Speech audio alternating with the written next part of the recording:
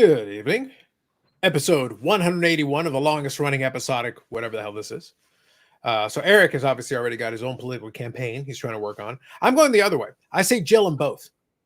I say the key is you pin, and one of the first comments here was about Shohei Ohtani. So we're gonna get into it. So not too many crazy topics, but we'll touch on it briefly here for a moment. So Non-Sports Showcase here was the first one to comment tonight. So you get first dibs. And this was at 6, this was before 6:30.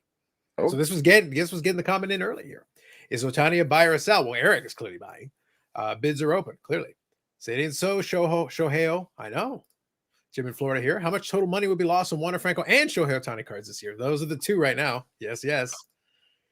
Jeff here. Good evening. Hello to you too. And Carlisle's here. Free Pete Rose's interpreter. There you go. That's the spirit. Listen, in the Discord, we had some fun with this, and they were like, well, you know, and the question, the conspiracy-minded question is, look, even if you got him dead to rights, and you know he bet on baseball, and the interpreter is just a fall guy, and you've got him dead to rights, what do you do? And I was like, isn't it obvious? You have Pete Rose killed, and you pin it on Shohei, or vice versa, or you have Shohei killed, and you pin it on Pete Rose, and you get rid of two birds with one stone. Either way, someone has to die. Yeah, either way, someone gets killed, and the other person gets blamed for the murder. It's obvious to me. Like, am I the only one who sees how obvious it is? No, it's the only option. It's the move, man. Michael Ham here. Good evening, Ham. Perfect. I have a few words for Mr. Ham. So, well, you may as well start with your few words. I'll touch on the Shohei thing in a second. In the meantime, I will send the link out to the live stream to others. But go ahead, give your pitch to him. Just not to him. All right. I have a few words for Mr. Ham. So I started. I haven't gone through the whole thing, but I started watching his video of his Upper Deck Series 2 breaks. Oh, okay, yeah. Okay, and he's breaking cards, nothing. Breaking cards, nothing. Nothing. And then he gets a card of, I believe it was Jason Robertson, and he's like, "Oh, well, I'll put that aside for baubles." Oh, that's a nice thing to do. That's a nice shout out. Isn't it though? That is very nice. And he breaks up another thing of cards, nothing. And he opens up another thing of cards, and he's going through it. And it's the first Bruins card that he picked out of like all these packs. And does he say, "Hey, I'll save this for Eric"? Oh, no.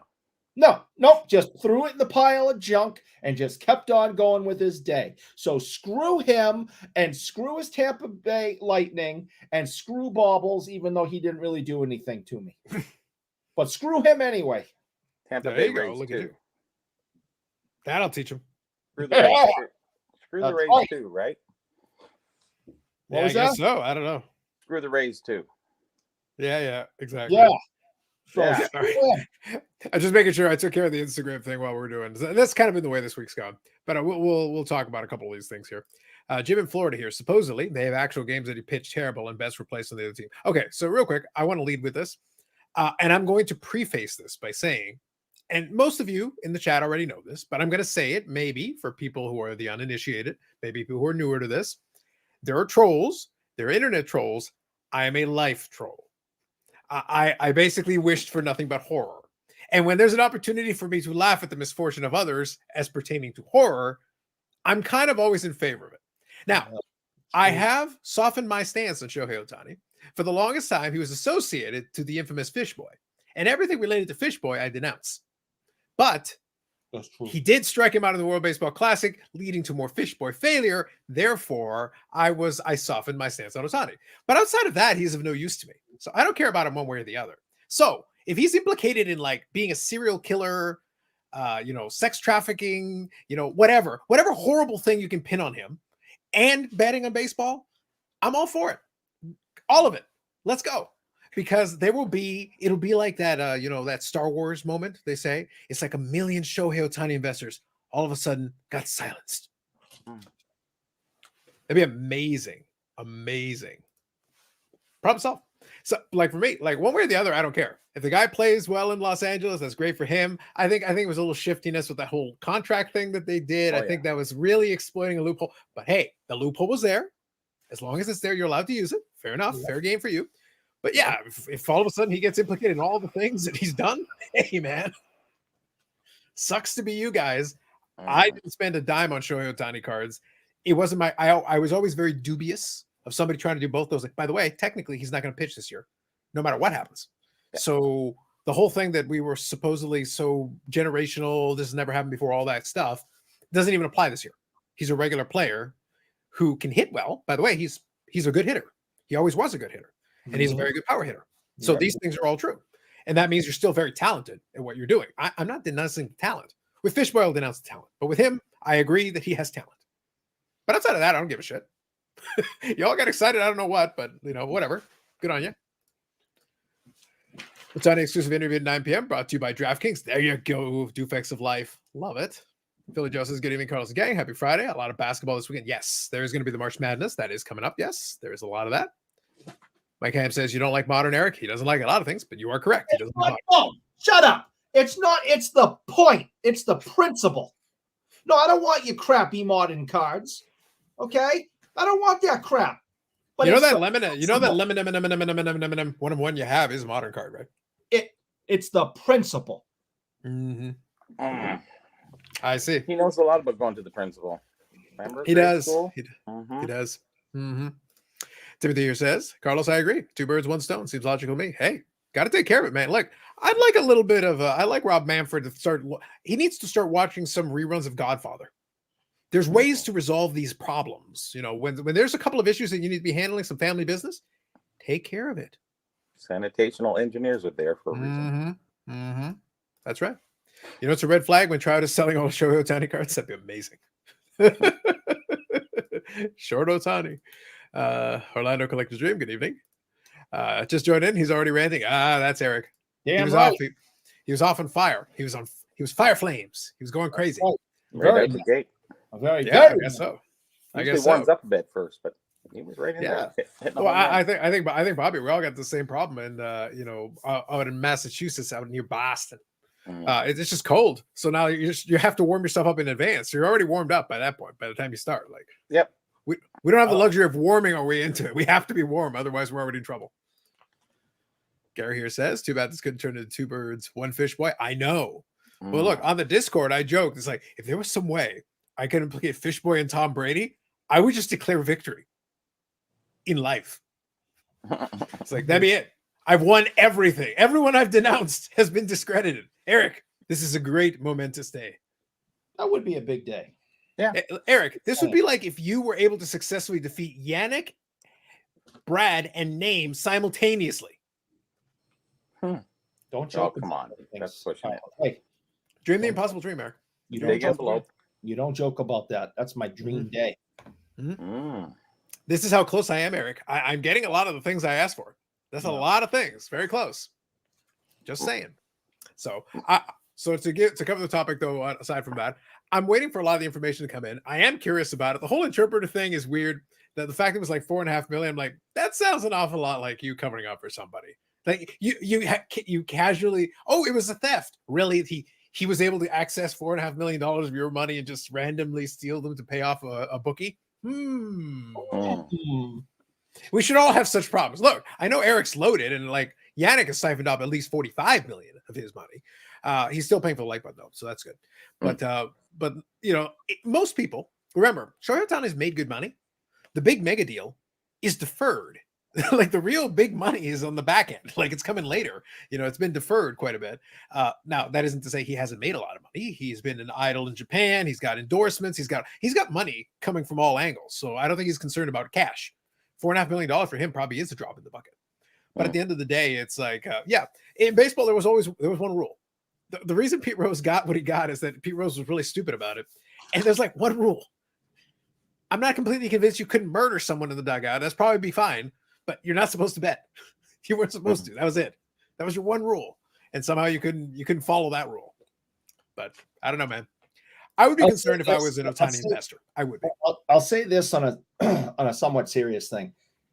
I really don't care if a professional athlete bets on their team to win like Pete Rose did.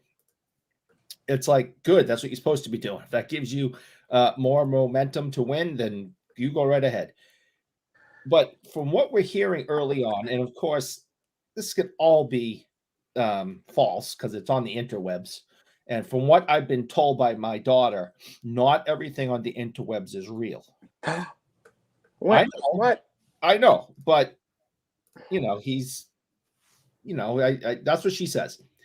But it seems as if he may have bet against his team, meaning he bet for them to lose. That's the big no-no. And he was the manager, and he was kind of the manager and could control that. No. We're talking about Shohei. Pete? No, but as a player, so here's the thing. Oh, yeah, the manager of the game as the pitcher, yes. Yes. And but even Shohei's example. So even Shohei's example, though, like let's use the other side. Let me start with Pete Rose, and I'll get back to Shohei. Let me start with Pete Rose here, since you brought up Pete Rose.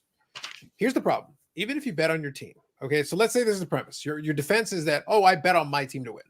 So I'm trying to win. Okay, it's great. It's so bad. I'm just saying it isn't as bad. Yeah, but it also would affect, remember, if you're doing this over the course of 162 game regular season, it would affect, let's say you're trying to win this specific game and your pitcher's taxed and you might need him for the playoffs, but you could throw him out there one more inning and he blows out his arm.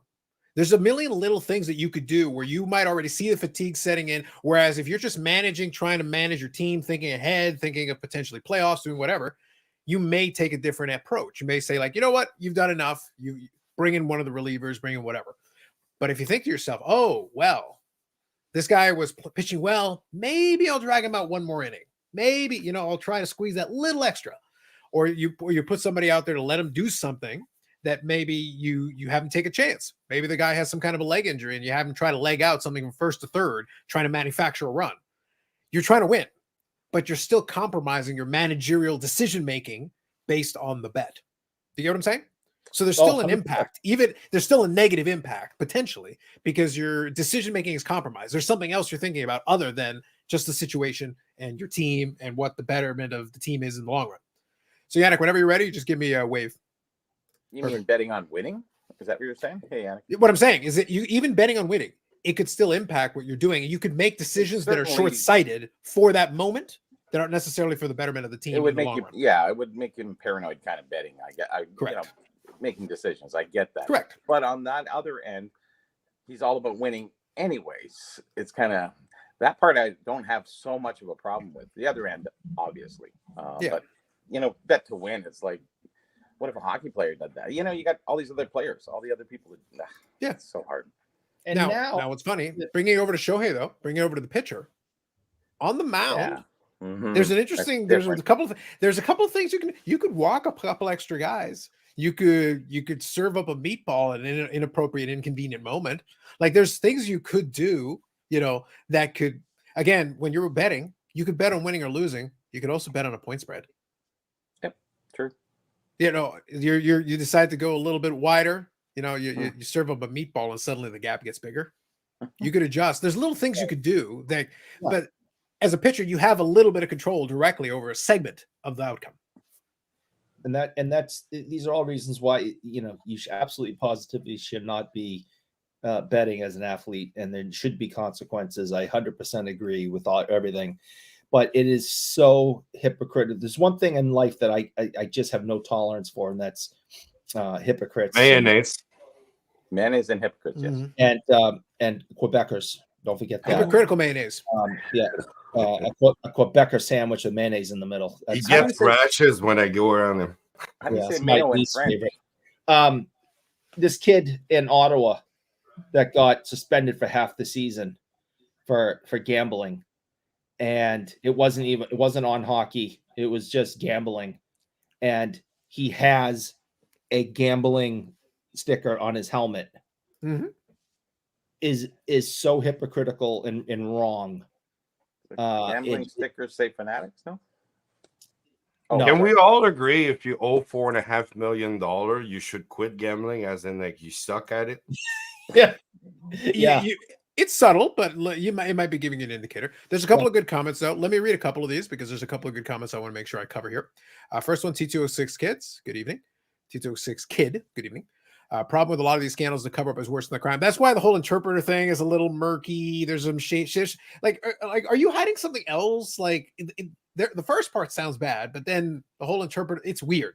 Let's just say it's weird. Let's all agree that it is weird. One way or the other, it sounds weird. Agreed. It's weird. Stu here says betting on the Angels to lose is not gambling. That's fair. Carlisle here, though, says a good point. If you bet on your team to win every game, then you might have a point because then it levels it out, right? You're always trying to win, presumably. But if you bet on your team and then don't, you've announced that you don't expect to win. It's like insider trading. So if you pick and choose certain days, like, oh, yeah, this guy's pitching today. Yeah, he sucks. So you might not be changing your outcome per se, but you know enough to know, oh, yeah, this guy is pitching like shit. And I'm probably going to pull him early if he gets shelled. But I might let him get shelled. Oh, hey, we've been duped. Agreed. Yeah, but that's where the manager can have a disproportionately strong amount of impact on good or bad. Like maybe it's a situation where you didn't intend to lose the game, but it gets out of hand, and maybe you don't try your best to come back. Stuff happens. Maybe the matchup was not favorable, and you saw that coming in advance. How long do you stretch the credit line? Like, at $4.5 million, if it's the interpreter, how long can you stretch it if it's Shohei's? Oh, I would have cut him off you got to half remember. of that. It depends. If it's you and me, But if it's Shohei's, then I let it run. I know he's good for it. That's the thing, exactly. Maybe. If the understanding is that someone has enough financial backing where they're not worried about it, like if Eric goes, Eric goes to Las Vegas, he's got a $450 million credit line. What do you think? People are like, oh, you see what that guy pays for the like button? Psh, $450 We need the million. like buttons to get to that, but sure. That's what I'm saying. No problem. He's from Boston. He's connected. Mm-hmm. Yeah, I think that's where all it's running from anyway. He's the guy running it. I know people who are connected, and I specifically tell them I don't want to know anything. I don't care. Do not tell me. I do not want to be a witness. I don't want to testify. Don't tell me anything. And they say, Eric, not a problem. Don't even worry about it. Now, can you hang on to the suitcase for me? Just put that over in your room there in the corner. I'll get that back from you later. Just hang on to this for us, and we'll talk. Can you pay with Bedard's Young Guns? Can you pay in that currency? Well, it's a rapidly depreciating currency, so you better get on with it while it's still good. Well, again, good. Ham's good for it. Yeah, I got to double check. I'll double check and see. I'll see what it is. Philly Joe here says Pete Rose is a pig, belongs in the Hall of Fame. Though as a player, I don't think anyone has any concern. You're the all-time hit king. As a player, that's not a concern. But I've always been in favor of, like, look, I want to punish stupidity, and Pete Rose was really dumb. At a certain point, it's like here's the thing: if I'm the commissioner, I'm putting him in one day after he dies. You die first, and then you can go in. No pomp, no circumstance. We'll just put a plaque on there for you. Stupid human being. Yeah, like he's dumb. But so I'm okay with punishing stupidity. Like, just be done with it. Good evening, Justin. Dufex here. Hypothetical mayonnaise. Hypocritical mayonnaise. Isn't that Miracle Whip? Ooh. Going for it. I like it. I like it. Vintage All Ball Cards, Rick here. It's not illegal to gamble in California. That is true. That is another funny. thing. It is not legal. I did not know that. And I chuckled when I heard it. There's a bunch. I want to say it's like 40 states it's legal now. And California is one of the ones where it is not still. So, kind of problematic when you play for the Dodgers. Everything else is legal, but not that. I bet the state has a lottery, though. And I bet you it has scratch tickets. Mm-hmm. Hey. Hilarious story from baseball back in the 60s. Don Drysdale allegedly had Frank Sinatra kidnapped Ken Boyer and threatened his life as part of an elaborate prank. No legal consequences whatsoever. It's just a prank, bro. However, gamble in the game, you're banned for life. That's right. Do agree, though? Girls handled it terribly. Yes. He's been punished as much for the way he handled it. Like, in all honesty, if he had just been forthright from the beginning, look, I'm serious. If he had just been forthright from the beginning, being like, yeah, I did it. My bad. I'm sorry, guys. My bad. Right from the get-go, like from the start. Whoopsie. Not the denial, and then suddenly he goes, yeah, I did do it. If he had just been from the get-go, it's like, look, I screwed up. I'm sorry. My bad. And at a certain point, they would be like, all right, fine. You're not managing again. You're not participating in the game. Shut up and go to the corner. Don't cause any trouble, and we'll talk about getting you back. Yeah, that ain't happening. So. But because he fumbled that opportunity. That the opportunity to do that was laying the groundwork early. Because let's face it, the leagues will occasionally give you, like, they'll give you a path to redemption. If you're like, what do I need to do? You do this, you do this, you do this. Stay out of trouble. Do this, and do this, and we'll let a little time pass. and then we'll Do you revisit. really think MLB can afford a scandal like this right now? Yes, Hell they no. can. No, it doesn't matter. Here's the thing. Oh, Like, it a lot of people doesn't be like, matter, but it's still your number one product right now. So you sure don't want that to happen. No, just I pretend think- Fish Boy is your number one product again. no, I think you know. Sure, you got Fish Boy back up. How's his cards doing? Oh, what show has? I don't think there's been too much. There probably has been a little negative impact, They but I think some stalled, of the folks, probably. I think some of the folks holding the higher end stuff just aren't selling at the moment. So in reality, nothing has happened. You know, if they I would tried say to sell it, then there would definitely be some jitteriness. I wouldn't want to put anything in auction right now. I wouldn't. That'd be a very dangerous play at the moment. Will says, "Say it ain't show." There you go, Will. I think Joe Morgan and others actually brokered a deal with the commissioner to punish Rose without a lifetime ban, but Rose wouldn't sign on. It wouldn't surprise me. Like, Pete Rose has proven consistently to not be a very smart man. He's probably thrown like 50 different life preservers. There's over the years, he's probably been given like 50 life preservers. If he would just do what he's told one time, they probably would have been like, okay, just stay out of trouble. Don't say anything stupid. Don't do anything stupid. He's not. And then he insists he can't help himself. I think Yannick's right, though, that the Major League Baseball just does not need this. This is their number one attraction, right? Because he's a pitcher and a hitter, and he's good at both. It's you know, he's from Japan, so you have an overseas audience. It's not just he comes to Toronto or Boston, like the place will be sell out, like even more than usual. So this is your absolute face of your sport, which we know it. Even if I know there's some purists out there, it is a dying sport. The stadiums are empty. The tickets are not being sold. How are these guys getting paid so much? The people are not watching it on TV like they used to. It is no longer America's pastime. Football's taken that from them. NASCAR is taking that from them. This is the guy you were hanging everything on, and this is gonna mess baseball up. And if they try to sweep it under the rug, it's like we said just a little while ago. The cover-up's always worse. Major League Baseball didn't care about an old Pete Rose as a manager. He wasn't doing anything for them anymore.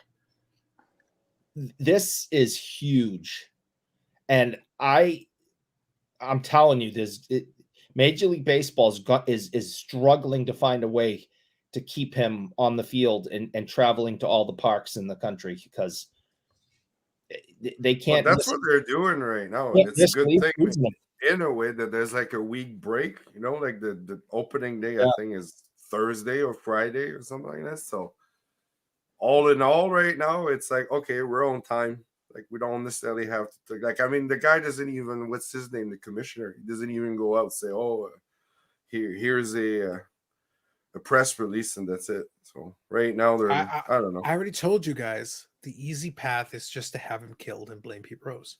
Yeah, I told you. Like, the problem, it solves itself. Like, I don't even know what you guys are worried about. By the way, as usual, Eric, much like the amount of Brock Purdy's Super Bowl appearances, I would take him. I wouldn't take him at face value. The Dodgers averaged 47,000 last year in the stadium without Shohei Ohtani. They had no problem drawing plenty. 3.8 million through the turnstiles. They're fine. Okay, so that's a couple of stadiums and out of how many teams? There's a couple of stadiums that are doing well. Boston had a sellout streak for a freaking decade, and now there's nobody going to Fenway anymore because the team sucks, and all you see is seats, right? So, how do you know? You don't watch baseball. Yeah. I was going to say Boston is 12. 32,000. Shut up! 33,000. They had just shy of 33,000 average attendance with nobody in the seats. By the way, Fenway Park doesn't hold that many people. I am forced to watch baseball at work. That's number two. But let's go back to number one. Let's go back to number one again. Shut up. Okay. There you go. If Shohei bet on baseball, it'd be hidden Jordan style. Too much money at stake, maybe. The stadiums aren't envy in Los Angeles or Atlanta. No, there are plenty of stadiums where they're not. Even Toronto. Even Toronto, which as much as I make fun of Toronto and all the scoofiness they've done, last year they averaged 37,000. which is pretty good. It's actually pretty good for them because they've steadily raised the prices of the tickets, steadily raised the price. So in reality, they're probably making more money than they've ever made just before. wait with the new bowl, they just revamped it now. Yeah. Like your beer, that 37,000 is worth more than 50,000 in 1991. So that 37,000 worth way more. Because they're charging way more per ticket, and the bleacher seats are not what they used to be. I remember bleacher seats under $10. I remember buying $8 seats. I remember getting the Toronto Star season ticket pass, which was $1 per game. There ain't no $1 tickets anywhere in that building. No. They won't even hang you outside of it to look through a window for $1. Winning Phil stadiums, it does. Fenway's a toilet. Yeah, it's pretty much they've had to renovate a couple different times, but there's only so much you can do inside of that confined space. But even still, they've drawn like 33,000, which is fine. They're not selling out like every game like they used to. You charge enough money for it, it doesn't really matter anymore. If I'm one of those major league owners, I'd rather charge $50,000 a seat and have 1,000 people there, and I'm making more money. Well, I guess that's what I wouldn't. Yeah, we couldn't learn the name of Shohei's dog. Teammates don't know he's dating anyone. Then we learn he's married. So now we think we'll learn whether he bet on baseball. Probably not. And we probably won't learn. We probably won't learn about the bodies underneath his house. Maybe we still can't find that flight that was coming to Toronto with him to sign the big contract. So still circling to this very day. Probably. They're only empty at Fenway because everyone knows the Red Sox will suck. True. Not as bad as the Bruins. Robert says Exhibition Stadium general admission tickets at Dominion for $2. Yes, there were a lot of special, like back then. That's why I used the Toronto Star season ticket pass as an example. They had sponsored. You could get subsidized tickets here, or you could do this, or they'd have like a pass. There's always something going on. You know what surprised me, Bobby? I got an email, and it's so loud, like in 4 seconds. Not surprisingly, because I was a little shocked by it.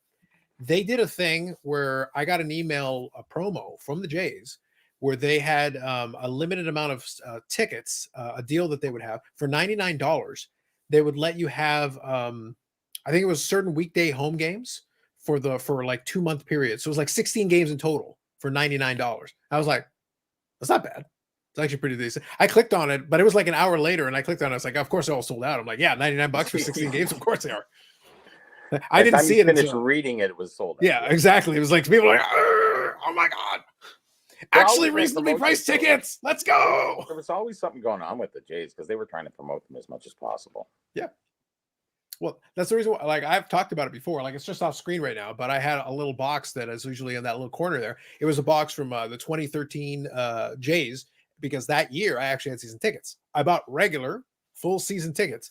The whole season ticket package for the year was, I think it was like $800 or $600, something like that, for 81 games. I had the same seat for the 81 games.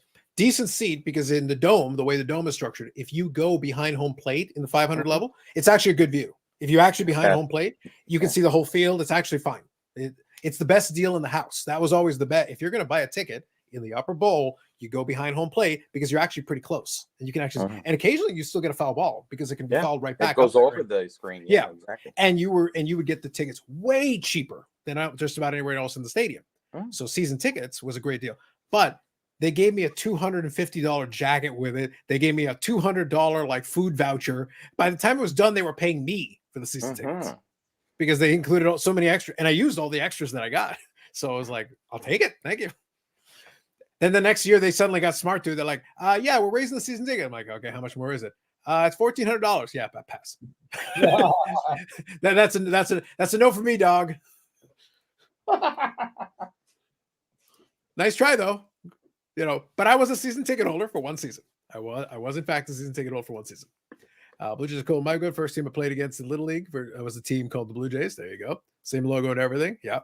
But yeah, so I understand the idea though. I think I just don't think I think the sports card hobby would take a Shohei scandal worse than the game.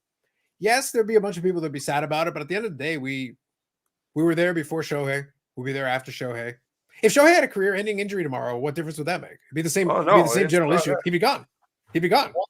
One is shit happens. Two is you're an idiot.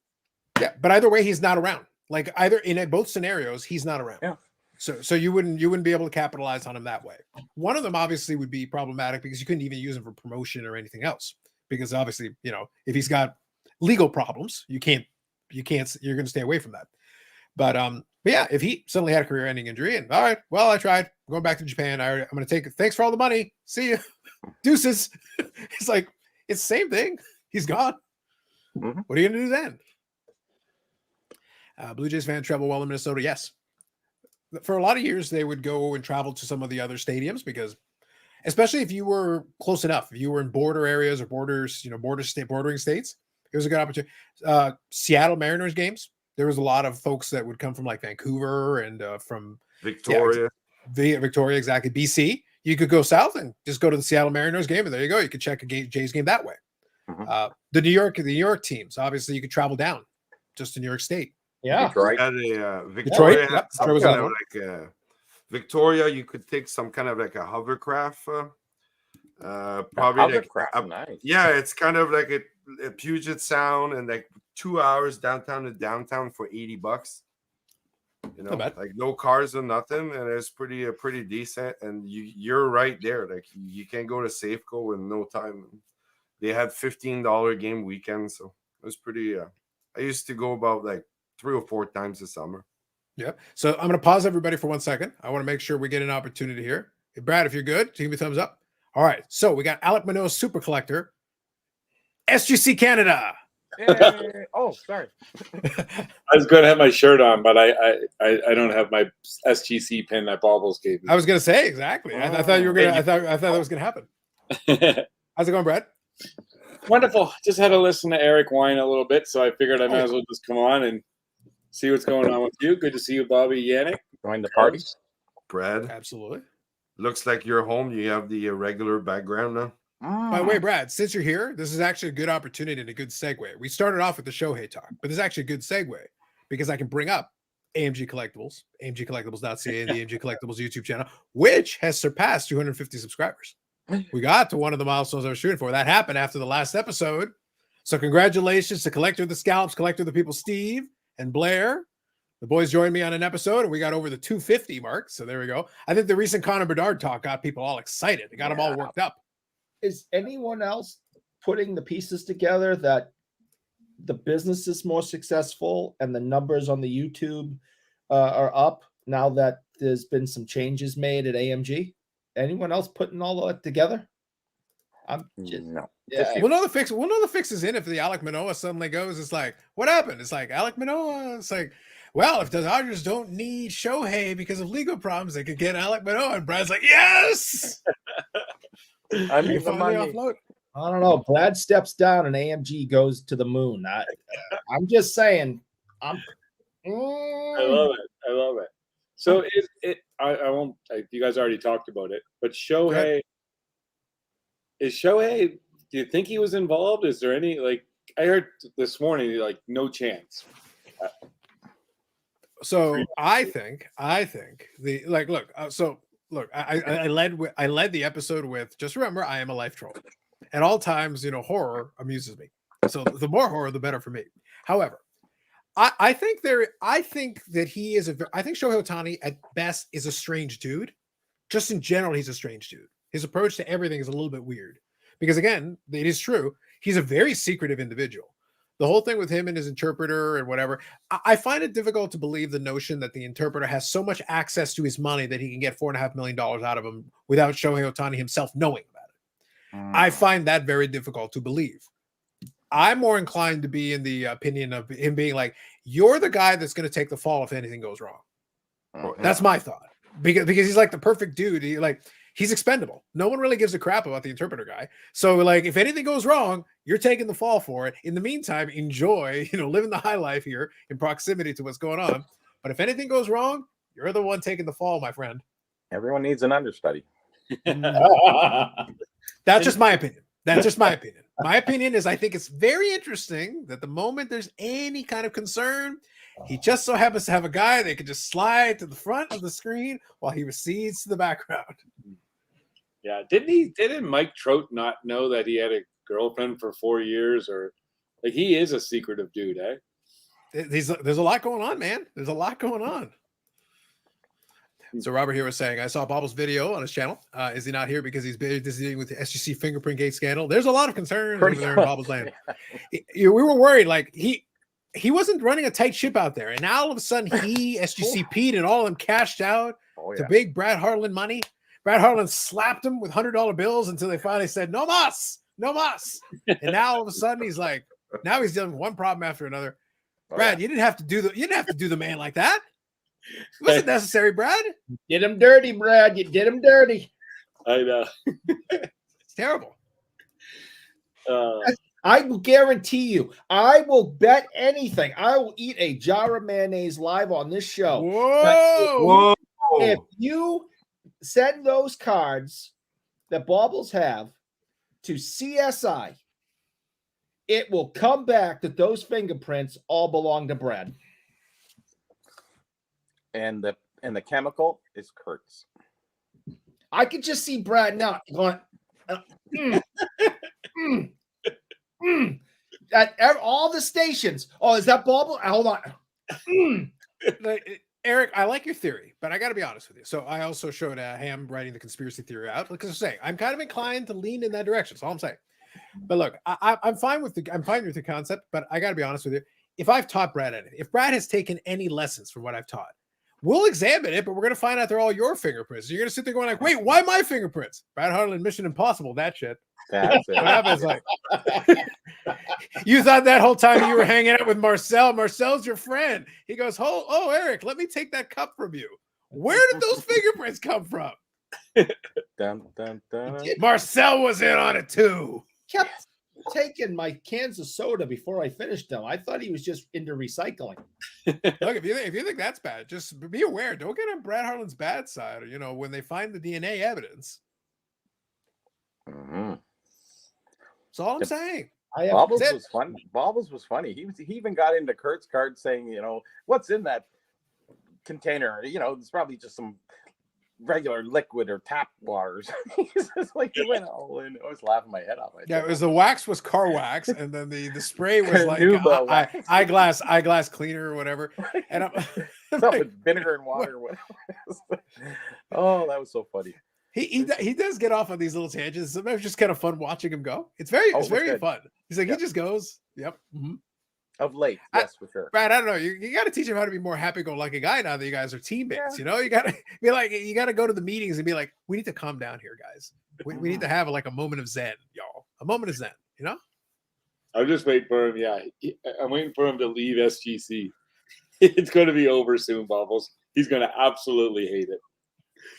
He already does. The dark side, like you said, right? He's got the dark shirt. He's got to lean all the way into CGC or heaven forbid Beckett. I don't know. Beckett might be. Eric might be able to seduce him over to the Beckett side. KSA. Well, they got a new holder.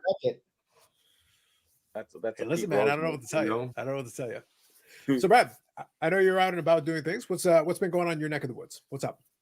Lots of things. Working on a couple cool projects I discussed with some of you guys for Canada that's coming down the pipeline. Got our show booth design all finalized this week for the Toronto April show.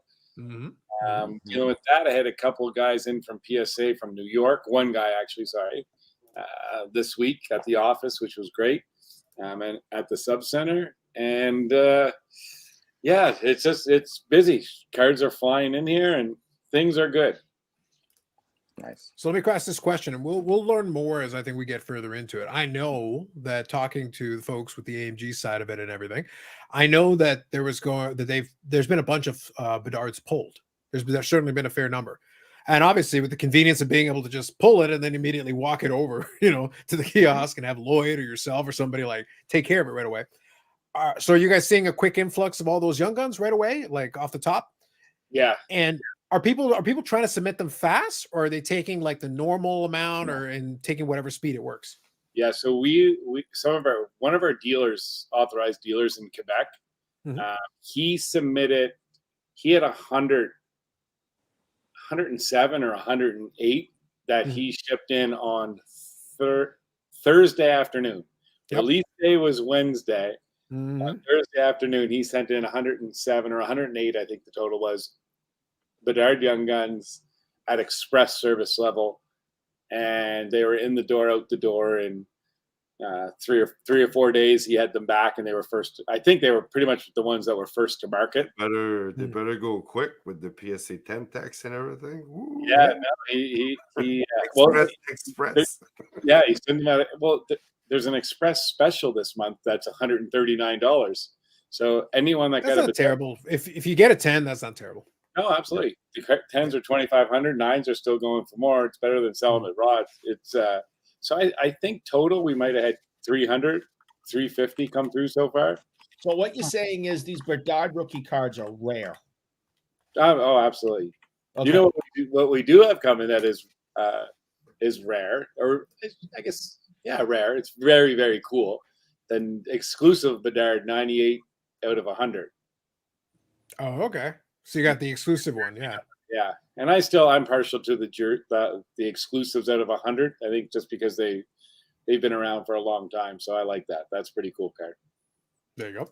So I think the last auction I've got here, Bobby, that ended today. I'm just looking at Terra Peak right now. Last auction. So I'm only going to use auctions because I think that's a better indicator. Fair. Yeah. 578 auction, which is not bad. It's but it's down obviously from where we started quite a bit. Well, But raw. Right now I'm just talking raw. What were they paying? It was $1,000 on the day of, I guess. Initially, yeah. There were some that definitely sold for really. Like, 100. So Mr. Ham is rolling. What's the last sale of a PSA 10, Carlos? PSA 10, I will tell you. I think the first was $10, $5,000, wasn't it? First was a little over 5. Well, sorry, it was like 4,900 and then 5. There was like 2 pretty close to each other. All right, March 22nd, 53 bids. So auction. I'm using auction. PSA 10, 24.75. Canadian? No, US. US. So you buy raw Bedards at 600 US. Give or take, There, 500, yeah. Yeah, 5 and dust, yeah. 600 US. You spend $100 US to grade it. If you get a 10, you're 5x in your money. If you get a 9, you're 2.5x in your money. If you get an 8, you're breaking even. Yep. I feel that's why, like, if you're trying to get that quick turnaround for it, it's the early game. So, like the way we talked about on the podcast, we talked about on the live stream and everything. It's like initially you're going to get the biggest amount because you've got the most demand. You got people chasing after it and doing all that early, because the Young Gun is not a rare card. It never was going to be. If you really have your heart set on it, you can get your hands on one. But if you want to just sit back and wait, a little bit of patience goes a long way on that one. The only suggestion we made, and we did that on the AMG podcast episode, I said, I'm not going to tell you what to buy. That's not my job. But if you've got enough money to buy a case, seriously, one of those folks that got enough money to buy a case for what they were selling for initially, I would rather have looked at the clear cut or one of the outbursts, silvers, something like that. And you probably have some money left over, get your graded in. And those are at least a little bit tougher. So then later on, because you're going to have your initial really high price points, then more supply hits the market, more PSA 10s come out, all that, price comes down. This year, no matter what happens, Bedard is, Chicago Blackhawks have been eliminated from the playoffs since before they started the season. They were done. But Bedard's played well enough. He's shown enough that it's good. So he's held that. And then this year he's going to win, he's going to win the Calder and all that. But they're not doing anything this year. So what they're doing is they're hoping that they can get him some help and some players and everything next year, and the team start getting better. And then if they start getting better and his numbers start coming up and he actually starts chasing hardware, then who knows? But for now, you're going to start at this peak. It's going to come down as supply goes up and suddenly appear. And then EPAC's going to come out, more supply. And then all of a sudden you're done. But then you're going to get a chance. You'll get an opportunity this off season and such to buy this stuff way cheaper than the first couple of folks that bought them. And then if you believe in the kid, then great. Hang on to him for a bit. And then if he plays well, he'll justify it and price will come back up to you. Absolutely. If my job was as a card flipper, and that was how I was making my livelihood, and you had a card show on Saturday, the week of release, and you went around and you had a good eye for cards, you could buy every Bedard for $1,000 Canadian a piece that looked nice and clean, submit them on Monday, Tuesday, have them back by Friday, and you're making 3x, 4x on your money, even buying them at $1,000 a piece. I mean, it was a brilliant strategy for a lot of people, and it worked out well for an awful lot of them. So, Makes sense. Well, look, I'll see if how I get the popular it chance. will I'll be in the practice what show. I preach. If I get the chance, I'll practice what I preach because I pulled one of the Opeachy Bedards from a blaster. One blaster that I got 2 for 1. So I had $20 into it. But then I sold it. I sold it for like 60 US. So I was like, great. And that's for an Opeachy one. Like that's much lower end. But then I'm gonna see this offseason. If I get a chance, I'm gonna try to buy one for like $20. Because then I $20 blaster, I sell it for 60 US, and then I go and buy it back for a third, and I still pocketed the difference. And then I still got the damn card. Yeah. Which that was in play. You could have done that if you pulled the card. Dufex here had a quick question. I want to make sure I acknowledge it. Thoughts on the CGC acquisition of JSA? Oh yeah, that's big, huge, massive. Nobody cares. I think it's a good move. I don't think it's a bad move. I think it's just a situation where they just add another thing to their portfolio. Well, They're a holding maybe- company. They have a lot of things under their portfolio. It just gives them one more thing they can do. I think it was just You a can have lateral a kind of nice thing. place that you have like they specialize in the signature autographs. If they do it like a better way somehow, then you don't run against the big guy. You'll just say that, hey, I'm gonna do autographs and the comic books and other stuff. So It just gives them another service. JSA does the thing where sometimes there'll be a signing, and then the JSA will give you like the sticker on the spot and stuff like that. So it's just an add-on service for a lot of the stuff. Like for example, so Yannick, we were joking about it on one of the text message threads. Over in Montreal, they're gonna have the $1 Million Man, Ted DiBiase. But now what happens is you go do a lot of those things, right? You do the autograph signing, but then if you want, a lot The of times booth's they'll right be like, next we'll door. give you the sticker, you can authenticate. That'll give you your authentication sticker right on the spot because literally you had it signed right there. It's about as good as it gets as far as provenance. Like you literally watch the guy do it, and there you go, certified, no problem there. You know it was signed, it was testified to. You move on. I used JSA a dozen times plus. I'm sure you guys all did too. Like We have JSA come in the shop for our signings, like when we got Yari Curry coming in. Like we'll have a JSA guy there, and if you want to, after you get your stuff signed, walk over to him. He's already got the sticker out, ready to go. Mm-hmm. If you want to pay him whatever the fee is, because it's so easy to do the in-person stuff. I mean, it's just really just throwing a sticker on it, right? Because I just watched you get it done and walk over here. So it's super simple, and it people love it. So but for JSA, think about that though. For JSA, it's also free money. Like it's literally they're literally charging you for a sticker. Yeah. And they have no problem standing behind it because they were standing there while you got it autographed. So they don't have to say, like literally, I watched the man sign the damn thing, and I'm going to put the sticker on it right now, and we're done. I'm in the wrong business. And it's so quick because they don't have to look it up. You don't have to mail it in, mail it back, dude. It's just, you just walk from one side of our counter to the other side of the counter. They slap a sticker on it. You walk out the door. You could do that. Oh, I'm not. I'd screw it. I put it on backwards, upside down. I'd screw that up. Yeah. You got to be professional. Look on the walls behind him. Those are not diplomas. They're just like jerseys. That's for sure. That's right. Forgeries. Mm-hmm. Yeah. Chinese fake jerseys. Consolidation is better than new companies appearing out of nowhere. There's an argument to be made. I know a lot of people don't appreciate too much consolidation because then it feels like it's amalgamated. So, Brad, let me kind of ask you a question. I know we talked about it when the SGC acquisition originally happened, and we had a lot of fun with it. Have you felt any difference or noticed anything? Have you been in touch with anybody from the SGC side? I feel like it's gonna be quiet for a little bit. That's what I thought was gonna happen for a bit. Yeah, for me, absolutely zero. Like nothing. That was it. I had absolutely no idea. Honestly, it amazes me a company the size of PSA how it's impressive. Even on their specials, like you don't know nobody. Obviously, there's somebody that knows, and a very few people, but they keep things really good. And I bet you there, in just my personal opinion, again with no knowledge, there might have been a handful of people that finalized that deal and made it happen. And there was a lot of people that had, including myself, that had absolutely no idea. And I sent a message actually to Nat, and I just said, "Well played." Like it was very cool. Did you guys see that? I got an email from PWCC this week about the rebrand comes into effect April and March. Hmm. Has there been chatter with them? I think I got the only message I got from SGC.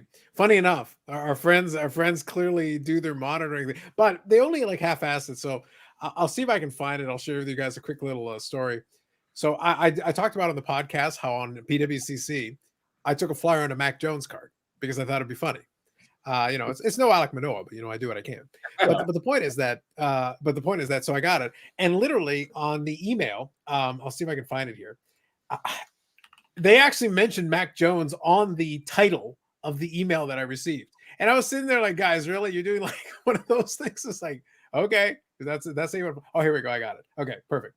I'll actually share with you so this is the email that I got. I don't think it was the one you're talking about, but it just made me laugh, the title of it. So it's right here. Check out fresh new Mac Jones collectible live in the weekly auction. Said no one ever. I was just dying of laughter. I was like, all right, whatever. So new collectibles in the weekly auction. So that's all I got. It was just related to the weekly auction, football section, whatever. They tried to customize it by putting Mac Jones in the title, but I was like, dude, I bought one card once. That does not constitute a trend. That's all it takes. Yeah, I guess that's all it takes. But that was like it. Other than that, like the rest of this was generic. There was nothing else specialized about anything on the rest of the email. It was just like literally they added one thing to the title.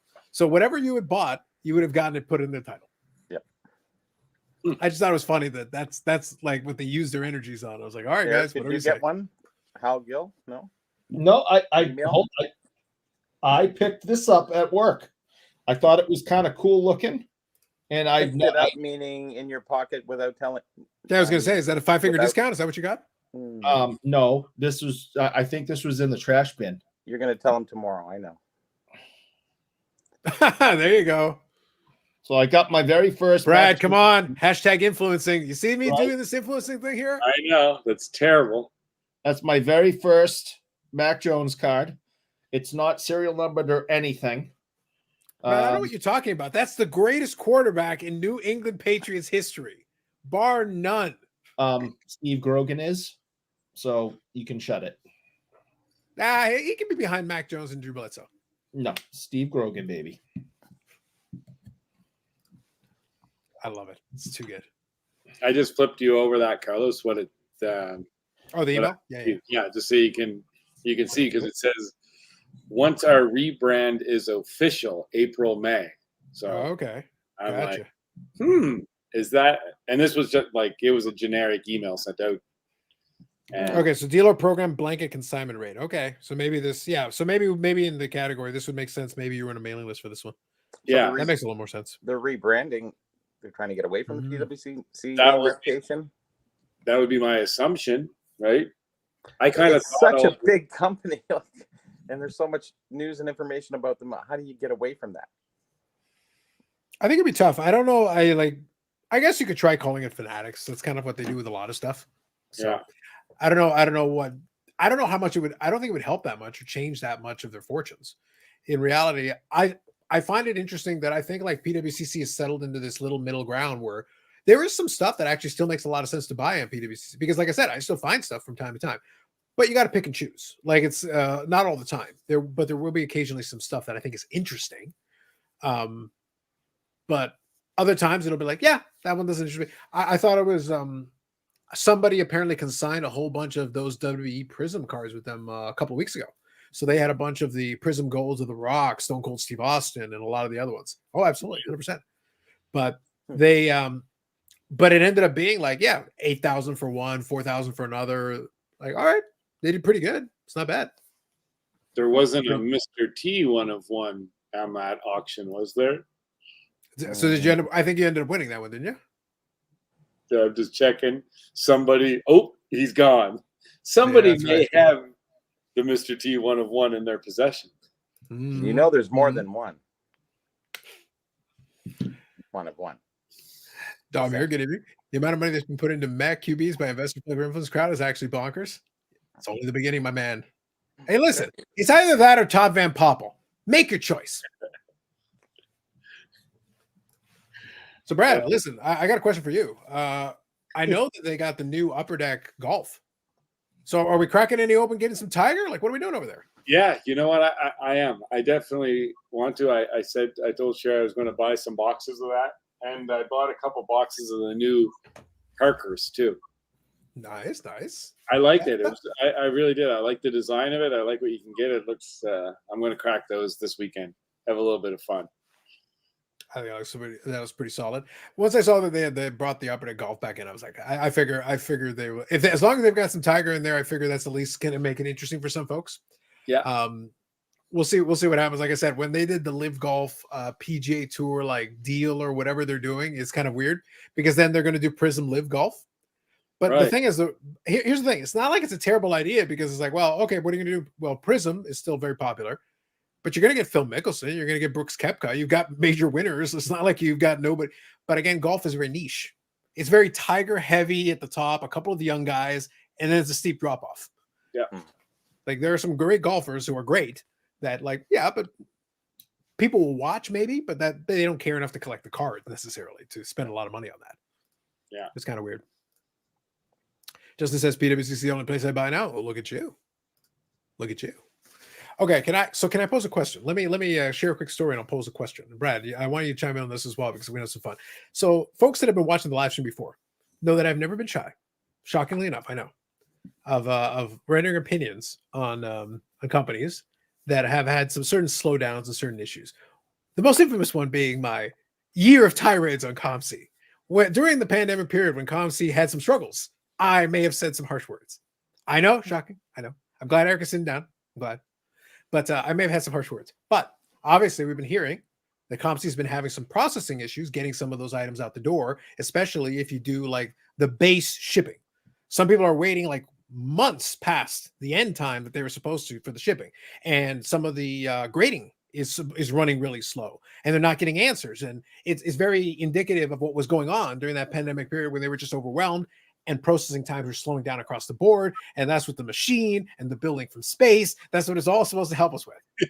It was all supposed to save. RoboCop was supposed to save us, sort the fucking cards, and send them out the door. That's what was supposed to happen. But quick story.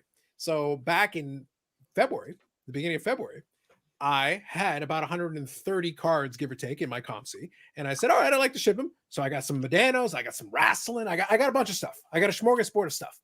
And of course, Goat of Goats, Josh Rosen. I got a whole bunch of shit, is what I'm trying to say. A lot of it.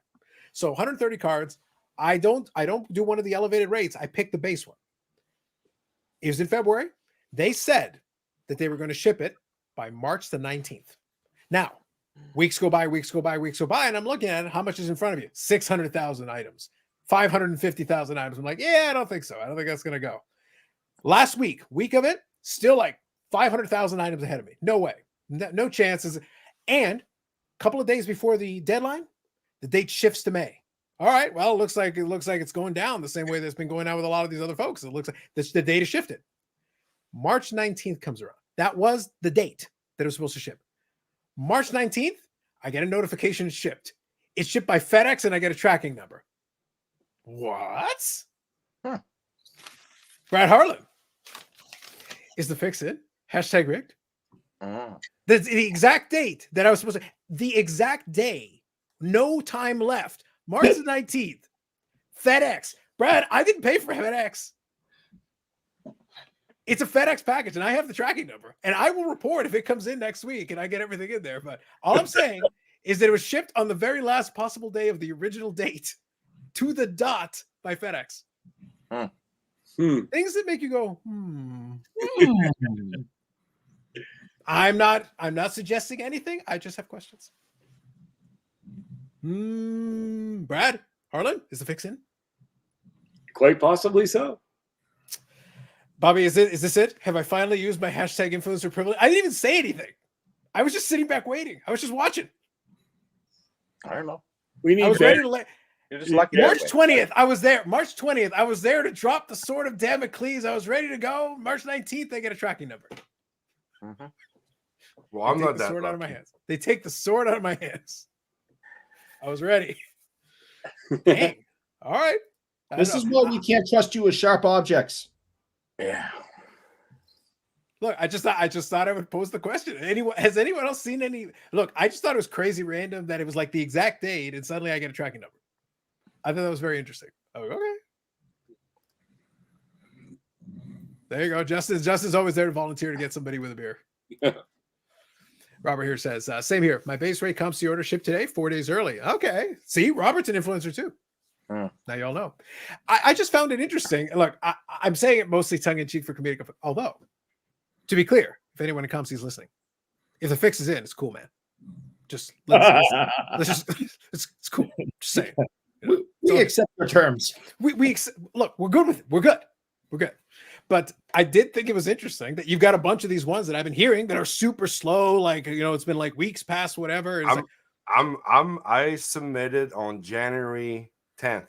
Yep. And I'm still, my date shifted like 5 times already. Hey, did you tell them you know Carlos? Hey, hold on. No, see, he's talking about me. I told you, asshole, I'll get it shipped on Monday.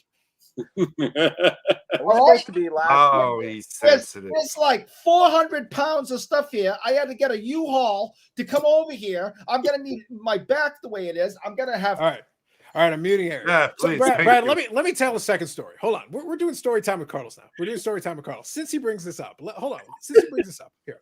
So Brad, let's just you, me, Bobby, and everybody else in the chat. Let's just talk here for a second. First of all, I'm totally flexing influencer privilege. Look, if it turns out I have influencer privilege, I am abusing the hell out of that shit. You better believe it. I am abusing the hell out of it. YouTube Hall of Fame status. Woo! It's gonna be exciting. Woo! It's gonna be amazing. All right. So here's the other thing. So Eric does something uncharacteristically, decent. I won't even say nice. I'll say decent. So they got at the shop, his alleged shop, that he supposedly works at, allegedly. So they get one of the Medano cards out there. And it's one of the ones from Leave and whatever. He says, would you like it? And I go, all right, how much is it? And he gives me the price, and I go, that's fine. But this guy is bitching and moaning. So this is the point of the story. He's bitching and moaning about Yannick and, the 5,000 years that he's had these packages, and he's eventually going to ship them out, whatever. This dude has it's one card. And he's like, all right, I got it ready. And he sends me a picture, and he's already mailed out the package. He's already filled in the address and everything. I'm sitting there like, first of all, it was during the week, and I'm actually working at a place of employment, at a place of business, Eric. And what happens is this guy has already filled in the address and everything. Here's the thing. It costs way more money to ship it to Canada, to Canada. The truth is, I could have just given him the address to the Arizona to ship my cards, and it would have been like $5. But because he already filled it in, I'm like, all right, how much is it? So now I got to pay. So now I'm paying $16 shipping for one card. I already sent it to him, but because he already filled out the thing and everything, it's like, you could have just waited one more day and I would have given you the address for Arizona. It would have been $5. You should have told me that's what you wanted to do. I did that last time. You did not. I did that last time. To do. If that's what you want to do, moving forward, I will not do anything. It's the supermarket story all over again with Eric. You already had the package ready to go, and you've been holding Yannick shit for like 6 months. You couldn't wait one more day. What was the hurry? I'm a patient guy. You might as well you bitch and moan. You got your panties up in a bunch, but I'm really fucking patient. Man. Thanks for shipping my package out today, Eric. There you go. Where's my fucking package? It was all eager and everything. Eric's all eager and everything. I was like, geez, okay. I told you Monday. Oh, Mondays. Yes, it's still the same week. Help me lift it. You've held Yannick's packages for how long? Like 6 years? Weeks. You had your original hip when you started getting packages from Yannick. 2 or 3 months. That's what I'm saying. So not even a week, and all of a sudden you're like, oh my God, I got to get this out of here. One card. I know. It's every Monday. It's the Boomtown Rats going at it. Every time I open up my front door, there's another package there for Yannick. Bullshit. You haven't received anything in like 10 days. Maybe FedEx was having a special or something, because I got mine shipped from St. Louis. He shipped it out Tuesday afternoon, late afternoon. And then Thursday morning, I went, what? It's like, are you kidding? Because usually it takes 4 days, 5 days. Yeah. But man. So they must be having a special, because it just came flying. Well, it depends though. Like if I do ship my cards and I do FedEx, it's a day basically. So like if they ship on a Tuesday, whatever you charge, yeah, exactly. Mine's so like my COMC influencer package was done by FedEx Ground. So it'll be a couple of days. So right now it's Monday, depending on weather. We'll see how it goes. That's fine. It's fine. Have you ever went into FedEx and they start filling out? You start filling out the paper, and then you give it to them. And they go, okay, so you want by tomorrow? It's like, yeah, I want to pay you $170 fucking to go tomorrow. Get a break. Give me a break. Cheapest rate. So this one here, I'm not familiar with the handle, but good evening. Right now, anybody else can let me know if the volume. I try to equalize the volumes for everybody. But you'll have to let me know if anybody's volume is higher or lower than it should be. I'll try to make it as even as I can, but everybody's in different spots, so it depends. Eric's been yelling a lot, so his is a little high. That's true. Yeah, I will warn you, mine's going to be the loudest. Yep. Eric cries about the Canadian shipments. You signed up, get over it. Exactly. I know. I did not sign up. I swear to God, I didn't sign up for this. You literally said, Yannick, mi casa is your package's casa. No. I said I need a PO box, and I just picked Eric's address. No. These things, and I swear to God, Brad, you admit it, you son of a bitch. The second one just showed up. I didn't even know it was coming. It's easier that way. Thank you, Eric. Everybody likes surprises. Yeah. Okay, I just want. What the hell was this? Especially when you open it, you like it, and now you know, man, that's not mine. I didn't even open it. No, I stopped opening them. I stopped opening them. I couldn't take it anymore. Do you remember Eric's scandal? His blaster scandal or whatever it was, that he never opened boxes. I do believe about 30 seconds ago, Eric said he did not sign up to be a Ship My Cards. That's correct. I did not sign up for this. I just sent you a text message from my friend. I'm looking at it right now. Yeah. And do you see, is that, I feel like that is signing up. No? Mm-hmm. That's what I'm seeing. Do you want me to quote some text messages? I have received exclusively images of text message thread with Bougier. All right. Let me say something. You probably should say something. No, let's give me a second. Mm-hmm. Before you out me, give me a second. Mm-hmm. Go ahead, Pete. Listen, I was not on my best behavior this week. My mother took my phone away. She had possession of it all week long. I cannot be held accountable of what she may have typed, people. I am working to gain her trust back, and I've been a really good, and I'm hoping to get my phone back again soon. But anything that was written kindly to anyone, it was her. She had my phone all week. It's one of those, eh? I got a friend, and no, it's you. You know, have you considered? So here, God damn it, Kathy Wade says he lies, so that's what. God damn it, Mom! Caught. Yeah. So like, you know, I'm gonna go with a no on that original idea, Eric. So I'm gonna go with a no on that one. God damn it! The Pete Rose. You know, it was an effort. It was an effort. You know, I appreciate that effort. Damir says Eric's not to blame, but Dan just wanted a Bruins country. Yeah, so does everybody else. Although I did joke, once upon a time, he did consider the Bruins as a free agent. His last contract in Dallas, the Bruins were actually in play. I actually thought he was going to end up on the Bruins. That was a possibility. I love it. I'm just glad it's proven that it wasn't Kathy with the phone, because there was some other stuff, Eric, that I won't share with the group, and I'm glad it's not your mother. Let me tell you, it makes me happy. Wow, dang. That was definitely her. I will keep that confidential, though. Yeah, that was definitely her. We pay big money She's for not that. all sweet and nice like you people think she is. I'm telling you. Mm-hmm. Mm-hmm. All right, so here's a question here. We did touch on this briefly, but I mentioned the number, but actually we can touch on this, kind of where we're sitting right now. This is what I want to see. So what's the group's thoughts on $500 to $600 Bedard Young Gun rookies? So my thesis is that I think it'll fall closer to where the price of the box is right now. I think as we get more supply, we're going to get close, because right now the boxes, depending on where you're going, some places are like 300 and change, thereabouts, whatever. I feel like that's a spot where the Young Gun could wind up. And by the way, if you are interested in one, that would be maybe my buying price point, if that's what you want to do. I'm going to stay away from it. I don't see any reason to. I'll grab one of the Opeachy ones just because, hey, I pulled one of those. I figure I'll replace my copy. I got my money out of it. I'm happy. But I feel like $300 ish is fine. And then if you like, you can hang on to it. And hell, you want to get it graded and it comes back good and it comes back well for you. Then down the road, again, if the kid plays well, it'll do what the McDavid did. Start off high, come down when things come down for a bit. Then McDavid wins scoring titles. He does other things. And the price, and now the raw price, I think, correct me if I'm wrong, Brad, I think the raw price of McDavid is like $800 ish. Yeah, like it's kind of, I mean, if depends on the condition of the card. Like if you just see a raw one that has maybe some edge wear, a few corners, it's around that. But you know, if you have a clean copy, there's people they're 12, 1300 still. Yeah. But I think the point though is that isn't what they started at, and that isn't what they were maybe a year after he started.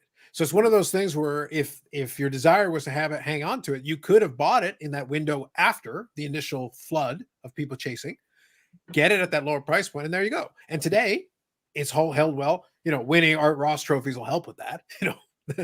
Putting up great numbers in this era will help with that. But that's how this works. The people who are the most FOMO will pay the most. That's how this game is played. So we'll see how that one plays out. Justin, here's 4.25 as a bottom of Bedard. I think I can go lower than that. He's got PSA 10s at 800-ish. I think if you're 4.25 as a base, then your PSA 10s will be higher than that, because you have to put a couple of multiples on there. You can't just double it. It's got to be a little more than that. I got PSA 10s holding out at the end of the summer, and my personal thought on it, 1,000 to 1,200 Canadian in that range. Right. That's right. I think by the end of the summer. Could be. If the raw goes down to the box number, so 9,000, that would probably make sense. And what is the gem rate now? It was like high 50s, almost 60%. I feel like the ones that I've been seeing lately, like I feel like it's going to get down to the 30. Okay. So you're seeing some damaged ones? Yeah, lots more with chipping. Like they're just all the last 3 years, the cards. And I can see that happening for sure. EPAC always throws that for a loop, but Exactly. But that's what I say. I'm trying to take into consideration all of it, because like I said, all we've discussed when we talk about those things, and I just say like, hey, I'm just telling you common sense. I'm just telling you there will be more cards, more will get broken, more will get pulled, and EPAC will add more to the supply. And that's just it. That's all it is. It's just more supply. And the demand, people might still be interested, but then there's more available, so the price goes down just naturally. What do you guys think on the holding wax side of, the idea of holding on to the box sealed in 2-3 years down the road? You do good on that, or there will be so much supply that you wouldn't hold on boxes? I just feel like there's a lot. I just feel like a lot was made. So too. Like everyone's gonna do it. It's not that. Which kind of defeats the idea. Like as soon as everybody gets that idea in their heads, it's almost like open the damn box at this point, because there's going to be enough of them still out there. But one to rip, one to put away. The people's closets already have boxes of Series 2 in them, waiting to come out in 20 years. You know what? I agree with you, Eric. But I changed my mind. The price. No, I'm going to change my mind. Sorry, I shouldn't have said I agree with you. I just think with the $1 million bounty still floating, still out there, with the 1-of-1 not being pulled. Okay. Well, I was going to discuss that with you after for the Spring Expo. Yeah. I was going to ask after Brad. So do you want to use your private car? Do we do a limo or like a nice Escalade SUV when I pull the 1-of-1 #rigged? So when I do it at the expo live, #rigged, card collector 2 style. Oh, Brad, I know we know a guy. Don't worry. #rigged. So when I pull the 1-of-1 Bedard on a live stream, coincidentally, totally legit. So then do we go down like an Escalade? Like how do you want to do it when we go down to David Adams and collect the big novelty check that already says Carlos on it? Like how do you want to do this? Chopper. Simple chopper, right? Amazing. From the expo, right across. I like it. Parking lot. Yeah. I like the way you think, Hartland. I like the way you think. We'll have it all lined up and you're ready to rock and roll. But do you know how many people? I know so many people that had boxes, whether it was 1 or 2 boxes they were going to put away, or some people that were putting 4 or 5 cases away or 10 cases away. Those people now are starting to go, you know what? Especially the people that bought them at the $150. They're saying, I can make a couple $100 a box. What are they going to do? I think I'm going to sell them. So there's more and more product that was intended, like Eric said, to be put away, that's actually resurfacing now. And I think the hobby boxes are going to keep on getting, there will be guys that do put them away, but there's so much of that getting open now. Again, I can't comment on the retail side of it, but on hobby boxes especially, I just think that's going to be ripping for a long time, and there's not going to be that supply out there. It's going to dry up quicker than people think. That's my thought on hobby. I think what'll be fun. So, like, obviously, it's fun to joke about it and have a little fun. Although I'm not joking about the hashtag rig box. You know, I've already told the guys at Upper Deck, like I said flat out, I'm glad you allow the commoners to have the outburst reds, the exclusives, the regular young guys. I feel like Yannick, as a man of the people, man and a man of peace, I appreciate that we allow the people to have these things. But I need to make sure they have my box with the gold one. You know, ready to go for me. Bring it in the velvet bag. Succeed where SGC Pete has failed. Bring it to me in my velvet bag so that I may pull it on the live stream so that you may all bask in his glory. Yeah, on the Friday night stream. Perfect. Oh, we're gonna do Yannick. We got the Spring Expo coming up, man. We're gonna go on the Spring Expo. It's gonna be time. Wait, I'm ready. Boom, boom. It's gotta happen, man. So it's gonna work. Bring the van. Sean Rad's here says Bedard is just below a point a game. Lots of rookies have been all over that, and the car's not worth a lot. Blackhawks are trash. The Blackhawks are, and let's put it this way: you're right that a lot of rookies have done that. Bedard is still leading his team in goals and points. His team is trash. That team is genuinely awful. Give him time. Yeah, I feel like the $1 million bounty is the only reason this is high right now. It helps a lot. Sean Red True, but you have to look at the Bedard's complete narrative, which is part of the equation, yes. And by the way, he's shown skill. He's shown moments like he's put some highlight reel goals together. Like he's showing that he's got the skill. Like I said, the team genuinely is trash. At this point, his line mates may as well be Bougie Eric and Yannick. If a couple of you guys would start burying a couple of those passes, then you'd have some more assists. Yannick, I need you to stop being a goon, and I need you to put a couple of them in. Bury a couple of those goals, man. You can do it. I believe it. No problem. Just say Tell me where, when. Yeah, we're gonna make it happen. Billy Sales, saving that goal one for the Expo for you. That's right, Billy. I like it. That's right. Amanda, don't fight it. Hashtag influencer privilege. I already got the inside. Don't fight it. Don't fight it. Did we talk about the plus minus with Bedard? Did I talk to you about that? Well, I think I've been mentioned quite a bit. Is it like minus 37 or minus 39 or something? No, but here, this was about a week or two ago. A good friend of mine sent me. Either way works, Billy. And to be frank, I deserve both. Go on. He said a little stat of the day for you. There's been 886 skaters have played in the NHL this season. Bedard ranks 885th in plus minus. Mm-hmm. Holy. So 886 people have played a game in the NHL this season, and Connor Bedard is 885th. Again, it's very skewed. And he's minus 37? Yeah, 9 at the bottom, 25 something like that, yeah. are from Chicago, so it's a little skewed, but it's a pretty cool. And I love Bedard. He's going to be a superstar, no doubt in my mind. I absolutely think he's phenomenal. But that's I think it is indicative. Like genuinely, that team is trash, and they're like, dude, just let's go. It is what it is, man. I don't know what to tell you. It's like Al Gill level minus. There you go. By the way, it was very funny since Billy brought it up. It was this week actually, and I had made a deal on Facebook. This week, I finished the trilogy of the Dennis PC Red PMGs. I had that on my Instagram. I got 3 Dennis PC Red PMGs. So, eventually I want to see if I can get a couple of the greens and maybe get that gold. There's 3 of the gold, so we'll see. Well, who knows? Zach here. Good evening. So close to 5K subs. Can't wait for the video. Thanking the fans and the haters. I think it's going to be one of those things. I laugh because I think Zach asked this, but I think he asked it right at the end of the night as we were winding off.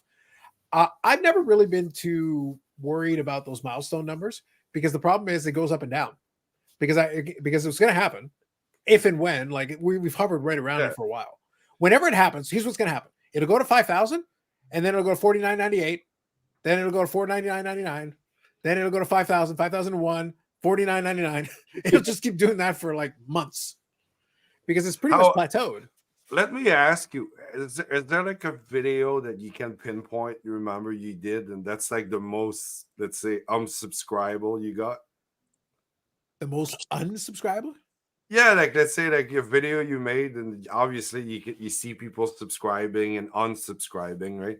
So is there like a video you did that you lost, let's say like X amount of people, or like you were in the Bedard 20% low kind of thing, after? Oh yeah. I would say honestly, the more polarizing ones are always the ones that do that. What's funny is I go on a rant complaining at COMC, which COMC seems to be learning its lesson. #influencer privilege. But the point is, you go rant on COMC, subscribers up. You go talk about baseball collector burning cards, subscribers go up. You talk about, my feud with Anna Director of the card documentary, subscribers go up. Oh yeah. You give G off and Cards HQ a thing. The Cards HQ one is an interesting one because you get both. You get people who would unsubscribe because they're mad and whatever, but then you also have people subscribe because you got mad. So it kind of offset itself. So it's kind of like it evened out. So it's like it depends. It really depends. Yeah. So that's kind of the balancing act. The reason why I say it's going to hover right at that thing is I would need another video because I'm doing the podcast and the live streams pretty exclusively right now. I haven't found a video topic that catches my interest to like specifically do like a one-off video like I used to all the time, because almost every topic that I want to talk about, I either talk about here or I talk about on the podcast. So it doesn't leave me much to be like, unless someone does something outlandish, something crazy, or King Golden lights himself on fire. If King Golden lights himself on fire, I'll go and make that video right on the spot. But I need something. Like I need something. Happens. Yeah. Because people hate watching videos. Yeah. And honestly, it works. It works. If Geoff has learned, if Geoff has taught people anything, it works all the time. I hate participate in these videos. Is that something? But you hit the like button, and that's the important part. Bobby, what do you got there on that mug? Oh, it's Tony. Tony, oh baby! I was thinking it was him. Nice. Yeah. Hey, there he is. Look at Eric's got everything ready to go. It's like we set this up or something. I don't know. I know. It's like he's got things on his desk, and he goes, "Someone's going to say something about this guy." Be careful with that mug there. Yeah, that's like a $300 mug. See what? I'll be honest. So since Zach brought it up, I'll be honest with you, Brad. You know what's been the most fun thing for me, the most gratifying thing for me, is working on that wrestling card YouTube channel, the other one. Because for me, it's fun to kind of start from scratch and like build, because this channel is kind of established more or less. It kind of is what it is with a lot of the stuff I've done already. But then that one is like there's no audience for it. You're starting from basically nothing. And honestly, that's more fun because you're basically just like, okay, people are gonna have to find the videos. Obviously, some people will come over from here and watch it, but most of the time, if they're not interested in it, they won't. But other people will pick up on it from other places, and that's where it gets a little bit more interesting because it's a different category, it's a different topic. So that's why I kind of play around. Meaning to. Mm-hmm. Now, probably have one dislike every time, and it's the guy there in the middle. Basically. He's a wrestler. Yeah, he's hoping, man. Happens. Luchador. Yeah. Geoff gave us an honorable mention. I'm not being cute, but that's a good thing. He did? He did? He did? Did he? I don't know. Where? I like how all the comments in sequence fit perfectly with where my head was at. Well done, everyone. Gentlemen, well done. Well done, everybody. Good job. Thank you. I don't think he remembers who the hell I am or cares. So Eric, I'm on here with you, and I don't remember who the hell you are. I don't know who I am. From when we met him on the pandemic. No, I've had other interactions with him, but that was one. So it isn't like he remembers me and Bobby sitting down and talking to him. He doesn't remember me having dinner with him. He does. I mean, dinner. When did that happen? Places and things and people. Is this the same way as like Marcel's your friend? Is this one of those deals? But you're outside the glass going, Marcel. Marcel is my best friend in the entire world. Gotta have one. Mm-hmm. He just doesn't know French it. guy, eh? Mm-hmm. Mm-hmm. What do you got to show us, Brad? I was just like, I'm gonna. Oh yeah, that's like. Oh, you got the Parkers. Yes, that's. I right. overheard you, Brad, saying that. I don't rip. I don't do that, but usually that. Listen, that Brad. Listen, cool. Brad. It's not. Listen, I think it's a go for it, Brad. Best of luck. Best of luck. Pull something good. But look, I don't know if it's quite as exciting as all the AW stuff are going on. It's like I was joking with Steve. I go, all right, I might have to figure out what the inventory count is. I might just have to finish and clear you out for the rest of it. be like, all right, how badly you want to get rid of the rest of that shit? That's gonna be the question. How badly? It's like send the tractor trailer. Let's go. Brad, you gonna open that so we see what it looks like, or? Yeah. I'll you know what? I'll go on mute, obviously, because it's so loud when you're opening packs. The little parkies are inserts, right? I love the little box. They've got the 51, 52 ones there. Yes, I think they're awesome, and they're numbered. The gold ones we were talking about. I think I might try to do that set. They're numbered out of 51. oh, They look really, really sharp. So I think I got. Is it a full set parallel? I'm not really sure. I don't know. I just thought they looked really nice. I said, and it's all like 50 Hall of Famers, or there's like current stars now, because I think I got Marchand and Stamkos maybe, or I got 2. I don't even know how many there is, but it could be a 10-year project. But I thought, you know what? Because they're so easy. Cool. I like collecting sets that are low numbered as long as they're easy to spot. You know what I mean? Like if you were going through someone's boxes, discount boxes, you'll be able to see that instantly and you'll be able to get excited, right? Well, Brad's going to open a box. I'm opening a box too. There you go. What do you got that? Sugar Mama All-Stars? It is. That's cool. It's 1974. Wow. Hey, look at all the stars on it. You got Jim Plunkett. You got Phil Esposito, Kareem Abdul-Jabbar. Oh, my finger is hiding. There's your favorite. Wow. Can you read it? Roger Staubach. Oh, Staubach. And then they have stars all around the side. So that's the first time I've seen that. Yeah. They're very rare. So they put all the players that are in the set. Well, not all the players, but most of the players, all different ones all around. There's Bernie Perrant. You got lots of different, and basketball. They didn't do any baseball, which is very surprising. But this is hard. The Sugar Mama didn't sell. It was probably a 20-1 sell against the regular Sugar Daddy. So Sugar Daddy, Sugar Mama. When you do those searches, the shit that comes up on eBay. Oh my God. There you go. Anyways, Sugar Daddy especially. What do you got? Oh, he's got his. Look he's got fucking everything on his desk. He must have 500 things on his desk, and every time I pull something out that's rare and unusual, he pops up the cards. There you go. Going on. I like Billy's comment here. Eric is going to open a box of Depends. There you go. Shut up, Billy. Not until at least Tuesday. You were in bed for a week. Come on, we know. Not until at least Tuesday. I got enough until about then. Tuesday, I may have to open up a new box. Eric's staring in a restaurant window watching somebody. It doesn't count as having dinner with him. That's what I'm saying, Zach. I agree. That's it. It's the same thing. Yeah. That's what I'm saying. I had dinner with in the same radius.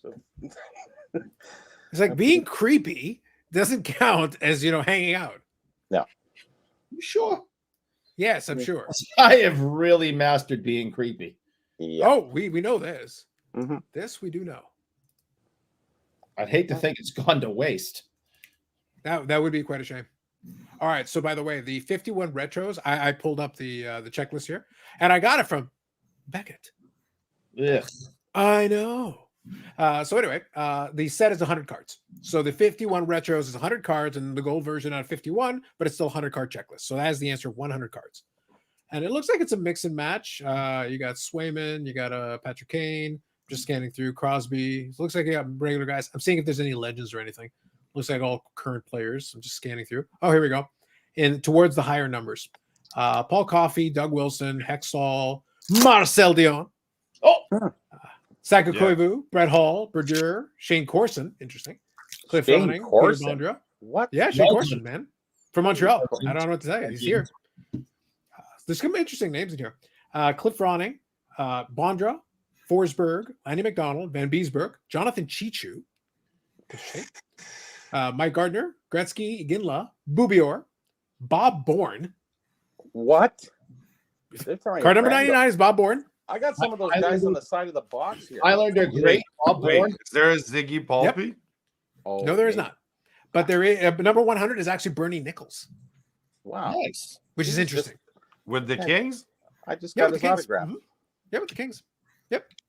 The Those are the higher numbers. Yellow? So in the higher numbers is the the legends, retired players, whatever you want, is all in the back end of the checklist. The lower numbers are all the current players. Yep. Last show I got Rick Vives' autograph in my autograph book. I hated him in Buffalo. Oh my God, I hated him. God, I hated him with stupid Toronto. No, he's all right. I did him. I did chuckle though. Menzie is filling in a lot of the entertainment stuff. They've got the actor who did Shooter McGavin. His name escapes me right now, but he did that actor. In addition to Shatner, of course, we talked about that already. And they bring in Rob Van Dam.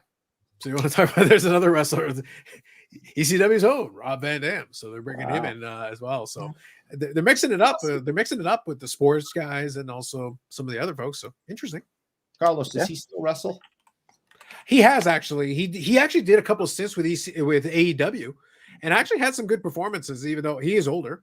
But he's at least kept himself in good enough shape that he can still do some of the stuff he used to do, which is, considering his style, is actually more impressive than some of the other guys, because he was a guy who did a lot of flips and it was a lot of his style. And I was like, I don't think it's going to age well. And it's like, well, actually, he can still do some of that stuff. And I was like, okay, I'm kind of impressed.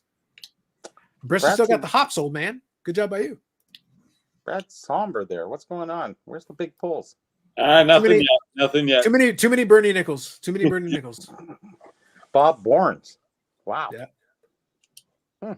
Shane Corson and Bobby Hall. They did a puck thing together. I wonder if that's how he got in. Hey, bring that guy Shane in. He's all right. Jamie Benn. That might have to make its way to Carlos's. Carlos, yes. Oh, you got the Jimmy Ben. Nice. Yeah, this goes to Carlos. Classic. Yeah. And listen, I'm kind of happy though. After last season's Renaissance, this year the scoring is way down. So I think in the Spring Expo I'll be like, all right, we're back to I'm paying shit for this, but he sucks. Go look up the stats. Yeah. I'll give you $150. That's what you're getting. Yeah. We'll see. What is the big pursuit at the Expo? It's only about a month away, guys. Yeah, that's what I mean. Like, I'm kind of keeping an eye on it. So right now we're about a month out. So a couple of weeks, I want to do what I usually do. So maybe about 2 weeks out, we'll start talking about, we'll touch on some topics here and there along the way. About 2 weeks out, we'll touch on maybe a little bit of some tips and tricks for folks. We always do that anyway. And then you guys know what's the best part of Spring Expo? Eric doesn't come. True. So Dufex here. Christopher McDonald to Shooter McGavin. I knew you. Thank you for that, Dufex. Oh yeah, Chris McDonald. Yeah. You're not coming, Eric? No, I don't want to. I don't like you people. That's it. You mean to me? We closed the friendship bridge. You. That's right. That's right. The friendship bridge is shut down, and I'm sick and tired of being made fun of. You keep hurting my feeling, and I don't want. That's a French thing, hurting my. You should be used to the friendship bridge being closed down. Marcel Leon closed that and burned it to the ground, and napalm did it a long time ago. Yeah, but they opened up the Gordie Howe Bridge. Some chewing gum and some duct tape. I'll fix that. They got the Will here says in Detroit now. So. He might need to go to Howe Bridge. Will here says, is Geoff worried that Bo Bichette is embroiled in a Shohei betting drama? He does play for the Dodgers. That's what I hear. Scrolling through, I'm surprised Yannick doesn't have an Expo box of the 90s ready to rip. Maybe someday. Whole effing show. That's right, Billy. That's right. Well, actually, I mentioned it. Hey, Billy, if you're around, if you want to pop on for a bit, just let me know. I can shoot you a link. That Eric will be very excited. He's sitting there texting me going, oh my God, Billy. No, I don't have that. I don't have Billy energy. Tips? You mean like wear comfortable shoes? Maybe. Oh, no. Don't say it. Or you could wear clogs like the Dutch. Yes. Yeah. That was a thing in the 70s, guys. We used to wear clogs. It was like just everybody walked around.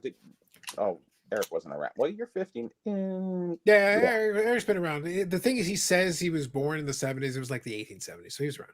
Yeah. So anyway, so Dennis Rodman said. So Dennis Rodman is also one here.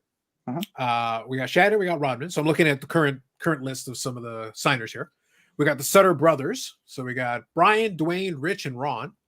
So we got 4 of them. 4 to 6. I hate Brian Sutter. I hate. Right. How big is that list of yours of hating people? No, I was gonna say, it's just would it be quicker to tell us who you don't hate? Yeah. Brian Sutter is high on the list of people I hate. Which one? The 7 is that? The oldest. Pretty much. All right. So this one, Bobby, you might know this one. Pete Stemkowski. Pete Stemkowski. Yep. So you got Pete Stemkowski. I need his autograph. I think he's on here. 70. Maybe. Anybody volunteering for that? Stand in line. We got Jana Hefford, Dave Elliott. We got Thomas Cabela. We got Timu Solani. Andrew Chuck was, but he's canceled, so he's out. Stefan Richer, Felix Podvan, Christopher McDonald, like you guys said. I need Pete Stemkowski to Stemkowski.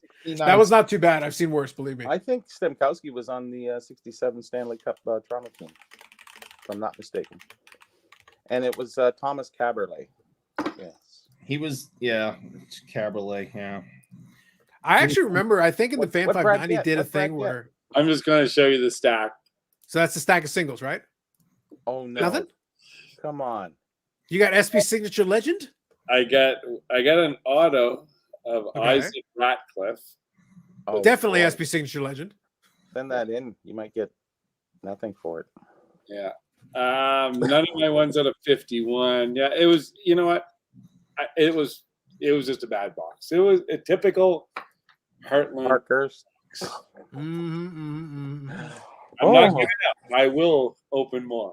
Not tonight. Oh, I'm sure. How much was the box? $150, $160. Okay. Taxes in. That's not bad. $1,000 for you. Yes, sir. Empty. I've never heard of Sugar Mamas. Is that? Well, this was only out of the States, so you actually should know about Sugar Mamas, Sugar Babies, Sugar Daddies. Daddy. There's a few of those that Eric has had in his day, but it had nothing to do with boxes or cards. Oh, very popular. One of these days, that's going to get it. The WCW. Oh, nice. Yes. Do it. Hey, I bet you there would have been. I bet you the Sting would have done very well considering he just had his retirement match. Yeah. Mm-hmm. So let's go through there. But you never had those? That one's good. Those classic. Yeah, the classic. There it is. Yeah. So Sean here says crazy pop and expensive set for 97.98. As Pinnacle Zenith Z Gold. Yes. The Zenith Z Golds are very difficult to come by. I am aware. I paid good money for the Medano, and some of the other ones go in the thousands. The Gretzky's gotten very expensive for that one too. Sure. So you never had Sugar Daddies? No, Sugar Daddies. I've seen, I've had them, see them, but I've never heard of Sugar Mama or. Mama's just a chocolate covered Sugar Daddy. That's all. Never knew that existed. And a Sugar Baby is just a chocolate covered caramel. That sounds familiar, but I don't recall ever seeing one. They were also in Junior Mints because Nabisco owned them, and they were also in Pom Poms. We don't have that here, but I think you guys have it there. I never heard of a Pom Pom. Junior Mints, obviously. Do you know any chocolates from your country? No, I wasn't allowed to have chocolate. Okay, I was given Mr. M&M's, and Eric barely knows things on his best day. Okay, my mother will tell you there was no candy. I don't think giving chocolate to Eric when he was a kid was a good idea. My mother agrees because all I got was apple slices and pears. Okay. All right. While you're figuring that out, I'm gonna let Billy figure out his situation. I'm gonna let him finish what he's doing there. And Billy, when you're ready, and you got your choppy internet, but we know we're used to it by this point. Because he can't find regular internet. Like heaven forbid, he should plug in. No, Billy, whenever you're ready, you give me a thumbs up and let me know. We wouldn't know Billy any other way. I got to take off too. I got a couple things to do before I have to get up early, but it's been an absolute pleasure. I'll listen to the rest tomorrow. Has it been really? Brad, really? Next time, Brad, next time we're going to have a conversation. We're going to talk some Upper Deck golf. I expect to hear some good things. And then I'll probably clean out the rest of your AEW for $150 at this point. There you go. and honestly, yes, it is, Bobby. It truly is a pleasure. It's the highlight of my week. Minus Now, Brad, get out there. Remember to crack the whip on SGC. We expect things. I will. All right, fellas. Take it easy. Later, Brad. See you, Brad. Drop him out there. All right, Billy, you good? What's up? Card grader to card maker. That's right. How's it going, Billy? Good afternoon. Hello, Billy. Everybody else is this way. There we go. There you go. Yeah. Better. What's up, Eric? Sir. Nothing. It's nice to see you, Billy. Whose dog are you sitting to? Billy, so Billy, before we get into anything else, there's one important discussion that I need to have with you. This is critical. It could not be more important. So what specifically did you do in order to rig the Hockey Cards Gong Show raffle so that Eric wouldn't win? No, he didn't What? win. No, That's my point. That's what I'm saying. Specifically, I want to know what levers you pressed to make sure that he had a chance, but then you swiped it away from him like Lucy pulling away the football. Oh, it paused. It paused. It paused. That's what I'm saying. Oh, That's what Billy. That's the part I care about. I went. That's fair. We just kept going one more. can you believe that? Oh It my gosh, paused. that was Oh. amazing. That's the key. I was Is like- that Billy? I was out of having my lunch and I was listening to the audio version of it, but then I hear send us into or I'm like, oh fuck this guy. Here we go. And then douchebag over here gets this close to actually winning the damn, and he bitches and moans about modern product all the time, just endlessly. Oh, modern product. Oh, it's blah blah blah. And he has a chance to win it. What happens? Denied. Karma's a bitch. Did you give something away on the Gong Show? I know you were Yeah, live and I missed it. Like I meant to remember it. On the I think it was website, one but I hobby box, forgot. right? I think it was one hobby box of series 2. I think it was the No, deal. they bought a box, and that's the one that they opened, and then they Okay. got a box from us, which they gave away on the show. Okay. Yeah. So, but all things considered, obviously the way Series 2 was going, hey, that's like a $300 value. That's pretty good, pretty Right. good giveaway, right? Pretty Yeah, solid, right? Maybe I should have tuned in. Best part about losing was, they were, Billy's there representing the company and he's being, mature and professional. And when I lose in the way that I did, you just see Billy losing. Brandon, give me a thumbs up if you're good. He's laughing so hard. He's like rocking back in his chair. He was hysterical. And then he had to compose himself and be professional again. That's right. Brandon, how's it going? Not too bad. I figured I would get on here and fry a few more brain cells There you with all go. the shit going on. I seen Brad was on earlier. I was gonna say, yeah, we had one side of the partnership, and now we've got the SGC side. So now we got both sides covered. Yeah. And the manufacturing side. Yeah. Yeah, we got Upper Deck, but it's like Brandon, we've had PSA, we got SGC, we got Upper Deck, we got whatever Eric's doing. Needham. Needham. Needham, don't forget Needham. Needham's forgotten me, but I haven't forgotten them. Haven't we all? So Hobby Champs here with the first comment, mayonnaise. I think that's a great first comment. Appreciate that. That's real nice. Don Draper Sports Cars, Justin says. Amanda here. Billy's back in uniform and upright. There you go. Good times. Back in uniform. By the way, I I, was did getting my appreciate that dinner. Billy actually, I appreciate that Billy had to stay at work because that's a place with stable internet. Yeah. So it's like he will never actually get internet at his own place ever. Clearly, the only way if you ever see him and his internet looks solid is because he stayed at Upper Deck. Or he's house sitting. Exactly. Yep. Or house sitting. That is accurate.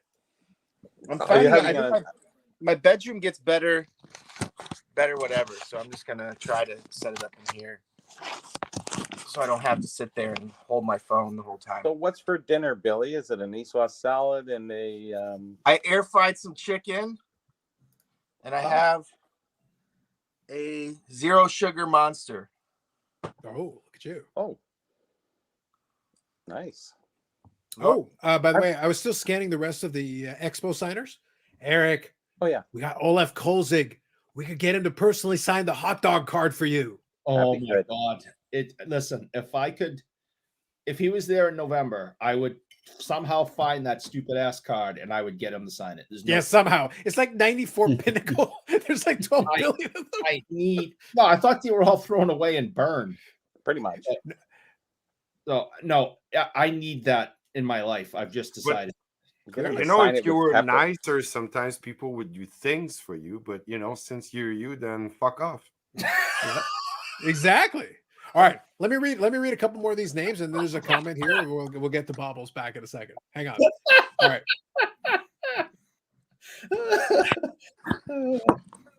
All these, Yeah, send him a couple more boxes. That'll fix everything. So Warren Moon, and then we scroll over here. Doug Favell, Gary Simmons, Dan Bouchard, Phil Meyer. Feels like a whole run of these guys. Mirror. Curtis Joseph. Fair enough. Curtis Joseph, Dennis Hall, Bernie Nichols. Hey, you can get your card number 100 of the retro set signed by Bernie Nichols. There you go. Billy Smith. Dennis Hall's going to be there. Dennis Hall, yes. All right, that's Dennis 2 Hall. cards I need signed. Dennis Hall's right here. Sucks to be you again. Dennis Hall right there. See, told you right on the side. There you go. Amanda says, fact. Cool kids go in the spring. And if you're elite, you go to both. So here for you, Bobbles. J-Rod and JD Collectibles, good evening. SGC still over the published turnaround. So the question was actually pertaining to if they're getting back to the 5 to 10 days. So Brandon, are you going to go faster so that it gets back to 5 to 10 days? Are you going to run faster up and down the hallways? Are you going to chase down SGC Pete with the whip? What are we doing? Get your shit together, will you? I would say I had a conversation with my rep yesterday, and the first words that left my mouth were, "I am pissed." We know that from your videos. Yeah. Yeah. I talked to him again today. I'm going to put it like this. I'm still pissed. They need to correct the BS that's going on before worrying about how fast they're putting the BS out. There you go. The quality is a hell of a lot more important than the speed. And the quality is, I'll just put it this way. All of these are getting sent back. Oh. And that's not good when the customers have already waited 3 weeks to get the cards done, and then I have to send all of that back. Damn PSA. So, yeah. And they don't get the blame on this one, Bobby. They're like, nope, not us. And for all of those that think, oh, you're just a fanboy and you're going to talk them up. No, they know that I will be outspoken and I will call bullshit when there's bullshit. So this was bullshit and I was not happy with it. I've done the best I can do to make sure my customers, my people are getting their stuff back of what I can. The rest of this has to go back. Luckily, most of it is local folks, so it's not too big of a deal because it's not a lot of like shipping back and forth. But I mean, I always thought that they should have stayed at 3 weeks to begin with. I didn't see the need for the 5 to 10. But people are impatient and it is what it is. But I want the quality back. I know I'm anti, grading, and that's my thing. And I come out here every week and badmouth grading companies. I also badmouth name, Billy, the industry, modern cards, old cards, new players, old players. And against for sure. Society as a whole. Like, you're just a hater. Why can't you be more of a man of peace? Baseball. Yeah, but you also see. I hate baseball. Know that. We know you hate hockey. You're a Boston Bruins fan because you hate hockey. I was about to say something half nice. Mostly it was because of Mrs. Bobbles. That I'm really sorry. I'm really sorry that you guys are going through this all because somebody's ineptitude. This is completely BS, like you said. I honestly think somebody should lose their job over this. You have one job, and you did not do it right. So I feel really bad that you guys have to deal with this. But this again shows what a reputable and an upstanding person you are, because what you could have easily done is say, my job is to collect the cards, send them out, get them back, and send them out. I'm just a middleman.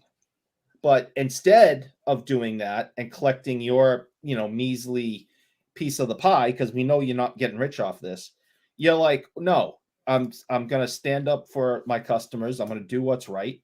And I'm going to call, my own company out, not only over the phone, but on the internet. And it's not the first time. It just goes to show people what kind of person you and the missus are. And I'm sorry you got to go through this, but I'm not surprisingly impressed with how you're dealing with it, because it's completely ridiculous. And a lot of other people would have just mailed them out and said, "Oh, sorry." That was and Carlos is in the Discord. Mm-hmm. And as soon as I got the order and I sat down and I started going through it, I actually put a post in the Discord and I said, it's something about, I really hope this is contained to just my order, because I don't believe that it would be. It would be weird if it was just this order or that invoice. I don't get it. And that's what bothers me, is because like I can fix it for my folks, but I can't fix it for everybody. And what people don't realize is this is SGC's name, but it's also our name as a submitter. But at the end of it all, the issue doesn't just affect me. It doesn't just affect SGC. It affects everybody that has cards in SGC slabs. When the shit goes down, it hurts everybody, not just me or who, the company. It hurts everybody. And my thing was, I noticed a scan of a CJ Stroud base that I couldn't tell if it was on the slab or on the card. And as soon as I got the order, I went to that card and I inspected it and I was like, son of a bitch, it's on the card. So I started looking at other Prism cards. I found more. And that's when the frustration level the blood started boiling. And, you're right. I could have just said, screw it. There's nothing I can do about it. Send it back to the people. You deal with it. But at the end of the day, it would have all had to come back to me, because I would have had to send them back anyway. So rather than put shit out on my end as well, and then just cause more headache for me with people, messaging and having to figure that out, it was better to just take care of it up front. Just like they could have took care of it up front on their end. I don't know how in the hell nobody recognized a freaking bunch of damn fingerprints on a card that they take scans of. Like, it was clear. So with sharing what is appropriate to share with us, how is SGC reacting to this? How are they responding to you and your in this issue? What are they doing? My rep yesterday, so unfortunately he runs around the country with his head cut off going to shows. He's out in Iowa right now. Nobody collects cards in Iowa. That's bullshit. He said it was weird to be there. He did say that. But anyway, when I messaged him yesterday, he said, I can call you if it's important. I said, please. He called me right away. I told him a quick rundown. He said, I'll be free tomorrow. Get your total. Let me know what's going on. I'll call you tomorrow. He called me today. I have a label that is for overnight shipping down there. He said, get them down there and they'll get it, immediately fixed and shipped back to me. So he's not happy. He has contacted whoever needed to be contacted at the facility, and they are also aware of it. And I will also state, it's more than just fingerprints that I am getting them to look at. So can you tell us what else there is, or is that just not something you're willing to do right now? Well, I'll tell you, and unfortunately, you're not gonna be able to see it, but this card has. Okay, hold on. I'll zoom in at least so we can give it a shot. Right there above the rookie card logo, do you see that like indentation? And then up at the Mosaic logo, it's gonna be hard to. There's one up there at the Mosaic logo too, but as you notice, it got a freaking 9, and that's not a 9. That's like a 6. That's what they normally give it with those little thumbnail things. So this one, you can see that black spot on LT. Now this isn't a big card, but still, like, you see that big splotch on LT's leg. Yep. That's a piece of the rubber from the insert that they encapsulated, and it puts a little like dimple in the card. And again, it's not a big card, but they need to see and fix and compensate or whatever. This one here. Carlos, on this, I'm going to have to go for the evening. So thanks for having me. Sounds good. I'm sorry, Yannick. Did I run you off? You're not an SGC. No, I don't know. Zero. I got a show tomorrow morning, and I haven't had dinner yet, and it's 10 here on the East Coast. So. But go have some dinner, man. Have yourself a good night. We'll talk later. Take it easy, guys. Thank you. Later, Yana. Take it easy. This one you're not gonna be able to see, but there's like a scuff across it. But yeah. So anyway, there we go.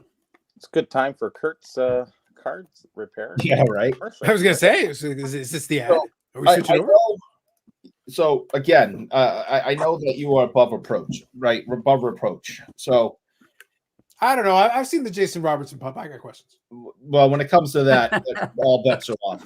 Everything else, he's pretty good. So you're in a little bit of a conundrum right now because reproach and conundrum. Wow. You have dictionary lately. One for the big words today. One of them, thortheth. You have that graded 9. Clearly, it's not a 9. Now, you want to do the right thing and say, I don't want this out in the market because it's not what it says it is. That's the right thing to do. Do you feel, though, that you have to check in with the owner of that card first because they're going to want that high grade on a crappy card so they can move it? Well, which is dishonest, but isn't it more their responsibility than yours? This is the Pete Rose question again. Like I said, it's a conundrum because no, it's actually not. So I've already, like I said, I've already talked to my rep and I told him about those. Yeah. Those 2 cards, first of all, and I don't dictate what people send in. It's their cards, it's their money. If they want to pay for the grading fees, maybe they just want the card in the tux. I can't say why people send some things in. I don't see either one of those cards, even in a 10, really having this outlandish value that, like, over top of the grading fee. I mean, it's a 90 score Lawrence Taylor. Not for those ones. Yeah, that's what I'm saying. So, like, there's not much value there to begin with, and it's much better to have it corrected. And they said, my rep said that even if it was their fault, then obviously they back it. But he said, actually, it doesn't matter because we stand by the grade and we put that grade on it, so they have to stand by it. So they will honor the compensation, whatever that may be. I don't know how much it's going to be for those, but either way, I would rather it. I had to sit here and inspect all the damn cards, and I found those issues, and so they're getting sent back to be at least shown to them. At least, if nothing else, we get a freaking lesson out of it. Hey, fix your shit. You know, they can see who graded it. Why did you do this? You know? So, anyway. Yeah, I mean, Eric's right. I am in a situation. It's not my cards. It's not really my place, right? But at the same time, it's no secret. Like, I started using SGC because of the shit I dealt with PSA. And I hate to say it, if they can't get their shit together, then I'm not going to be using SGC either, because I've always held these companies to a high standard. And if they can't provide the quality because, oh, well, they're behind a little bit, I'm going to stop using them, because it's not about how fast I get my shit back. It's how accurate it is, the quality of it. So where's your next step then? Who do you go with to? that? KSA, obviously. KSA. Yeah. They got the security slab, bro. Yeah. Like, they've upgraded their slab, man. No, I'll be honest. I am intrigued with the JSA acquisition by CGC. Right. Yeah. I have some in-person autographs, and I don't know that they'll ever get anywhere in the sports market, but they got great slabs and everything. And if I'm mostly doing shit for my personal collection, does it matter really the resale value? So. Billy, you're shaking your head. You look like you have an opinion.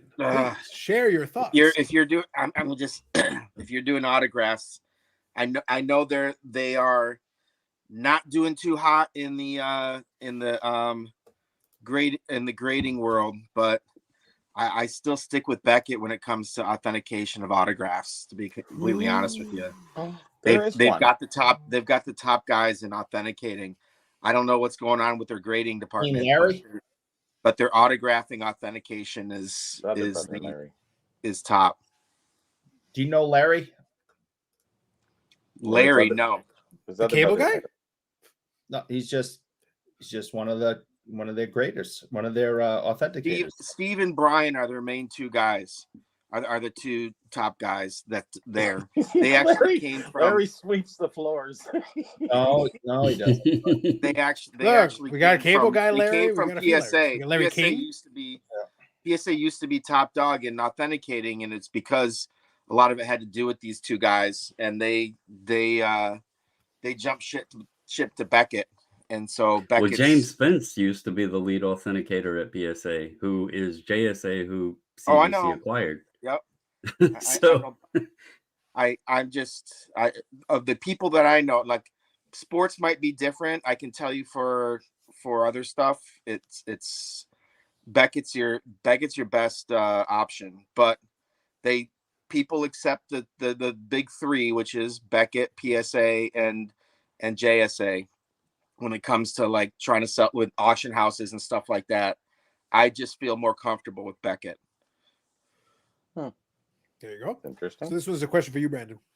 So I think we talked about this a little bit already, but you has anything changed in your thoughts of sticking around or eventually getting absorbed into the mothership?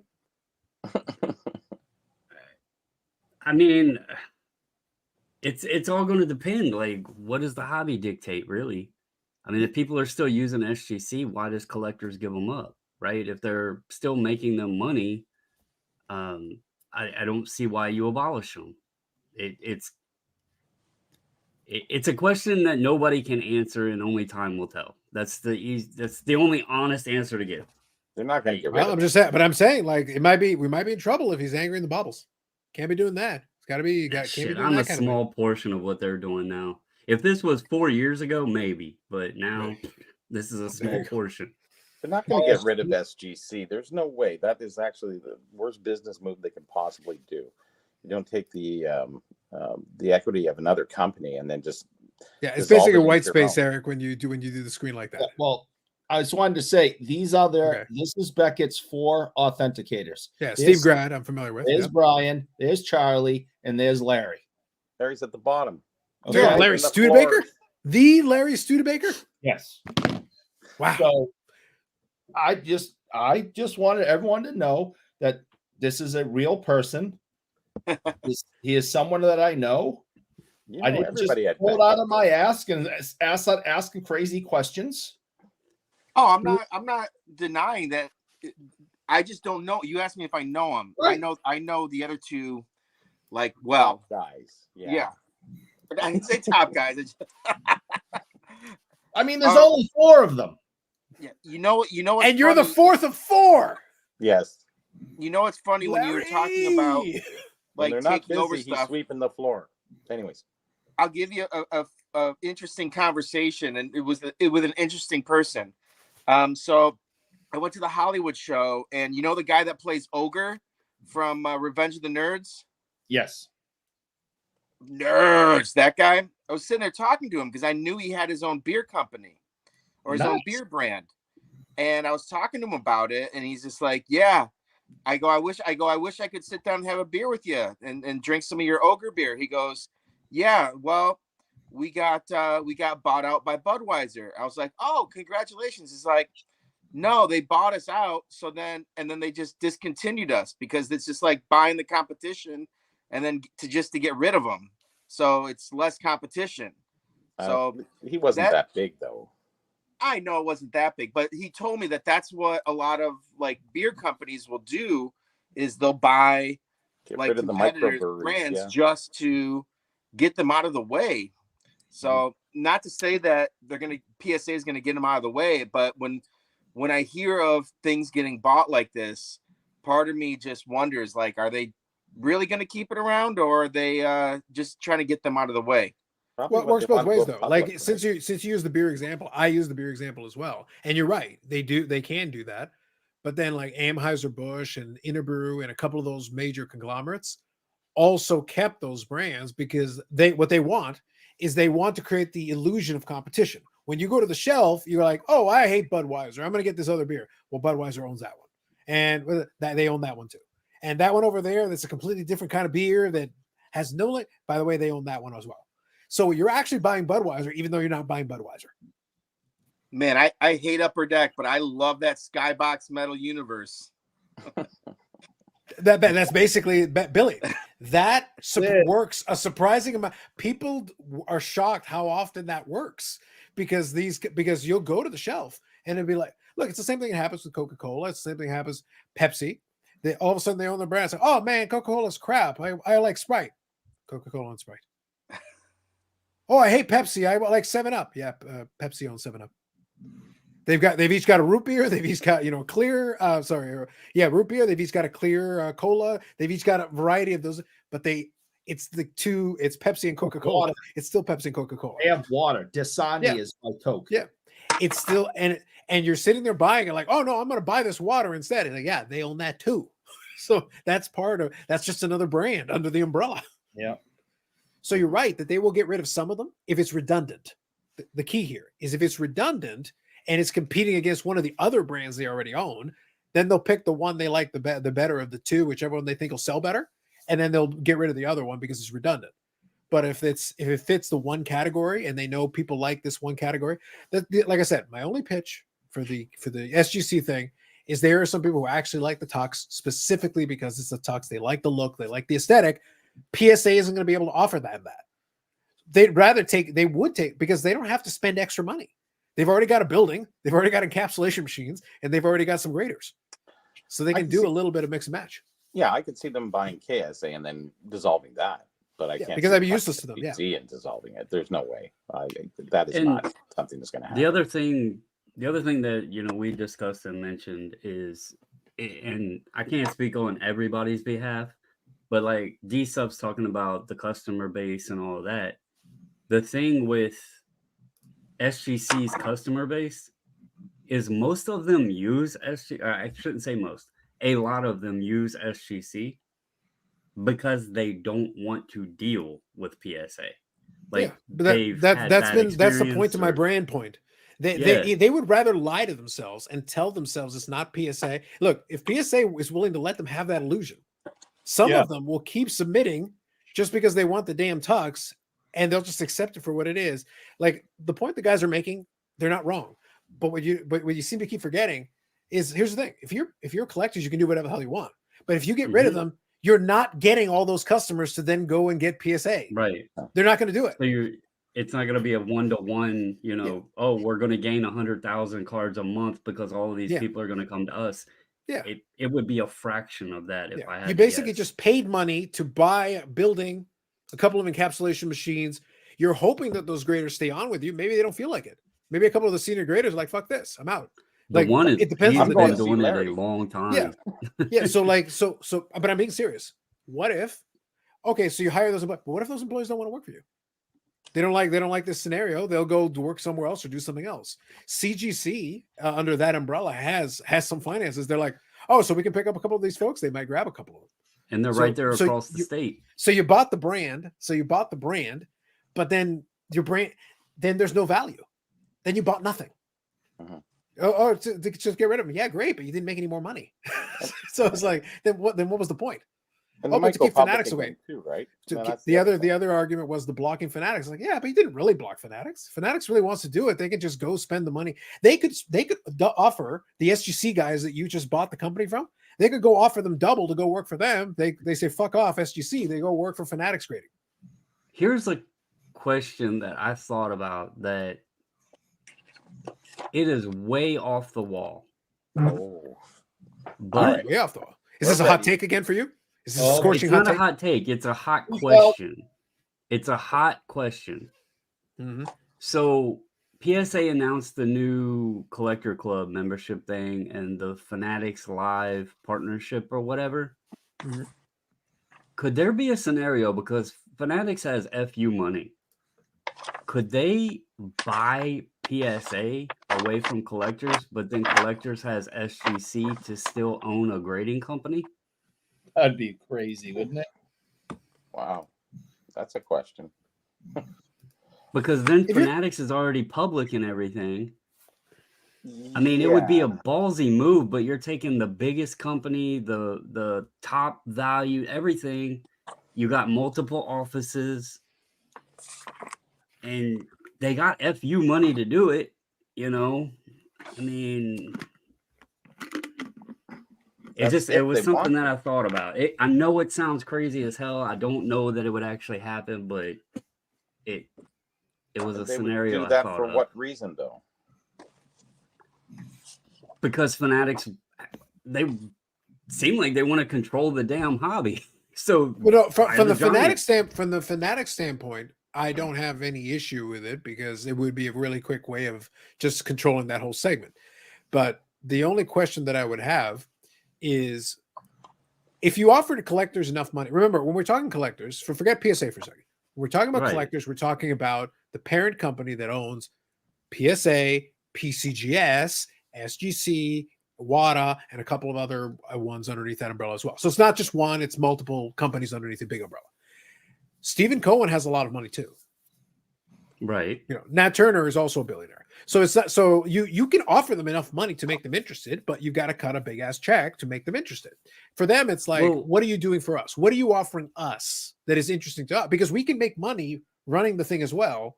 So how much are you offering us relative to how much money we would just make running it in a certain way or going public ourselves? That's where, because remember, again, there was so much going on back during the time, but didn't collectors, like when they did that buyout, they had to buy out all the shareholders and they requested some high valuation in order for premium. that. You have to pay a premium in order to get the shareholders to agree to the deal. Yes. Yeah. So that was kind of where I was like, are they in a scenario where when they bought it at that upper number, have they recouped that? I mean, I don't know what their finances are looking like. They're not public now, so I don't know what that situation looks like. But if Fanatics was to offer them enough to where there's profit there over what they bought it at, that was kind of like the scenario I was looking at. Maybe they're like, okay, instead of trying to earn all of this back, we'll just sell it out and make the profit right there. Yeah. I know it's an off-the-wall scenario, and it likely won't happen. But with the acquisition of SGC, and then they talked about the partnership with Fanatics Live, I was like, shit, that would be a ballsy move. We still own a card grading company, and, you know, I don't know. That's well, the thing is, if you're collectors and you're going to sell out, you're going to sell the whole thing. You don't care about keeping any of it. There's no reason to keep any of it. No. So your goal was to make money out of it, max it out. Your goal is to get everything out of it that you can. The thing that, and again, you're right that Fanatics has a lot of money. Let's get that right. But again, you could just go public and make money doing it. That's what I say. Like, it's not like they don't have levers to make money now. And the individual businesses themselves are profitable. Like, even if all I do is just take the base, obviously not even taking into account upcharges, of which there are plenty. But even if I just said, just take the amount of grades one this time. Yeah. Just take the amount of cards that PSA is grading, $1 million a month plus. Okay, the minimum amount is at least $15 to $19. Okay, so that's like that's pushing 20 million at the low end per month. Like, do I have to run you a calculator? Okay, in a year, that's 240 million. That's one pillar. Okay, so Fanatics, so how much? Whenever you sell out a company, you're doing it a multiple of what your revenue is.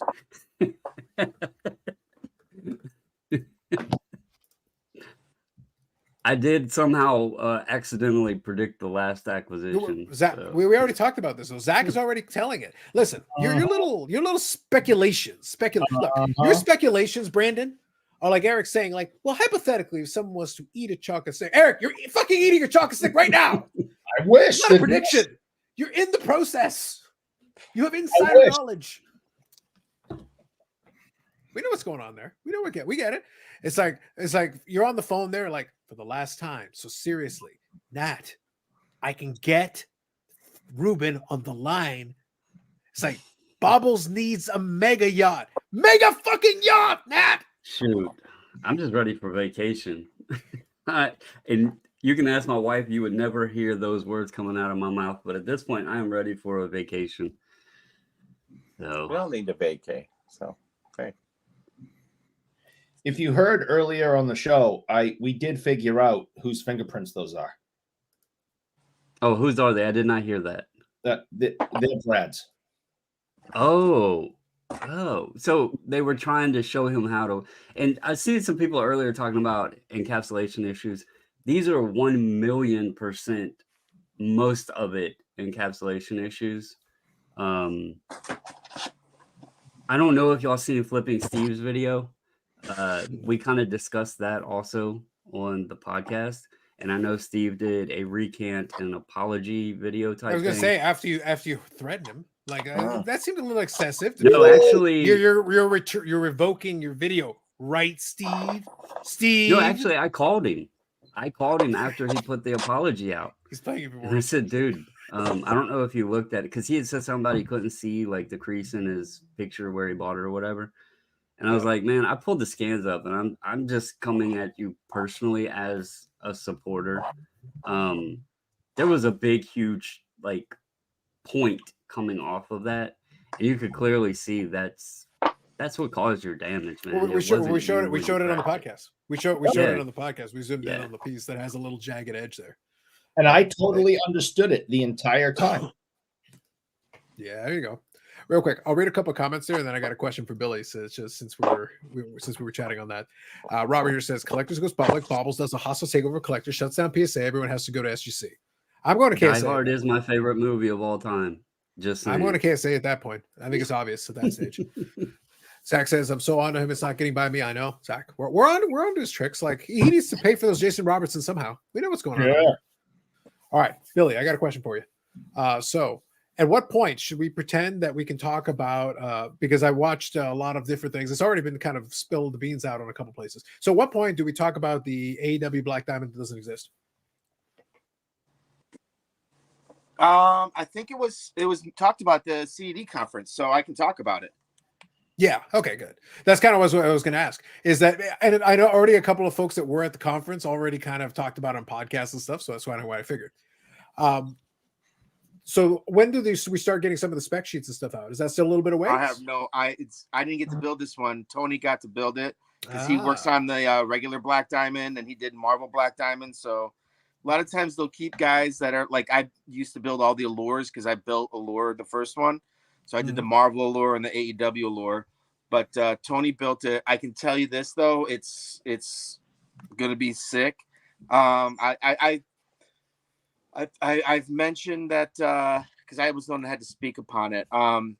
There's actually going to be championship strap memorabilia in there, and when I say that, this is actual strap from the actual championship belts that were used in the show. So that's never been done before. So I'm pretty excited about that. He's got a few other things that should be pretty sweet, but.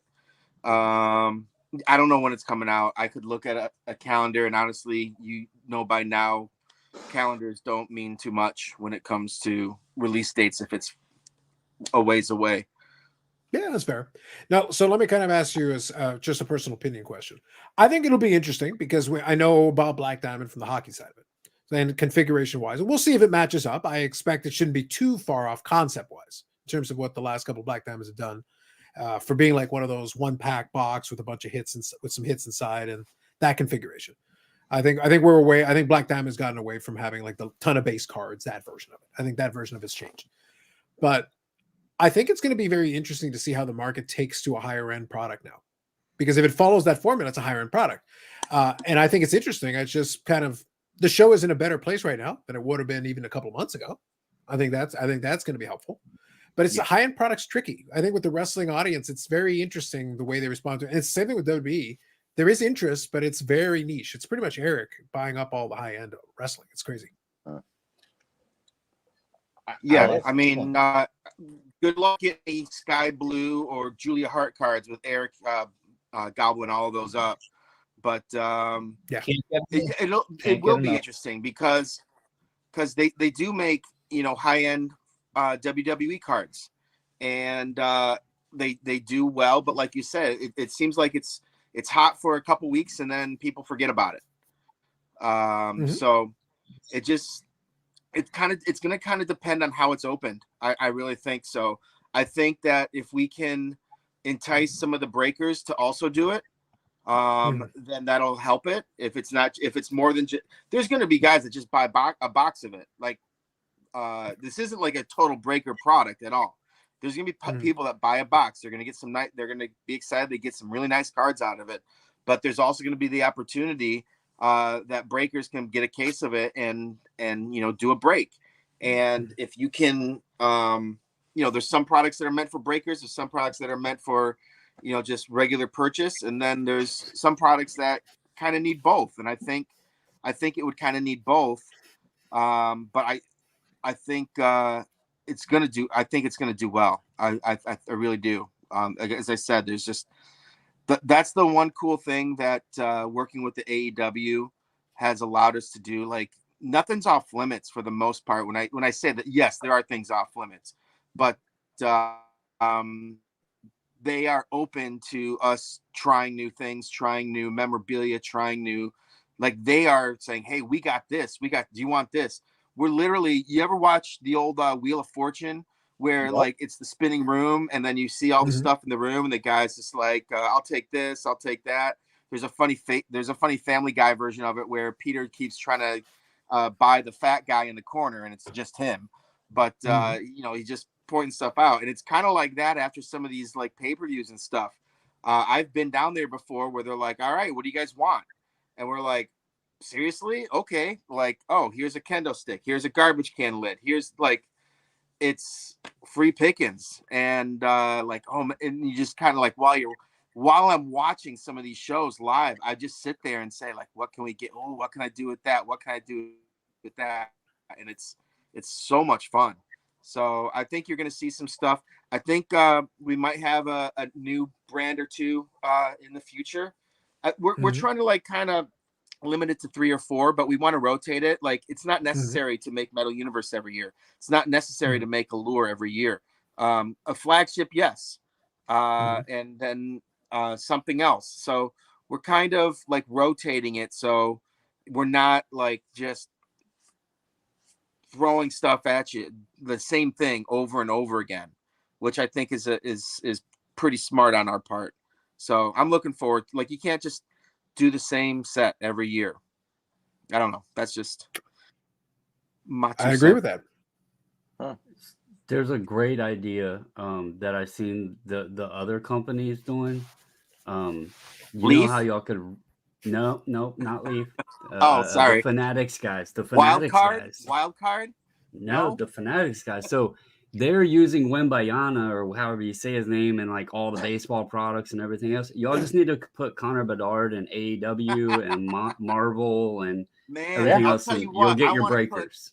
I want to put Edge in a Toronto did you see that the other night where the whole stadium's singing his entrance song and he's wearing Eric, jersey? It's like, Billy, I was there. Billy, I was there. The guy in the Boston jersey was getting his ass kicked. Did you see that? Yeah, it should have been Eric. I know, right? It's like, Billy, I was there in the arena. And it was for good. That's why when you were saying that whole thing, my thought was during that whole explanation that you were just giving is I'm sitting there. I was like, well, then you should have been over at the Toronto show. You had an I Quit match, and you talk about Sky Blue and Julia Hart. They had a street fight. Yep. They hit each other with how much plunder? Like, you could have taken a broken table.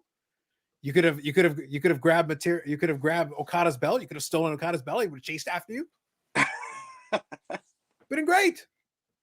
Yeah, dude, they interviewed Edge afterwards, and he's just like, "That's a moment I'm going to remember for the rest of my life." Like the whole arena singing his theme song. That was.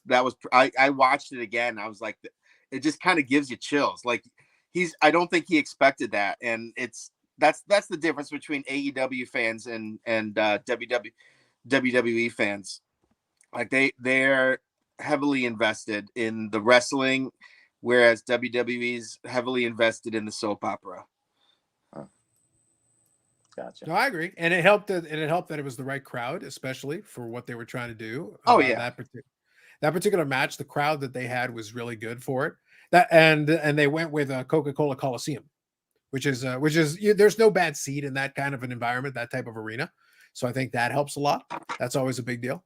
So I'm just going to see if I can share here, just as we're talking. So do we do a penalty box variation like we do in Series 1 and Series 2 for AEW now? But Billy, that's on you, not on me. You got to get on these things. By the way, there's Edge from the show. That's actually his entrance there with the Toronto Maple Leaf gear. So I turned off the audio. I would have grabbed that, but I was on the other side. That was happening on the other side of the arena. Oh, but there's where he's got his entrance going on. It's good vantage point though. We had pretty good seats especially for that angle. Although it wasn't good if you were trying to watch the video board, but for the actual event and watching the thing going on, it was actually pretty good. Nice. But yeah, they were into that. They were into the Swerve Strickland stuff. That was one they were into.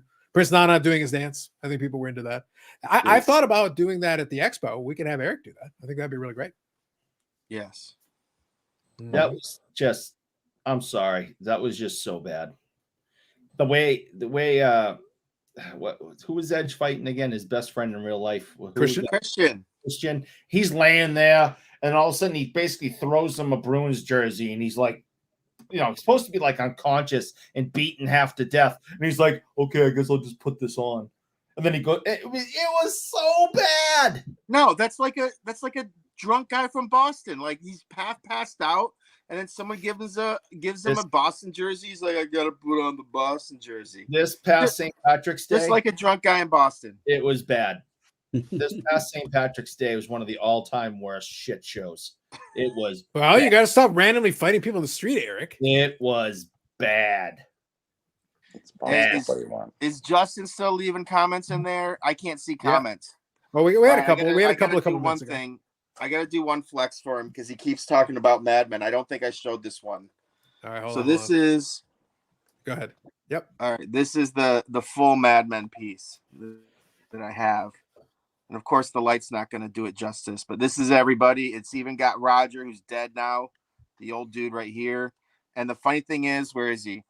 Slarity, it's right here, but it's smeared because he's left-handed, and those damn lefties always drag their hands across the autographs. But he kept asking for Madman. I thought I'd show this one for him. So kind of. But it's completely done. The last guy was this one.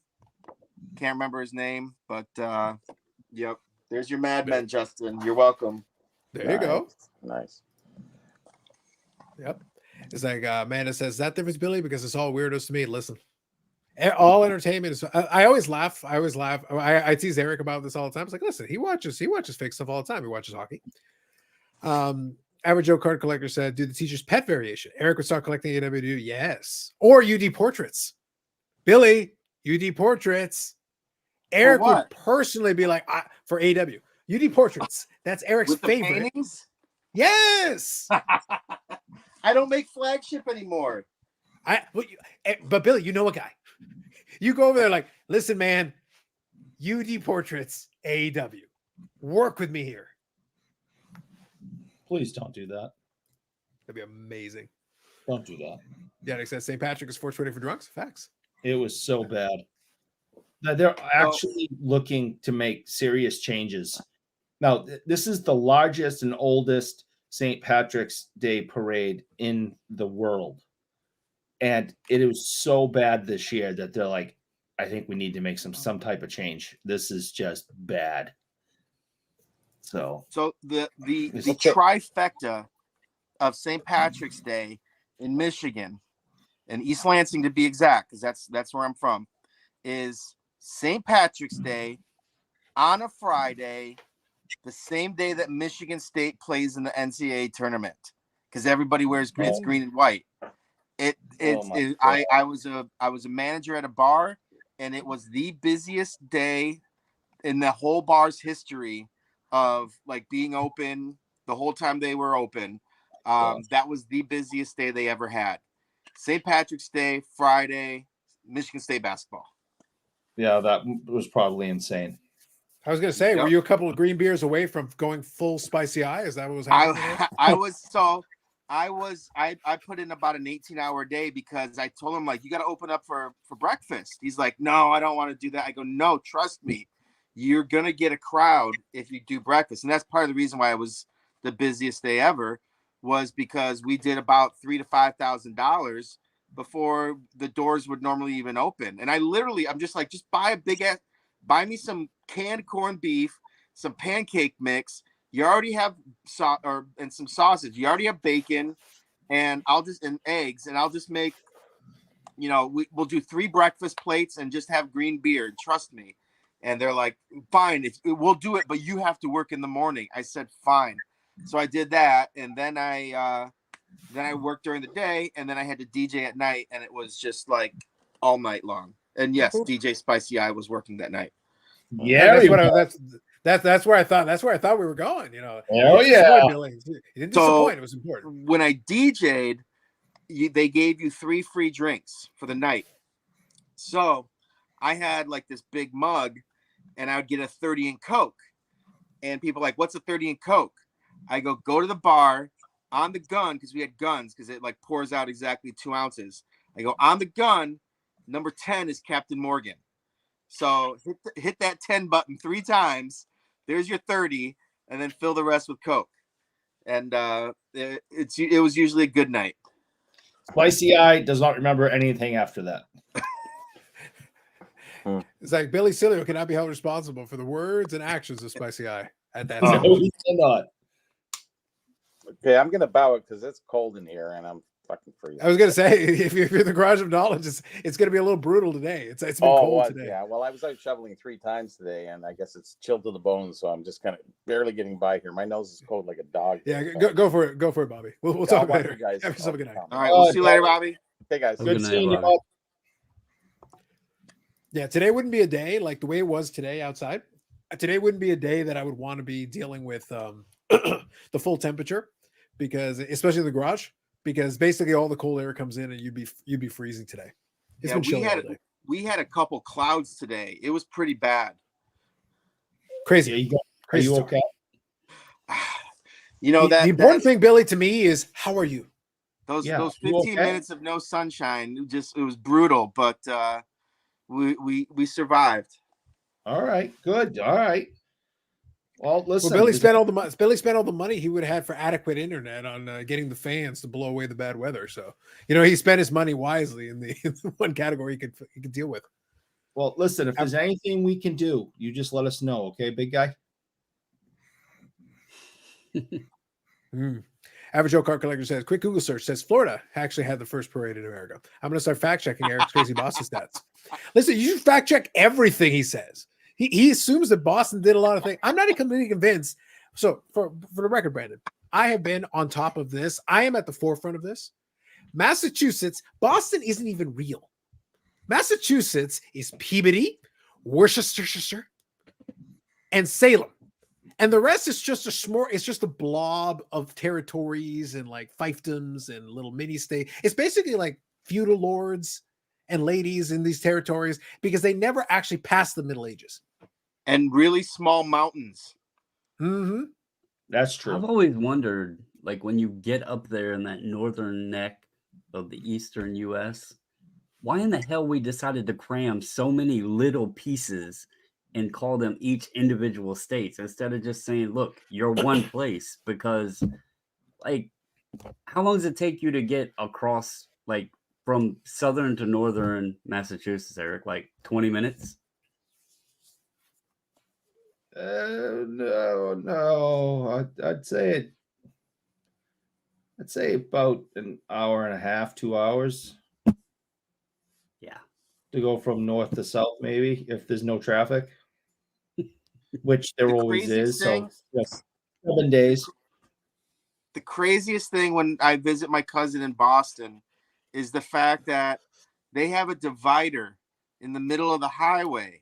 And depending on what time of the day it is, like during the day, they move the divider for like a lane over or something, because there's more people coming out or in. I was like, wait, what? They're like, yeah, it moves. Like the divider, they have this just goes along and it moves the divider over. So you might be 4 lanes going home, and it might be later on in the day, they're only dealing with 3 lanes. Craziest thing I've ever seen.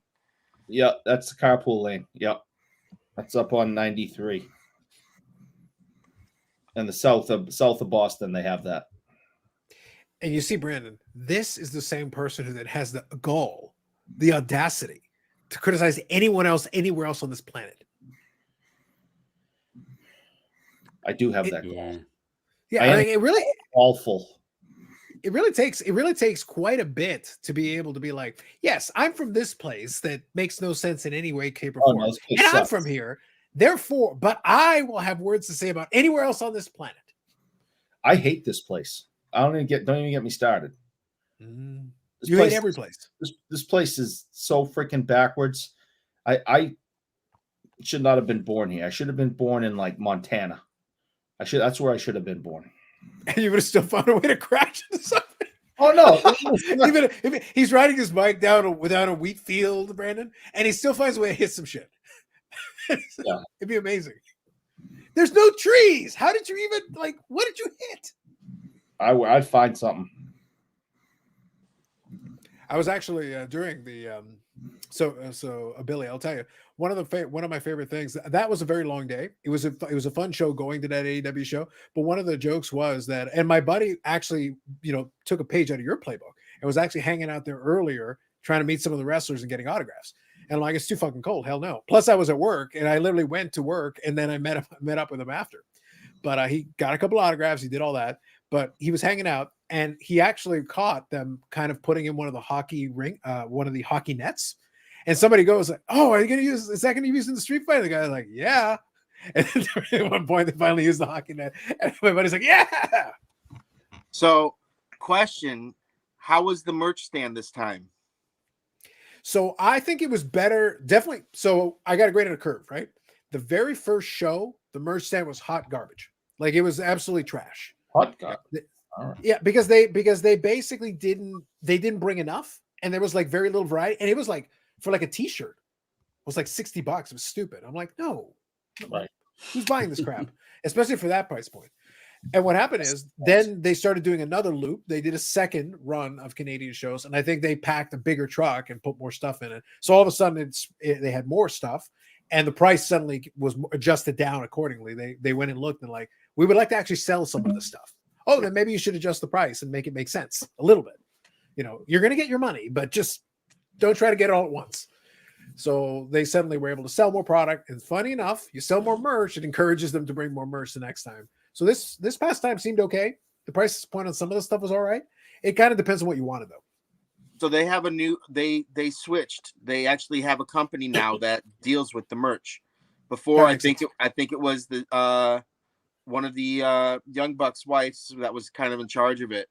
And they Young Buck is a wrestler, Eric, in case you didn't know. No, I don't. It's a tag team. I don't know anything about that. But yeah, I think they hired a company now to do their merchandise. And I see a lot more like advertising now and all that stuff. I think they were using was it 1 Minute Tees or whatever? It's the one that a lot of the wrestlers use. It's actually like a company, but their production facility is actually relatively small.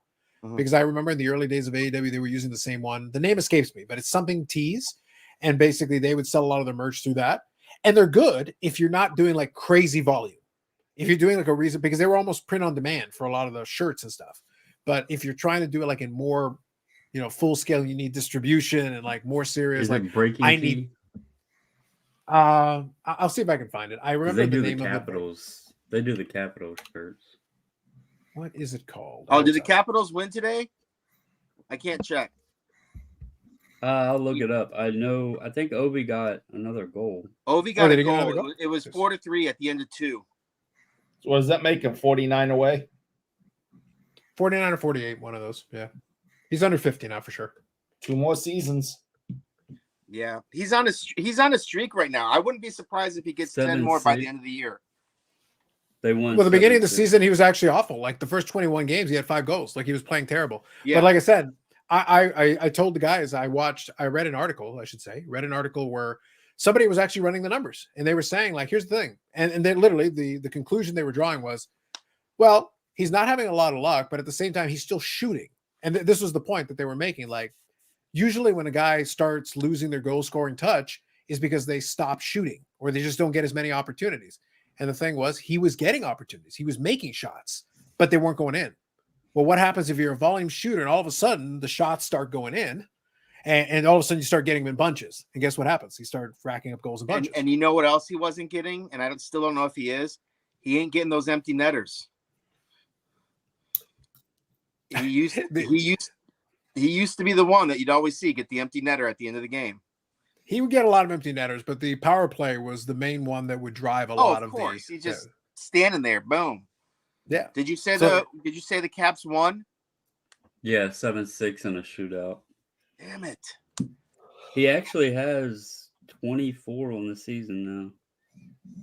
Yeah, so that makes him 49 away, I think. I'm more worried about the Wings making the playoffs, and I needed Washington to lose today. I have to see, man. I don't know. Just see here. Captain's back. Wings will start. Here comes the Amanda comments.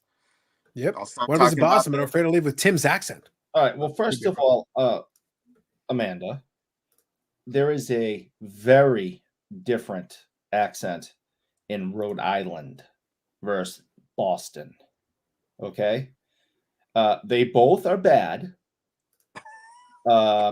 There's a lot of R's missing, but I know how to say mall.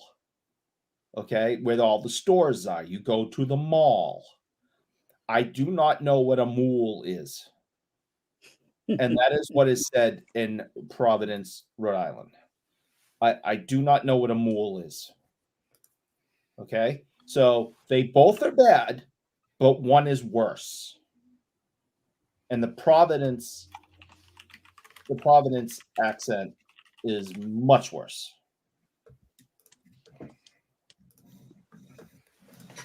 Apparently.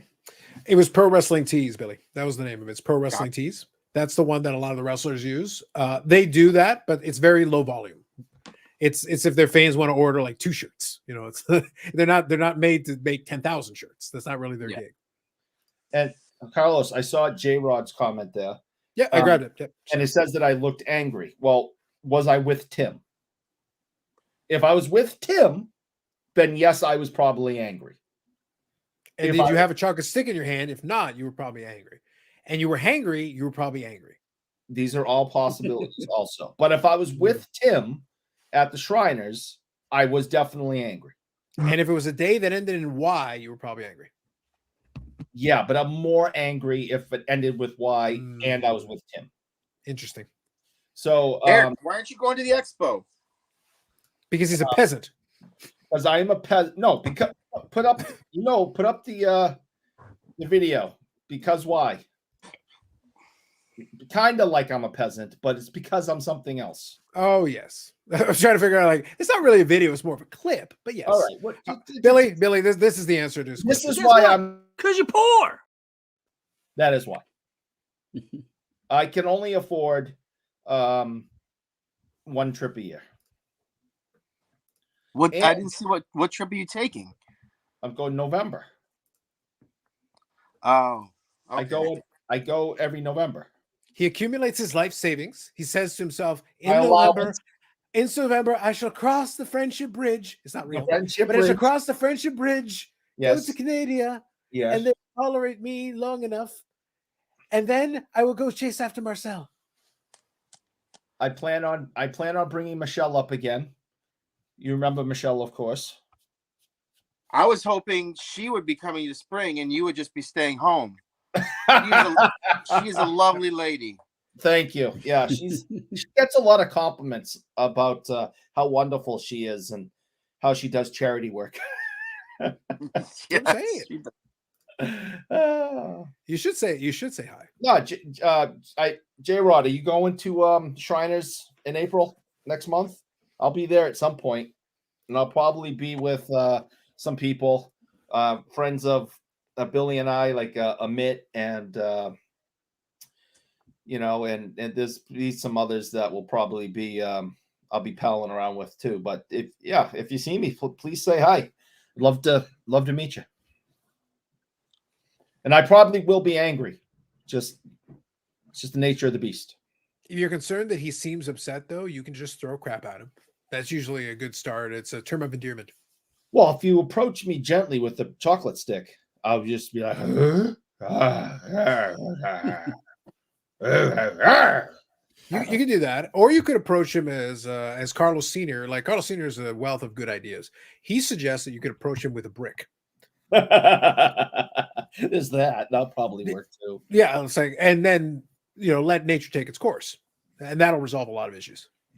So J-Rod, put J-Rod's last cut at the hockey table, which the well, there is see now we run into some issues. There is one particular the hockey table, but that's Len's table. And I think, Brandon, this is a tremendous idea because Len Potty is also, like myself, a man of peace. Yeah. And he loves Eric as much as Marcel does, almost. And I could think of nothing better. So Billy and I were talking, and we're having a brief conversation about, AEW, and the I Quit match. And I think if Eric approaches Len Potty under the right circumstances, they could have their very own I Quit match, which could include tables, ladders, chairs, and everything. Could be sensational. It makes the show interesting.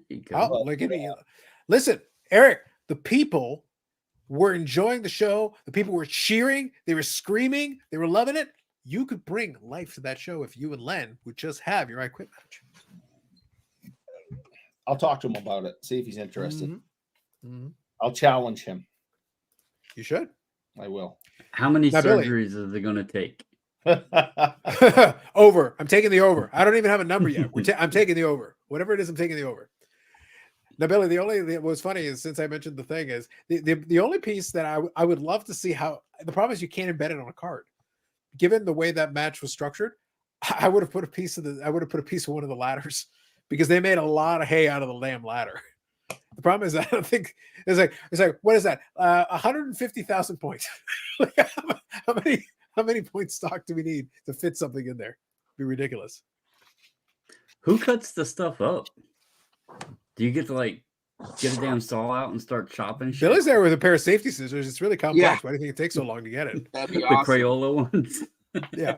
Why do you think it takes like the crown on the end? Brandon, why do you think the cup is delayed? We're not going to get a Connor Bedard the cup until he's inducted into the Hall of Fame. Ooh, I don't know. I can't talk about the cup. You're still working with the safety scissors. In North Carolina, then you know what's happening. Because of legalities, you can't talk about. No, we just don't talk about the cup. So I got something for Amanda since she's trolling. Oh, there you go, Amanda. So I actually appreciate 16 by 20, signed by. You can't see very well. Signed by Matt Green, holding up the Stanley Cup. Yep. If you hold it right about there, it's actually very visible. You just have to lean it. Exactly. Yep. You can see it there. Yep. You can see it there fine. Nicely done. Nicely done. I like that you got the big old folders for stuff too. Is that like 16 by 20s? Is that what it's for? If I were to turn the camera around, you would see all of my folders. Like all the 8 by 10s are here. Slab stuff's up here, and CDs and stuff. Like I have. Have a good night. Take it easy. Hope to see you at the Shriners. Got all my Taylor Swift signed CDs and stuff hanging out here. Wow, I didn't realize there were that many. 14s are on this shelf. 12 by 18s, 16 by 20s, and then like stack of cards. This is my Time Mellow box right here. Oh, look at you. Of all my Time Mellow cards. Now, here's the funny thing. You'll appreciate this, Carlos, because it's only 2 rows. Yep. So I had to limit, take out all base cards and stuff. So now I have a stack of all base cards from different sets. put aside because I ran out of room in my 2-row thing of autographs, numbered cards, and memorabilia cards for Time Mellow cards. So they make bigger boxes, Billy. They have 5. I know they do. I know they do. Okay. Their bigger boxes are elsewhere. I got a store full of them. I'll send you one, okay? Appreciate it. You might want to see if you can send in a couple of Yannick's boxes. Throw a couple of those in there. Apparently you have extra boxes, right? You can throw all that in there. I think it's like 10 hours to drive there. I think I'm just gonna drive. I'm gonna rent a U-Haul and just drive. I think that's probably wise for you. At this point, you could get a tractor trailer together and send all the Yannick's crap in there. It's getting to be that like just about. I'll send you when I finally have it wrapped up. I will make sure pictures are sent. Now, when Amanda says "woo, my boys," is she talking about Billy and I? I think so. That's all I can come up with. She must be talking about us. Yeah, the fibros are getting a little expensive. Bob Jackson is volunteering his tribute to take some of those fibro boxes. I have no doubt. No, Bob. No doubt. No, Bob. And it says, Billy, too bad you're not friends with the king of supplies. There you go.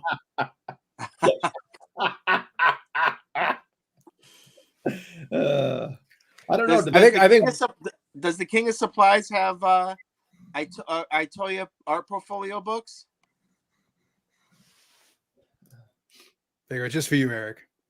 Go wrench. I just find that funny. Every time he says it, I just find that funny. I don't know. I was gonna say, Billy, is that I like the 1600 count box and all that, but I laugh because it's like you have genuinely taken it into hoarding with the multiples on a lot of stuff. I've got a few that I'll grab multiples of, but for the most part, I try to have one. Although I showed you the picture that I showed off in the Facebook and all that. So we got the trio there together. Nice. So we'll see. Wait, those are different images. They are. They're 3 different. There's the high number, the low number, and the retro. Got 3 of them. Yeah. So I understand what you're saying. So you're saying I don't need 4 of the 10 auto patches, and I don't need. My favorite is the. I already showed you. Oh wait, here's the regular autos. These are just all the from Spectrum. Yeah, I well, the thing, Billy, with Spectrum, what you needed is a second photo, is what you needed. Yeah. You know what sucks? So I have the I wish there's the. I was about to say SB buyback. Signature Legends, and I guess I just did. There's the buyback. So I need Eric, the other buyback, which is on the way. Oh, look at that beauty. Yeah, it's in the holder the way it should be. Right there. You see that? That's Hal effing Gill. SB Signature Legend. He gets full lucite. The best set ever, Billy. SB Signature Legends. Right? Finally, I showed you, but finally excited to have a high gloss. Yep, the high gloss. Yep. The first year high gloss specifically. The first year high gloss specifically. I do want a green, but I'm probably going to have to pay too much. There's the 11 exclusives. Yeah. Yeah, I hoard stuff. I'm not going to lie. Yeah, I was going to say that qualifies for hoarding, yes. That does indeed qualify as hoarding. You got to end up on that show. Mm-hmm. You know, I was talking to my buddy one of these days. Like, this is stuff for a rainy day. I mean, I have my personal stuff, but like these autographs and stuff, it's stuff for a rainy day. And it's not a rainy day right now. It doesn't rain. It doesn't rain in California. That's true. But you know, like when COVID happened, you know, it could have been the exact opposite. People could have said, I'm not spending money on cards. And they could have said, you know what, we can't make cards, and then lay off a bunch of people. And what am I going to do? Well, I know I got a bunch of autographs that I can sit back on, and it can keep me afloat for a while. Good long time. But yeah. And then if I get past that point, then I'll be like, you know what? Maybe one of these days I'll go to Boston and actually visit Eric. Well, the last 2 times you've driven right through and not told me or stopped or anything. So I don't believe you. I have not driven through. Now my cousin has driven through with me in the passenger seat. And you could have easily stopped in Woburn on your way home down 93. We could have easily met up in Woburn, had some lunch, and you could have kept on jump right back on the highway. It would have been so simple. But we couldn't, because at that time of day, the express lane was not on the side of the road that we were on. It was a weekend. They don't even use it on the weekend. Full of shit. Bob Jackson is in the same boat as me. Woburn sounds made up. Facts. Full of shit.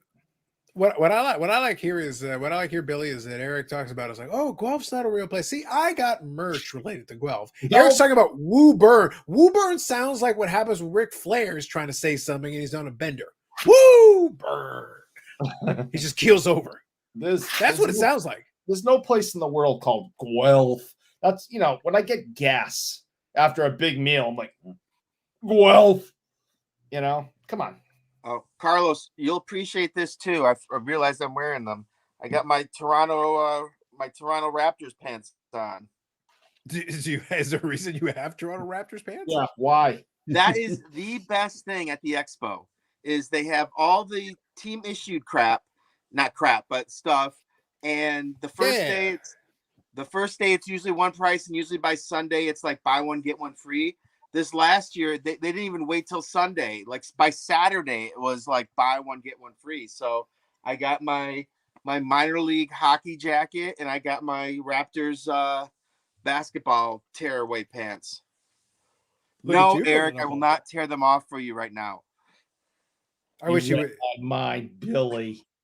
Look, he doesn't have a lot of excitement in his life. He sits there in his room when this isn't going on. He likes to pretend. When this is not going on, he sits in that same room, sulking to himself, watching Emmanuel in Space over and over and over and over and over. The rest of my short life, never finding out what that is. For science. And over. For science. I sit here alone, quietly, and sharpen my knives like I'm doing right now. Mm-hmm. Mm-hmm. Amanda says, Billy, don't let him guilt you. He was probably recovering for surgery 1, 2, 3, 4, 3. 12,343. Anyhow, that's probably right about right. Might be a little low. Might need to aim a little higher. First digit might need to be a 2. I have had a couple of surgeries, haven't I? Maybe that's you're a the broken problem. down shell of You've been man. Put under too many times. Including just randomly. It's not even with surgery. They're like, this guy will shut the fuck up. Put him under. Listen, I've been very open about the number of concussions I've had. There's been a lot. Literally, as you said the words. Yeah. There's been a lot. A lot. We learn a lot, Billy. We learn a lot. Did you going to be see, coming down to this? Go ahead. I was saying, did you see Rousey saying that she retired because of concussions now? She says a lot of things. Wrestling's fake.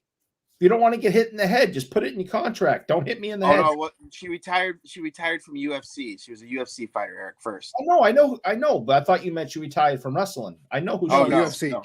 UFC. She wrestled after UFC, but in UFC she says she retired from concussions. She didn't go back to UFC, did she? No, she hasn't. No. So she's just in the WWF still, right? No, she left that. She had 2 runs there. She left that. She did a quick stint in Ring of Honor, which, by the way, I joke with Billy a million times. Is like, I still don't understand the whole licensing thing with the AEW guys. Like, they also own Ring of Honor. It's like, why couldn't you just you literally own it? It's yours. I don't know. It would probably help build up the checklist. It would beef up the checklist. It would be a terrible idea. I mean, it'd be great. It'd be first cards for a lot of those guys too. Why aren't they using her? She's a huge name. She has a ranch now where she raises cattle, kills them, and sells the meat. Okay. With her former UFC fighter husband. But she's doing a book signing, and it happened to land on my birthday. And so I'm like, you know what? That's what I'm going to do for my birthday this year. Because you're not allowed to bring in extra items, although Actually, I just pulled it out here. I have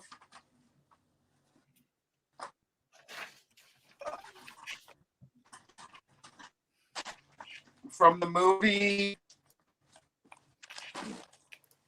This is her jacket that Expendables she wore. and And pants and stuff. So I collect screen worn memorabilia too. So I'm gonna try to get this signed, or I'll just send it in to her because she's doing Wrestling Con, and I guess she has to send it, and it's only $80, which is actually a really good price. So Billy, you kind of got it was hard to hear you. So I asked you twice though. Is it from the Expendables? No, it is from Mile 22. It's a movie that she was in with Mark Wahlberg. It's like one of those heist movies. Okay. Yeah, I remember seeing that. That's on the Netflix. That's on the Netflix. It was released. Yeah, it's on the Netflix. Oh, it's on Netflix. Okay, gotcha. I think it was a Netflix movie. Oh, okay. So yeah, I got that I'm gonna try to get signed. Although they said no additional items, but I'm going to be playing the birthday factor. And if she says, let me see your ID, I'm going to be like, boom, ID. All right. And she might do it. Because I've actually seen her do that before where someone's like, but it's my birthday. She's like, really? Let me see your ID. And they did, and she signed. So we'll see. Otherwise, so we got Zach. We got Zach's comment. We got Zach's comment otherwise, there. you get a pre-signed book and then a photo op with her, which I don't even mind the photo op. I'll be happy either way. Yeah. I like Amanda's comment. Billy owns a shocking amount of women's clothing. No, I get that shit all the time. People think they're funny. Hey, listen, I just get it. Amanda is funny. You know, like Debbie Reynolds used to collect like screen worn memorabilia and stuff, and her stuff's worth like when she died, like that was the biggest thing and I think she sold off some of her collection stuff. So she had the ruby slippers, I think. She had some, but you'd be surprised. Like when I started buying this stuff compared to now, like I used to get multiple outfits for like like $100. Now it's like the cheapest thing is a couple $100. And then I get it signed, so then it's worth even more. Like I just recently got the show Fargo, the most recent one. I got Juno Temple. I had a sweatshirt, and she signed it. I have a video of it too. It's kind of cool. And I got that signed, and something else I just got signed. I can't remember. Juno and Kristen Ritter from the Bee in Apartment 23. I had like a jacket that she had from the show. That show was, I was surprised it didn't last. That show was hilarious. Yeah, absolutely hilarious. Yeah, I liked it. I was disappointed that it only lasted maybe 2 seasons, maybe. Yeah, it I don't even know if it got to finish its second season. They released it, but it lasted 2 seasons, and she was so good on that show. Oh yeah.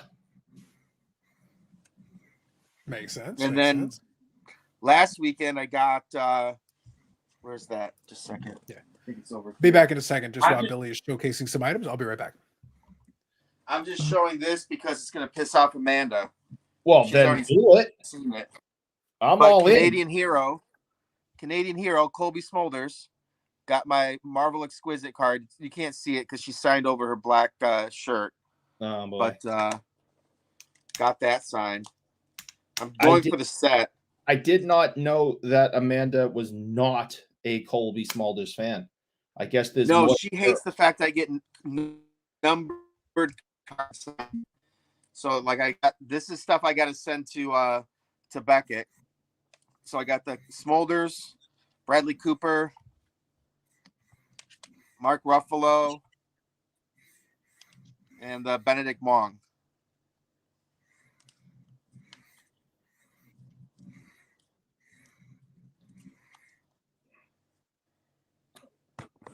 But I'm not the only one that gets them signed, Amanda, so don't yell.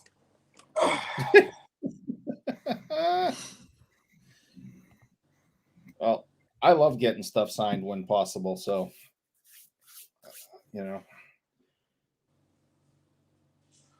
Yeah, there she is. She's yelling. I can't see the comments. Oh, there they are. Destroying. I'm just helping. I'm making the other ones even shorter printed. I've done it. I mean, I don't know if she considers this short printed, but this is out of 35. Oh, that's mine were numbered out of 125. So yeah. This is out of 35, and I had Ray sign this.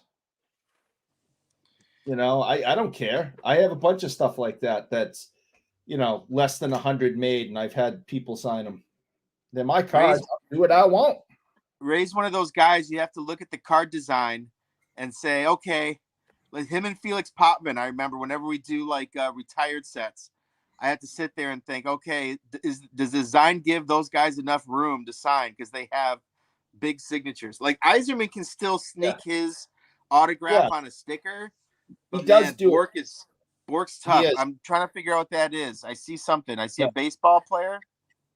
Yeah, it's from Heritage Minor Leagues, but it's the Fragments of the Farm, and it's supposed to just be the game used tarp piece, but it's 101, and I had him sign it. you can't destroy much lower numbers than that. The man is gonna hate you. Because 101s is another story. Like, oh, do you get 101 signed? And I've seen people do it, but that's a tough one. It's still this stadium doesn't even exist anymore, and it's PC card. So, hey, there you go. See, Amanda, it's PC. If it's for the person, and he's going to keep it, sure PC. Yeah. A 101 is still a 101, no matter what happens. It's still a 101. See, that's the thing is. So I gave the Cooper to my friend to get signed for me. What you can't see because it sucks, the lighting. He dropped it, he said 4 times because he didn't realize I put a piece of tape on top because the thing was bigger than the card and that he had to put the tape and he kept dropping it. And so one of the corners is just completely like crushed, but I'm just going to slab it and it's just going to say authentic. It's authentic. It's not going to say like a grade on it. So I don't care one way or the other. I've been instructed to yell at you for doing this, but I will not. Yes. I thought I would get brownie points before I said any of this stuff by showing the Matt Green Stanley Cup. Yeah, you set it up good. How mad can she actually be, right? Exactly. Yeah, we're not going to get. I have a Stanley Cup Kings item. Yeah. Oh, you know what? I actually have another one, but I don't want to find it because when they won the first one, the parade, I have a Dustin Brown. Damn it! Maybe I might be able to find it quickly because I know where it might be. Just remember, you're in driving distance of her, so be careful. She can't get me. Oh, please. She's not. Unless I'm giving her free stuff and showing her the upper deck office, she ain't going to come visit me. Oh, boy.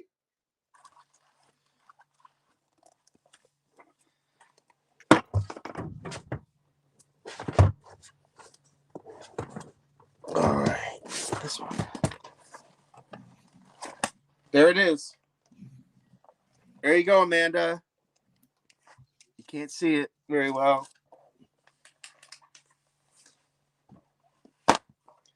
She'll actually appreciate this. So it's on this side, it says 2000 something champs. Oh, there you go. LA Kings champs, Coke sponsored. And then it says congratulations. Then on the bottom it says everybody enjoy second. And it's signed but wait, is that the corner? No, it's this corner. And it's signed by Dustin Brown. And the funny thing was, I was down there at the LA I was downtown LA because the LA Film Festival was going on and I was trying to get Penelope Cruz and they were handing these things out. So I grabbed one and we're just sitting there by the Ritz-Carlton and it was hilarious. Like the parade had already happened and there's this guy just sitting there and his wife's like doing this, that. It's freaking Dustin Brown just sitting there waiting for his car. So everybody ran up and That's all I had was the Coke thing. There you go. Yeah, As I you got do. a picture with him though. He was very nice. Parade? I bet you. I mean, right. So they hand those out at a parade, and then all the players are on floats. You can't get to them, and you got to think that most of those signs got tossed after. So that is a pretty good keepsake, I would think. Yeah, it was fun. It's got a story behind it, so that's always fun. Absolutely. I think sometimes the story. So I was having a good conversation on the side. I got a quick call, so I had to answer it. But I was listening in, and it was perfect that Billy had stuff to show. So it was like, good. All right, keep doing it. You're doing good. What I was going to say though is that no, whenever there's a story associated to it, I've explained the Frank Mahovlich thing, and it was the same kind of deal. I wasn't prepared, and it just so happened, and literally it was just the index card, and he was doing a radio spot during the 2000 All-Star game, and I was just kind of hanging around there, and then he finished his spot. Walked out, and a bunch of people started trying to hand him stuff. I have the index card and a Sharpie just in my hand. I hand it to him quickly. He grabs it, boom, shoot, and then jets and runs off. He only signed the one thing, but it was just a index card for the Sharpie. But had it signed there on the spot, and it was a good story because that was the only thing he signed. He just signed just because I happened to have the one thing. I didn't have anything else for him to sign. I just had an index card. I just index card and a Sharpie, and that works. Hey, good enough. Nice. Guy was moving pretty good though. Amanda's already called me out, but she texted me making fun of the fact that I keep yawning. But that's rude. What? I was gonna say that was pertaining to your conversation from earlier. It's like she should be laughing at you for yawning. It's like you're the West Coast, man. It's 8 o'clock. Yeah, no, I didn't sleep well. I didn't sleep well at all last night, and then I wanted to get in early so that I could leave early, or at least we took a decent sized lunch today because there was San Diego State was playing basketball, so we went and watched the second half and then went back to work. So a little liquid lunch. I get my 8 hours. I'm a big fan of the old liquid lunch. I'm like a big fan of the old liquid lunch. Oh no, not that. It wasn't like that. It was. Amanda, did you hear that? It wasn't like that. Are you gonna fight Eric with a musket there, Brandon? Like, what are you doing? No, it's a baseball so bat. y'all were showing things that you've gotten like signed from the people with stories and stuff, and this is one of my favorite pieces. I've never actually had it out showing it. All right. But it's not signed. However, it is a gamer. Nice. It's got the tar and everything on it, and as y'all know, I collect Michael Taylor. And it was a joke. My wife asked me what I wanted to do for my birthday, and I was literally joking with her. And at the time, he was at Harrisburg at AA, and we looked up, and it was a couple-hour drive, and I was like, hell, let's just take a trip up to PA and go to a Harrisburg game and watch Taylor play. And I joked with her, and I was like, you asked me what I wanted for my birthday. I was like, I want a game-used bat.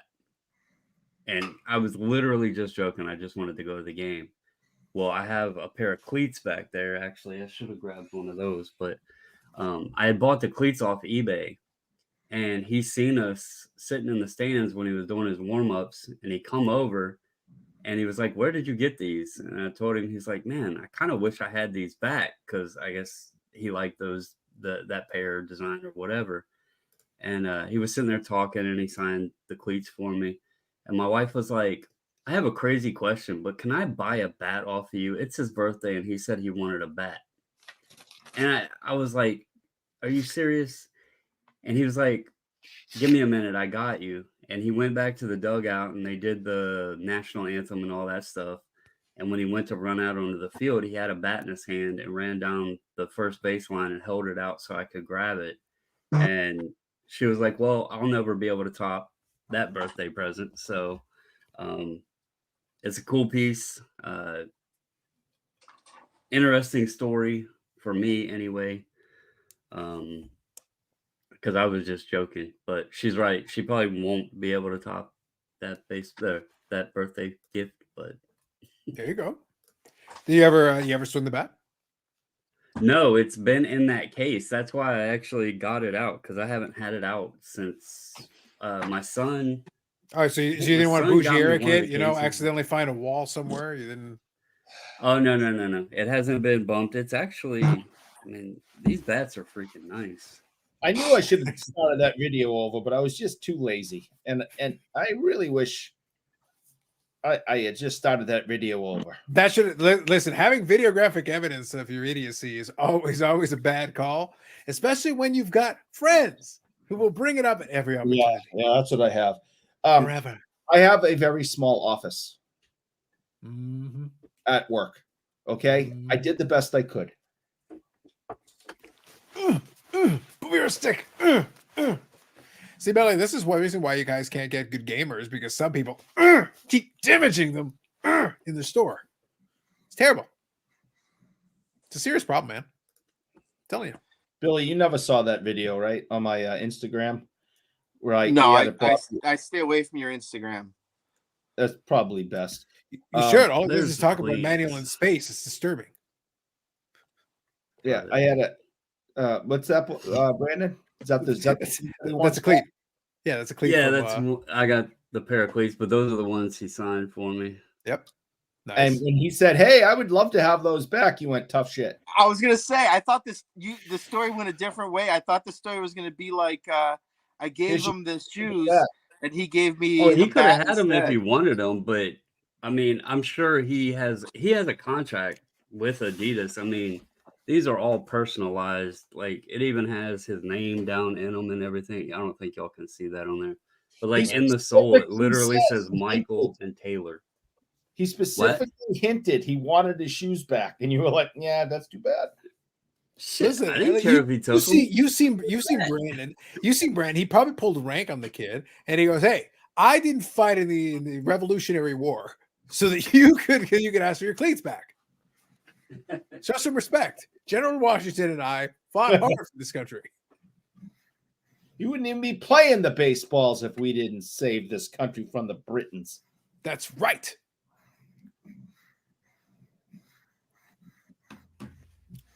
It's always been a running joke, Billy, that because of the facial hair and all the grading out, that everybody always makes fun of. Like they always talk about Brandon is so old, but like whenever we do the podcast, Brandon is literally in between.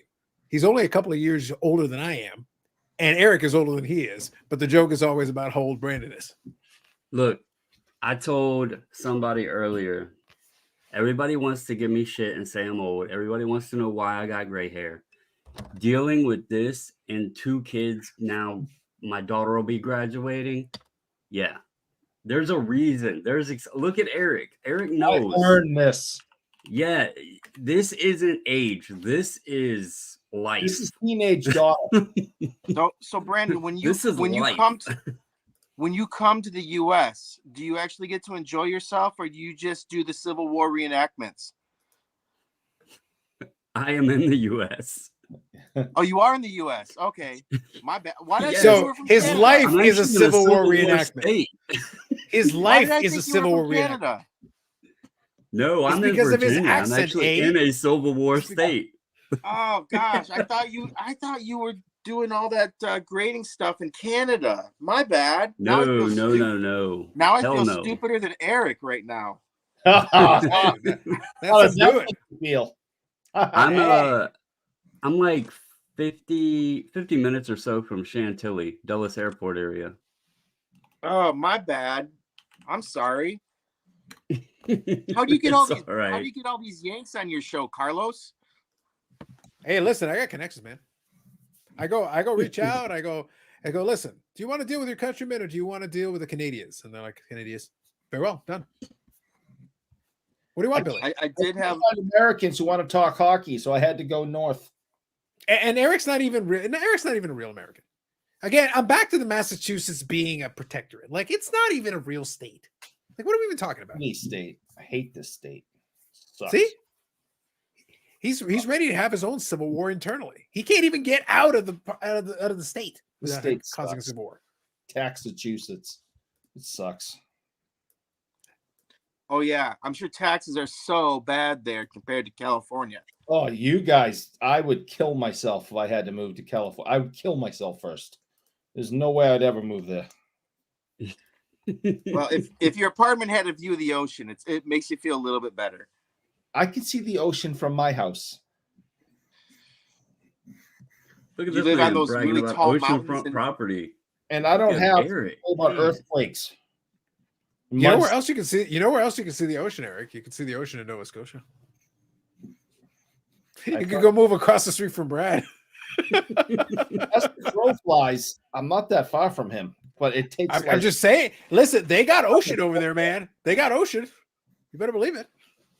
I can't believe how long it takes to get there. When as the crow flies, it's like hop, skip, and a jump. It's not that far. Well, use your private chopper instead of the damn car. I didn't think of that. The helicopter would get me there much faster. That's true. Go the direct route, man. Go over the top. You don't drive it. You don't drive around on the roads like a peasant. Come on, man. There you go. Sean here saying, why grade a 1 of 1? Even if it gets a 2, it's still the best copy. That is true. I think from a practical standpoint, let's put it this way. If you just want to have it in the holder and that's your preferred aesthetic, I don't have any issue with that. I have with the Dennis PC, when I was talking about the Dennis PC, I have one of the 1 of 1s from the first year of the AEW thing, and I had it graded, and it came back a 7 because it's shipped around the outside. I honestly just wanted it in the holder just to have it in there, and then I just put it in that side of the box. I knew the thing had chipping on the side of it. It wasn't going to be a grading thing, so I wasn't worried about a high grade. Now, where I differ from some folks, because it's a 1 of 1. I wouldn't pay you a penny more for it being a 10 because it's a 1 of 1. Like, what difference does it make? There's no other one. Right. Like, yours is a better copy than the other one that doesn't exist? Like, what are we talking Or about? value it differently because of the holder it's in. I bought Correct. this one and cracked it and put it in here just because it was in an HGA holder, and I wanted it in the tux, but so... You didn't want an HGA? Huh. Hell no. I don't own an HGA holder. I've only bought 2 ever. One I got in a trade, actually, and then I bought this one, and this is a 101 with the game used Logo Man patch. And it was in the slab, so I had no other options. But I didn't even actually. I got it out of the mailbox, came into the house, grabbed the pliers, and cracked it straight out. I didn't even look at it or anything. Just out the mailbox, out the slab. Didn't even take it out of the envelope. Just started hitting it with a hammer. Pretty much. Oh, it's here. Wow, look at this guy. Carlo asked what the grade was. Here, I'll grab it. So Brandon's friend is nice. That's why he thought he was Canadian. There you go. Was the HGA grade on that card? Where did Carl ask that? Sorry. Let me see if I can find because I the HGA grade. Remember. Yeah. Now I see it. Sorry. Yeah, I don't. Look, as much fun as I have with HGA, from my opinion, is if it's just you want a holder and you want the custom label and whatever, like, hey, knock yourself out. I don't really have any moral objection to it. I just wouldn't pay any premium for it. But that's it. If it's a card that I'm interested in, so I've used the example with other ones. Like, look, if it's a card for one of my PCs, and it's just a normal card, it's not a card that I have to worry about authentication or something weird, like super valuable that I have to worry about that. But if it's just a normal card, as an HGA holder, and I get it for a decent price, then okay, fine, I'll leave it. I would probably leave it in the holder. I really don't care, unless the holder's like ridiculously ugly or something weird. But most of the one, like even some of the custom labels, they look fine. It doesn't take away from the aesthetic of the card. But again, I'm not going to pay a premium. I basically would pay you what I'd pay for the raw card. It was an 8.5. All right. But I can see that would be my only point. If you want it for your collection and you want to have the card encapsulated, and Billy knows this one because I was mentioning it. So Billy, I was talking about that 1 of 1 for the Brit from the first year of AEW. But I got it from Macari. And my concern was because getting it from Macari, I wanted, like, let me get it in hand, take a look at it, because it was the first year issue. So we were figuring out what those ones look like a little bit. It looked fine. But then once I got it in hand, I was like, okay, I'm pretty sure it's fine. So at this point, I'll just put it in the holder just to have it. And basically just to put it in that side of the box. But that's it. So for me, that's the only reason I would do it. but I wouldn't consider that to have any premium, regardless of the grade, over just the card itself. No. That's just me. And you guys were talking about the autographing of 1/1, dangerous move, and I've shown the card before because I've still got it in my watch list. But there was a Tony Storm from one of the Topps brands, and the 1/1 they had autographed in a paint pen, and I actually showed off the card. It's a nice looking card, but it's been sitting there on eBay with the same buy it now best offer forever. Now going a couple because it's a very niche. You took a 1/1, and I bet you that card would have sold by now if you hadn't autographed it. Now they have the certification with it and everything. The JSA certification and all that is with it. So I'm not concerned about the auto. The auto looks fine. But even if I'm interested in the card, you kind of took something away from it. You didn't give the person a choice. When it's a 1/1, they don't have another option.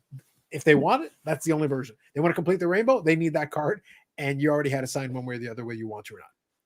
So these Marvel cards that I'm getting signed, it's kind of interesting because there's a guy that actually is selling. He's got the Paul Bettany. I think he might have Elizabeth Olsen. And I don't like to pay for autographs very often.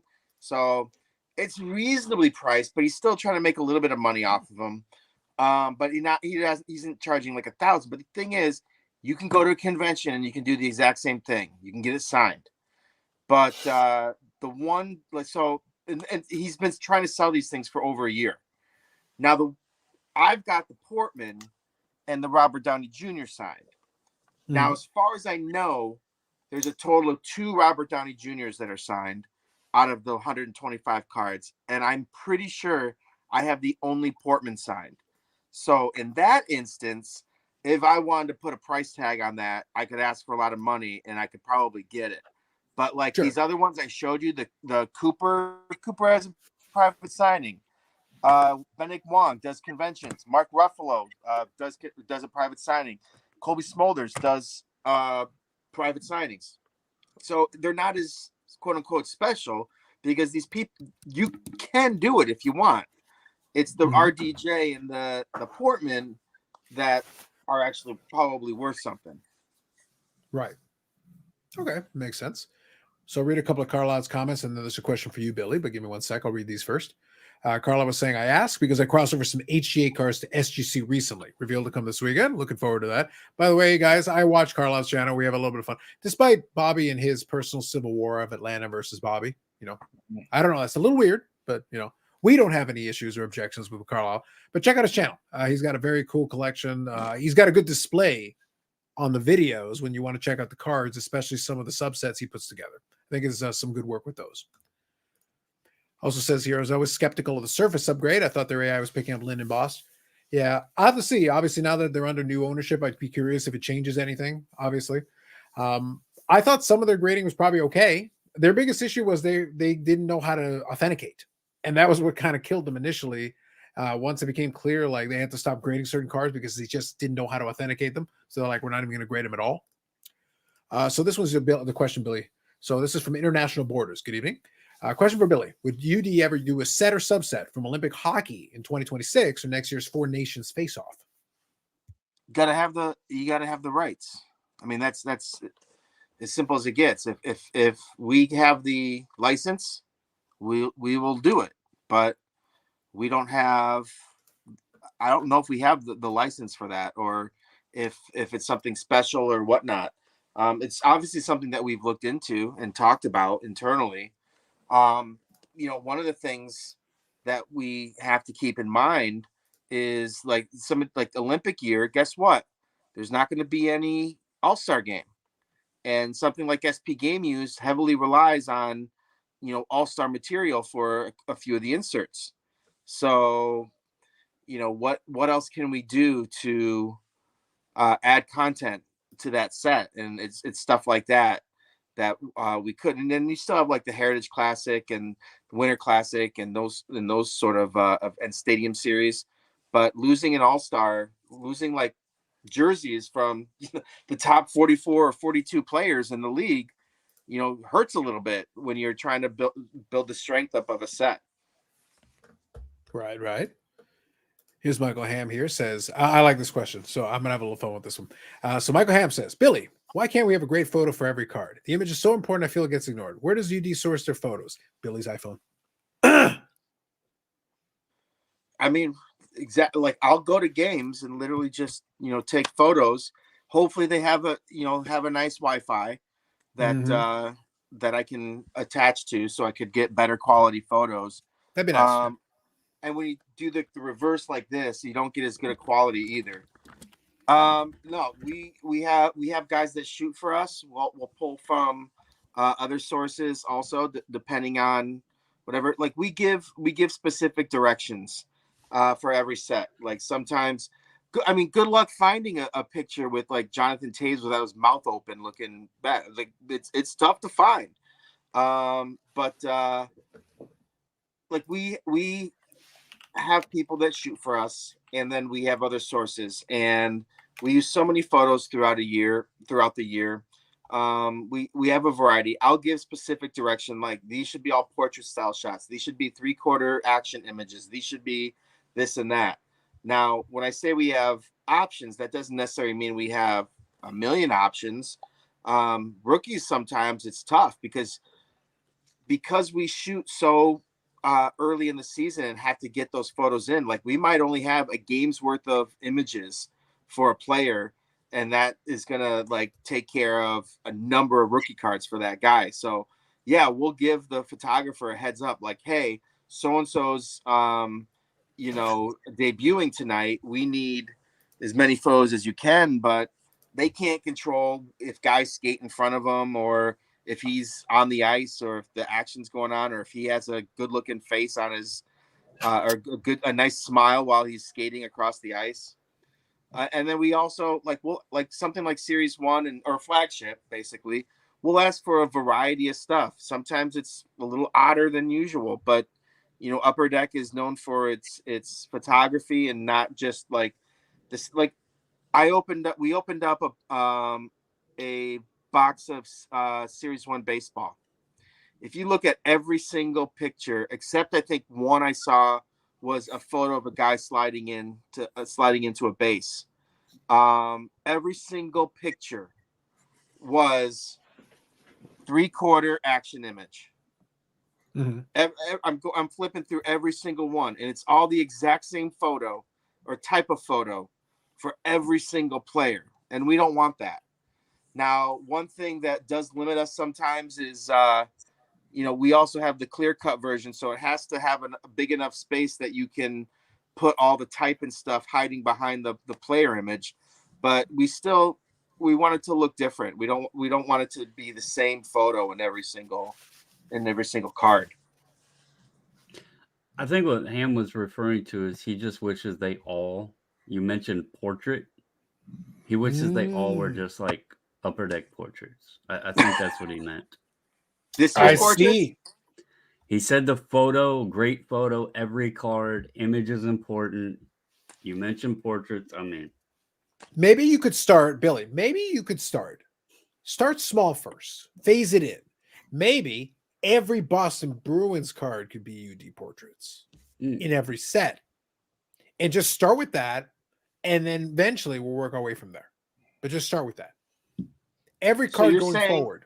You're saying every Bobby Orr card should 100%. look like, they should all look like UD portraits, no matter what. They should all, and he can be the court jester.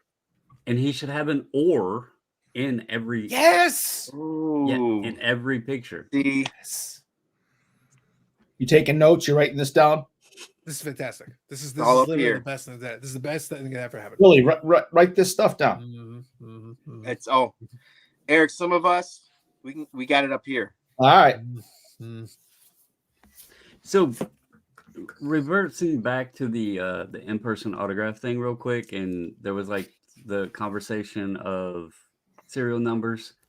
This isn't a serial numbered card, but what do you guys think of a player or athlete or celebrity, whatever, if they inscribe the card for you and hand number it 1 of 1? Does it add any significance for you?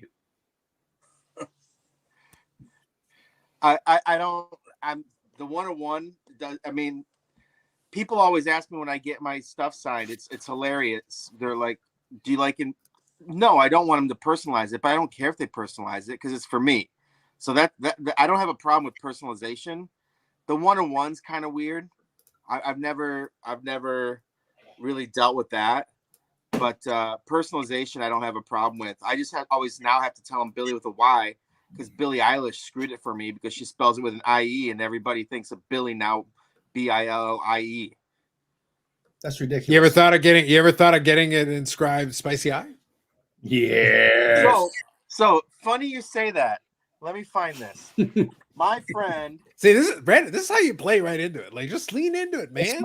This might be. If it's not Spice so Girls, funny. though, I am going to be a little upset. That would be It's gonna be a little amazing. bit of a letdown. Spicy so I'm Guy waiting. inscribed Spice Girls, Eric. This might be the greatest moment of my life. Hold on. So my friend, you guys ever watch Walking Dead? Oh yeah. Yes. The first season, the first couple seasons, Sarah Wade and Callie's or whatever. So we're at a signing at Comic-Con, and it was like for a new TV show, but she was on it. It was like she'd already gotten killed off, and so she was on a new show. And we're sitting there, and my friend's in front of me, and I had photos for her. I'm like, hey, get this signed for me, because like she'll do one each, like one extra each. And he goes, because he knew the story. So she goes, oh, would you like me to make it out to anyone? And he just gets the biggest shit-faced grin on his face. And he's like, why, yes, I would. Could you please make it out to DJ Spicy Eye? And I'm just sitting there behind him like, you mother effer. I'm like, oh. And here it is. Sarah Wayne Callie's to DJ Spicy Eye. All my love. That is awesome. I was so mad. And they didn't want to spell EYE. It was just spicy with the letter I. Well, there's an extra E in there. Yep. So yeah. Works out, man. Works out. I don't know what to tell you. Now you know. EJ Spicy Eye in the house. We are lucky to have you. That's right. I'll read a couple of these comments here. Sean Red here says, Sean Red here is complaining about the taxes. He goes, come April 1st, Canada's tax will be worse than any states. It's a couple of cents per liter. But okay. And besides, Eric's going to pay it anyway. He already committed to it. If you hit that like button, Eric pays your taxes. I'm taking care of. Wait, is that true? Because mine just came out of my bank account Monday and Tuesday. So, I mean, if that's the case, y'all please hit that button. Yeah, that could was you? not Like, it'd be a fun great. bill.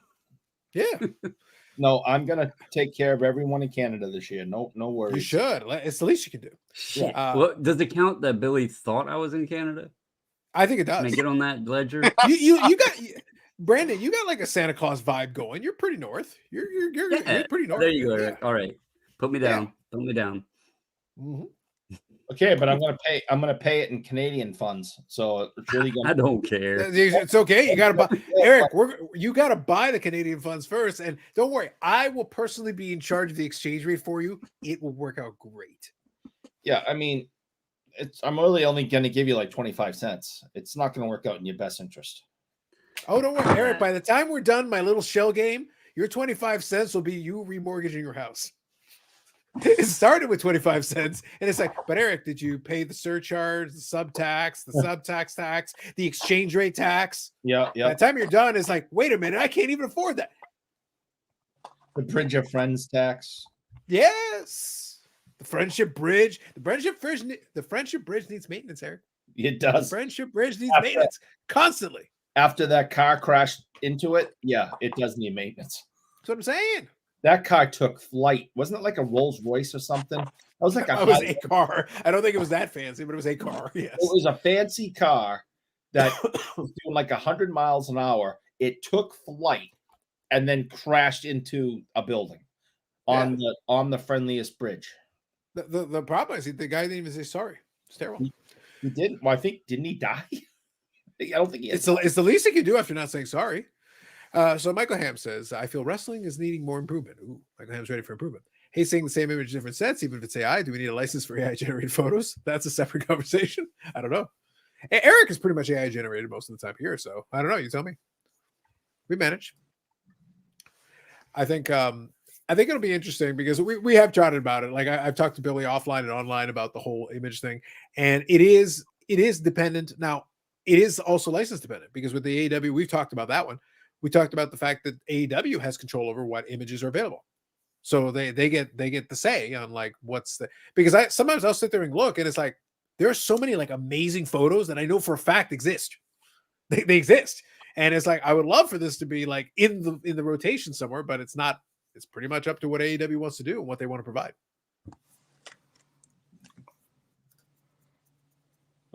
Marvel gets a lot of images duplicated as well. Yes, I have seen a little bit of that. I'm less familiar with the Marvel, but I have seen some of that.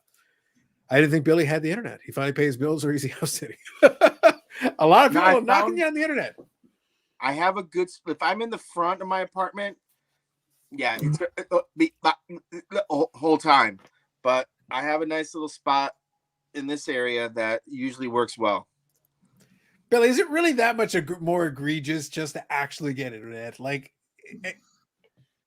I understand you've got the phone plan thing, but you really have no use whatsoever for actually having internet in that apartment. You'll start a GoFundMe if you need it, buddy. Like you could watch Netflix and shit, like you could. I do. I use my phone. I have a computer. And you connect it to and use your data for the phone on the computer. I have unlimited data. He just looks at the buffering as if it had commercials. Everybody has unlimited data. Yeah, so it works. Okay, it's not 1998 where like every minute you had to pay, an egregious amount of money. Everyone has unlimited data. Not when I go to Canada. There was a post. No, in Canada, in Canada, that's not true. In Canada, there are unlimited data plans, but they're basically Eric's like button money. There was a post. I don't remember where it was posted, but it referred to the whole 90s and the unlimited thing. It was something. I'm not gonna quote it word for word, but it was something like in the 90s we would stay up and wait till after 9 to call people. Yep. And now today we have unlimited calling and we call nobody. Yeah. That's because we didn't have my favorite. I just saw one of those videos and the guy has a box like the dad, and then they just, or the mom or whatever, and they undo the thing like, all right, call this number or whatever. And it was a rotary phone. And they're trying to figure out like, okay. And the only one they could figure out was the 0, but they couldn't figure out how to do like individual numbers and all. It was they're like, you have a minute or something to call a number, and they didn't know how to dial 7 digits. Yeah. Well, I've seen there was a channel before they started having trouble with the studio that did it. It was just called React. And originally it was called something else. It was the Fine Brothers who did that. But they had a bunch of videos, different reactions to movies, music, TV shows, whatever.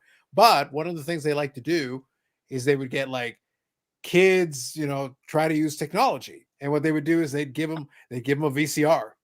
They'd give them a rotary phone. They'd give them a Walkman. They'd be like, all right, play music or play the movie or whatever.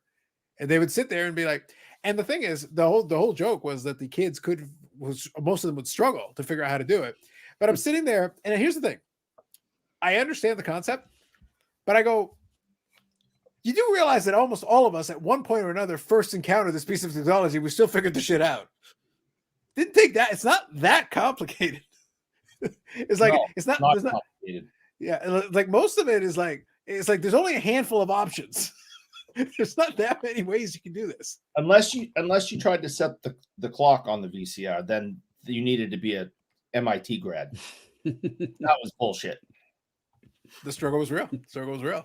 I just find it funny. Now, part of it is also that I've always been technologically inclined, and I ended up down that line of work, doing much more complicated stuff and trying to explain that to people. But I'm sitting there like, VCR really isn't that bad. If your job is just to get the damn tape in there and press play, it ain't that hard. No, pretty easy. I don't feel like I'm asking too much of you to figure this one out on your own without needing explicit instructions. If it was a basic one, I'm going to go ahead and admit earlier this evening, I was trying to test a older model Pioneer CD player. It come with a single disc magazine, but you could put like the 6-disc one in it. And I had never messed with it before. Like I've never seen one like this one. And I was sitting there and I kept putting the damn magazine in it and it wouldn't do nothing. So I would eject it back out and put it back in. And I was like, so I actually went on Google and I was like, okay, how is this one supposed to work? Because apparently when you put it in, it had like a carriage tray that was supposed to swing it back and actually like lift the disc to put it where it would read. And it just wasn't doing anything. So I finally acknowledged that the damn thing was broken and not working properly. But I was like, is it really that bad? Like, put the damn disc in, close it, and it just wouldn't do nothing. Apparently there's a sensor in there to locate the magazine or whatever to tell it to take it and lift it, and it's known to be faulty. So, but you know where you can have some fun though, like if you wanted to be a little bit more complex, if you wanted to be a little bit more involved than that version of it. I don't know. Do you remember, Eric? I don't know if you remember this, but and for a stretch of time, the old computers, like old larger computers, you could run the software off of cassette tapes. I don't know if you ever played around with any of those. Oh, I don't recall cassette tapes. So you could use cassette tapes in especially some of those older models. But what happened is now you have to connect it correctly because it also used the right kind of player. But the cassette tapes themselves could hold data, and they would play, and you'd be able to run the program off of a cassette tape. So are you talking the zip drives or? No, I'm talking about cassette tapes, literally cassette tapes. Okay. This is like in the 80s. You're talking in the 80s. So you'd have like basically effectively a Walkman, but it'd be one that was capable of connecting to the computer with the correct connection. And then you could run the software off of the cassette tape. Because at the end of the day, it's data. As long as you can put the data on the thing, the medium is not important. It's can the thing read it and can it send the signal? Those are the only two things you need to do. And as long as it can do those two things, you can feed the information to the computer and it'll understand that you're doing a piece of software. But it's that one would be a little bit more complicated. That'd be a more advanced version of that little game because it's like it's not just figuring out. You got to get it in there. Yes, put in the cassette. It's not a big deal. Connect it so that the computer will actually read it. It's a little bit more work. It's a little bit more complicated.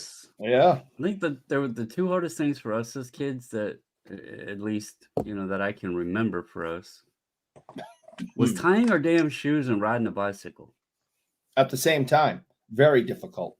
Well, that was like juggling knives, asking for death. But yeah, and Eric is still trying to this very day. But I mean, think about it. They gave us training wheels to learn how to ride a bike, and then they literally wrote books with like picture instructions on how to tie our damn shoes. And if that didn't work, they just gave us the ones with the Velcro straps. That was but really, what else couldn't we figure out? We were so curious as kids, we would figure it out. Well, but the thing is, and Brandon, I agree with you about the curiosity thing, but you got to admit people are pretty stupid. There's a reason rule number one exists. It's getting worse. But my favorite thing though is that there would be that generation where when I was a kid, I was curious to figure this out. Yeah. You're the same person that when I worked retail, you're the same person as an adult. When I work retail, it's like they'd walk up to me and be like, "Do you know where I could find, a Green Bay Packers felt, thing?" And I'd be like, "You mean like this?" And I'd be facing you, and it would be behind me, and I'd still be able to do this. I'm literally standing in front of it. It's right behind me. And you'd be looking at me and you can't see the shit right there. And then the person would be like, damn right, bow your head down in shame.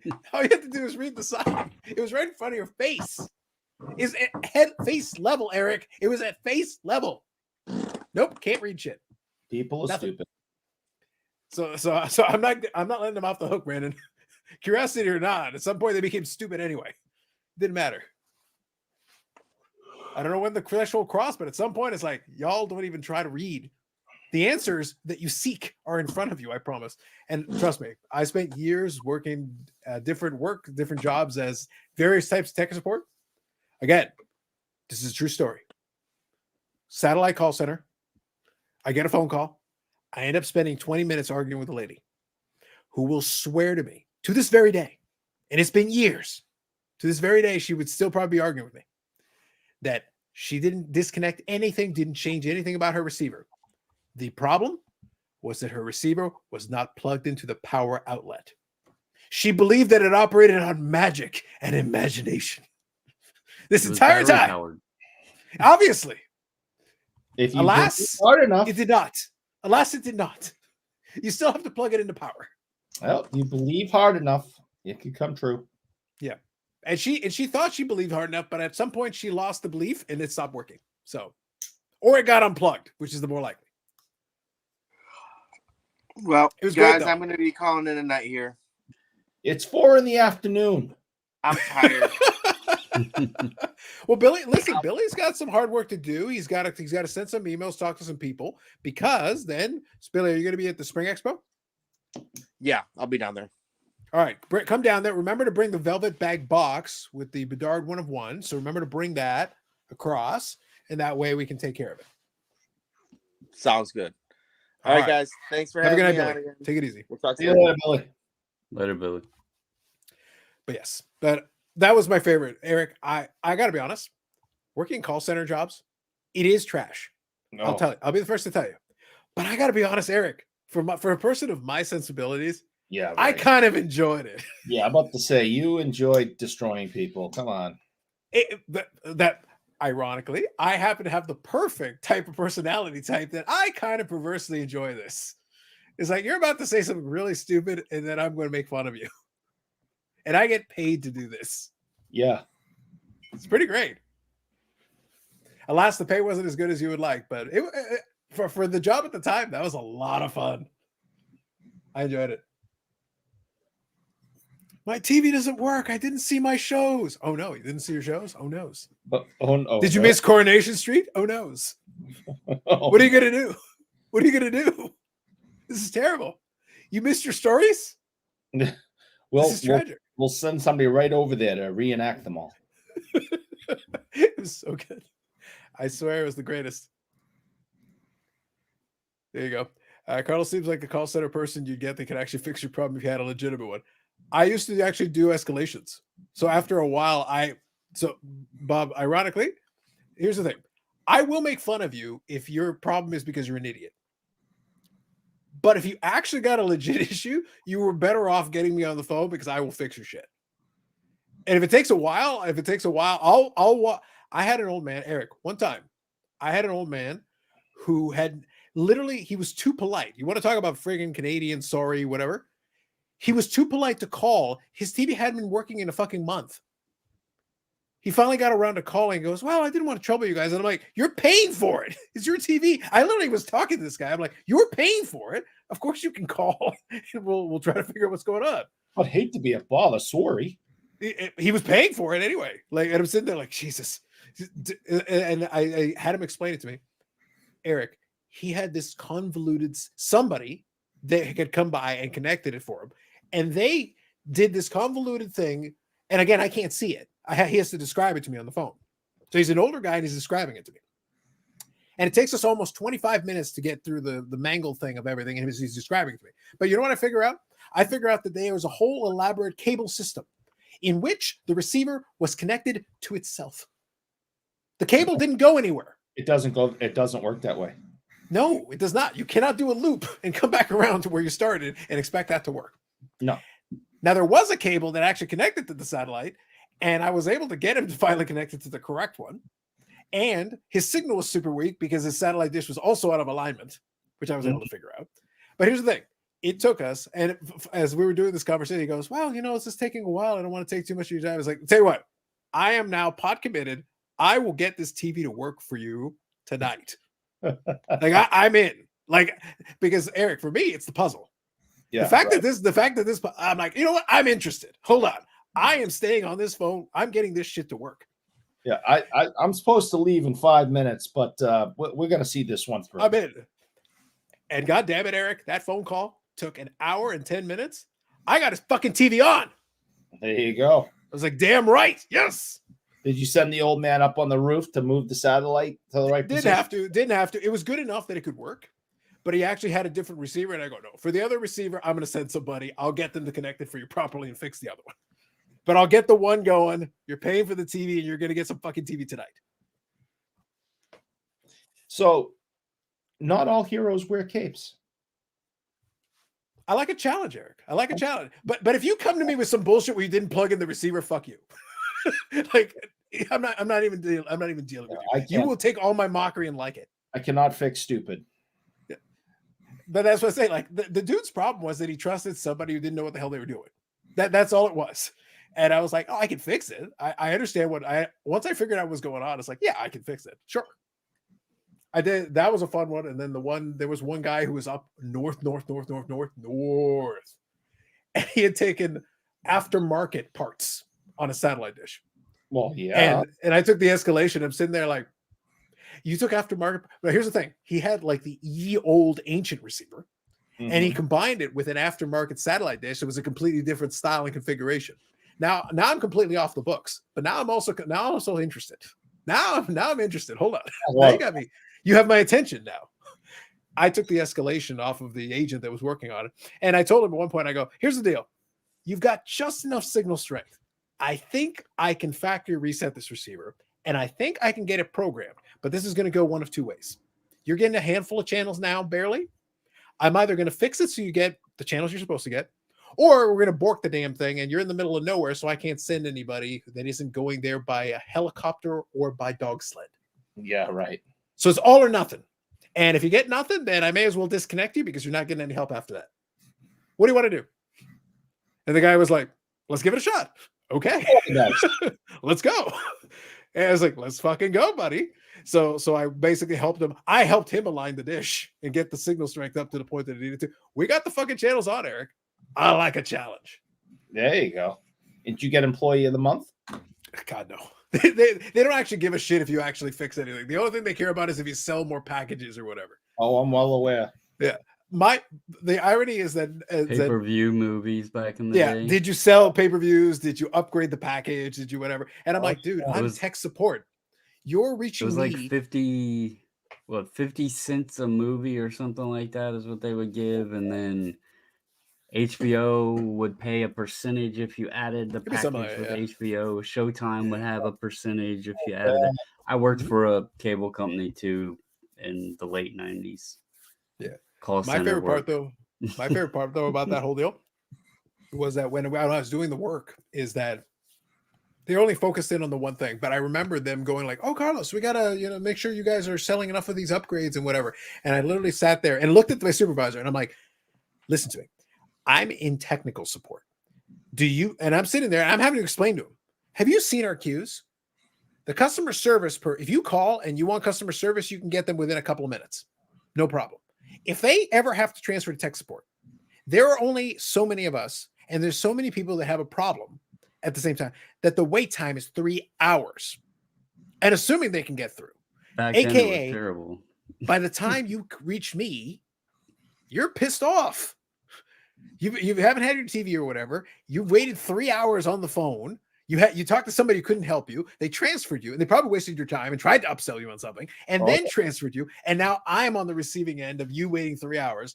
And half the time, I'll be honest, Eric, half the time, it was some shit that I can fix inside of 2 minutes. And you're like that, and they're gonna be like, "That's it."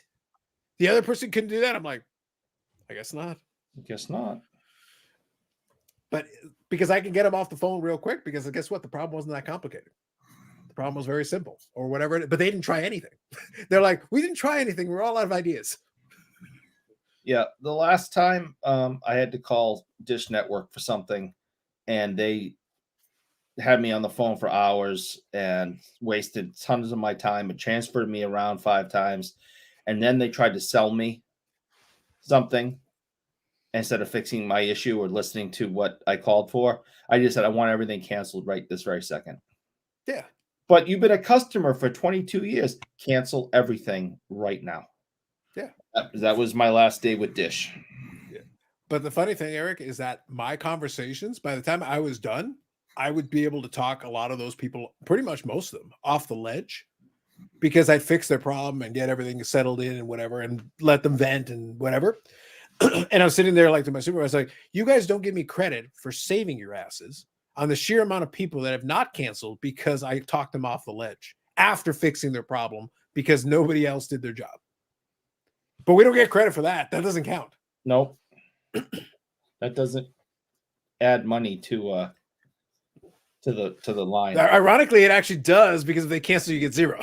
So it's like, and by the way, a new customer costs money until they've been there for like 6 months to a year. So in reality, retaining an existing customer is actually more money in your pocket. But they lost me after 22. I had enough. Yeah, Bob Jackson says Dish is on a shit list as well. Yeah, the company that I did it with was Shaw Direct Satellite, who was Star Choice before that. Don't know if all of y'all know Star Choice. So no. Star Choice was the one they did. They ran Star Choice for years. Apparently, when it was Star Choice, people liked it better. They got taken over, and I got taken over. Funny enough, it changed a little bit after that.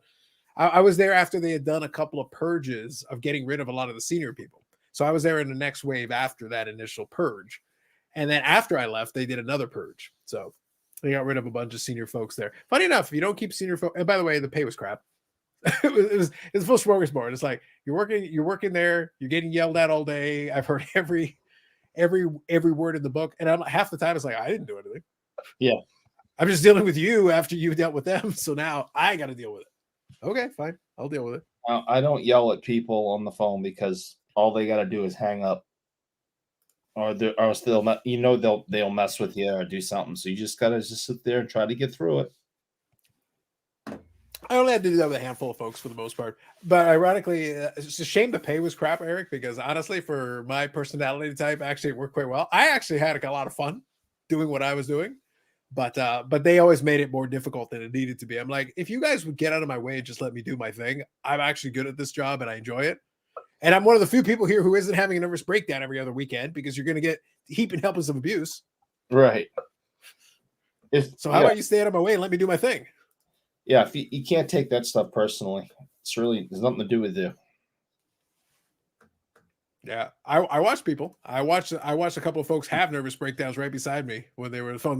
That was the last one. Even ones that had been there for years, it was like that was the last straw. That was the one that broke the camel's back, and that's it. After that, they were done. There was nothing they could do after that. That was the guy. That'll be Brandon after he fields a couple more SGC calls, a couple more holders, some fingerprints on them. He goes, no. You want to know how I know that he was really mad? I was watching his live the other day, and I was even being nice and complimentary in the chat because I could tell he was stressed out. He's like, I am not in the mood for your shit. No, I wasn't ignoring you. Honestly, when I'm explaining things like that, I don't even read the chat usually. I just try to get it all out there and just explain it all and get it over with. Spill it all on the table. I hope he's calmed down by Friday. Actually, I had to go through them all this morning. But I mean, we're sending another order out Monday. We will see how that one goes, and just no excuse for it. None. Take it from there. But hope somebody gets fired. Anyway, fellas, I think I'm gonna hop off and it's 12. Well, I'm actually trying to wind her down. I'm actually trying to wind her down, so I'm about to shut it off. 12:05. It's time to go. Yeah, we're there. So anyway, folks, I appreciate you hanging in there. The last couple of weeks has been fun. It's been kind of funny. I've enjoyed the shows, but at the same time, I'm like, I don't think there's been a lot of rewatchability on them because it's like it's just randomness, jumping from one thing to another. This is what happens, Eric. This is what happens when Ken Golden doesn't light himself on fire. Right. I've been waiting and waiting. I've been teaching it to you. Brandon, could you tell collectors, your new boss, employer, board member that you are, could you tell them to buy some other shit or something that make it interesting? Like, I don't care. Buy something. Buy a bowling alley. I don't care. Man, Ken's actually been quiet. That's what I'm saying. I was hoping something. Help me out here. He's been really quiet. Here you go. Bob Jackson gets the last word. By the way, thank you all for hanging out. Appreciate Billy. Appreciate Brad coming in. Appreciate Yannick joining in. We had a nice little panel. I'll reach out to some folks and see if we can get them in there to add a little bit of additional spice with some topics. What's funny is, once again, we showed some stuff. Didn't necessarily have to show a lot of cards. Sometimes it happens. It's the way it works out. But anyway, we had some fun. So hopefully you enjoyed I the Friday actually night. bought cards yesterday. What? Yeah. Don't try to spring some kind of shit on that and be at the last minute. No, You buying cards, you crazy. cheap bastard. Good Lord. We'll discuss that Monday. Yeah, we will. All right, folks. Have yourself a great night. More videos coming up on the channel. Podcast episode will be out dropping on the Tuesday, as is the norm. I want to thank AMG and AMG Collectibles YouTube channel for supporting the channel and the live stream. Also, will be another episode coming up with some more stuff. And now that we're over 250 subscribers over there, now it's going to be the celebration, the carnival. I'm not promising that, but maybe. Who knows? Anyway, so that'll be it for us. We'll catch you in the next one. Thanks, guys.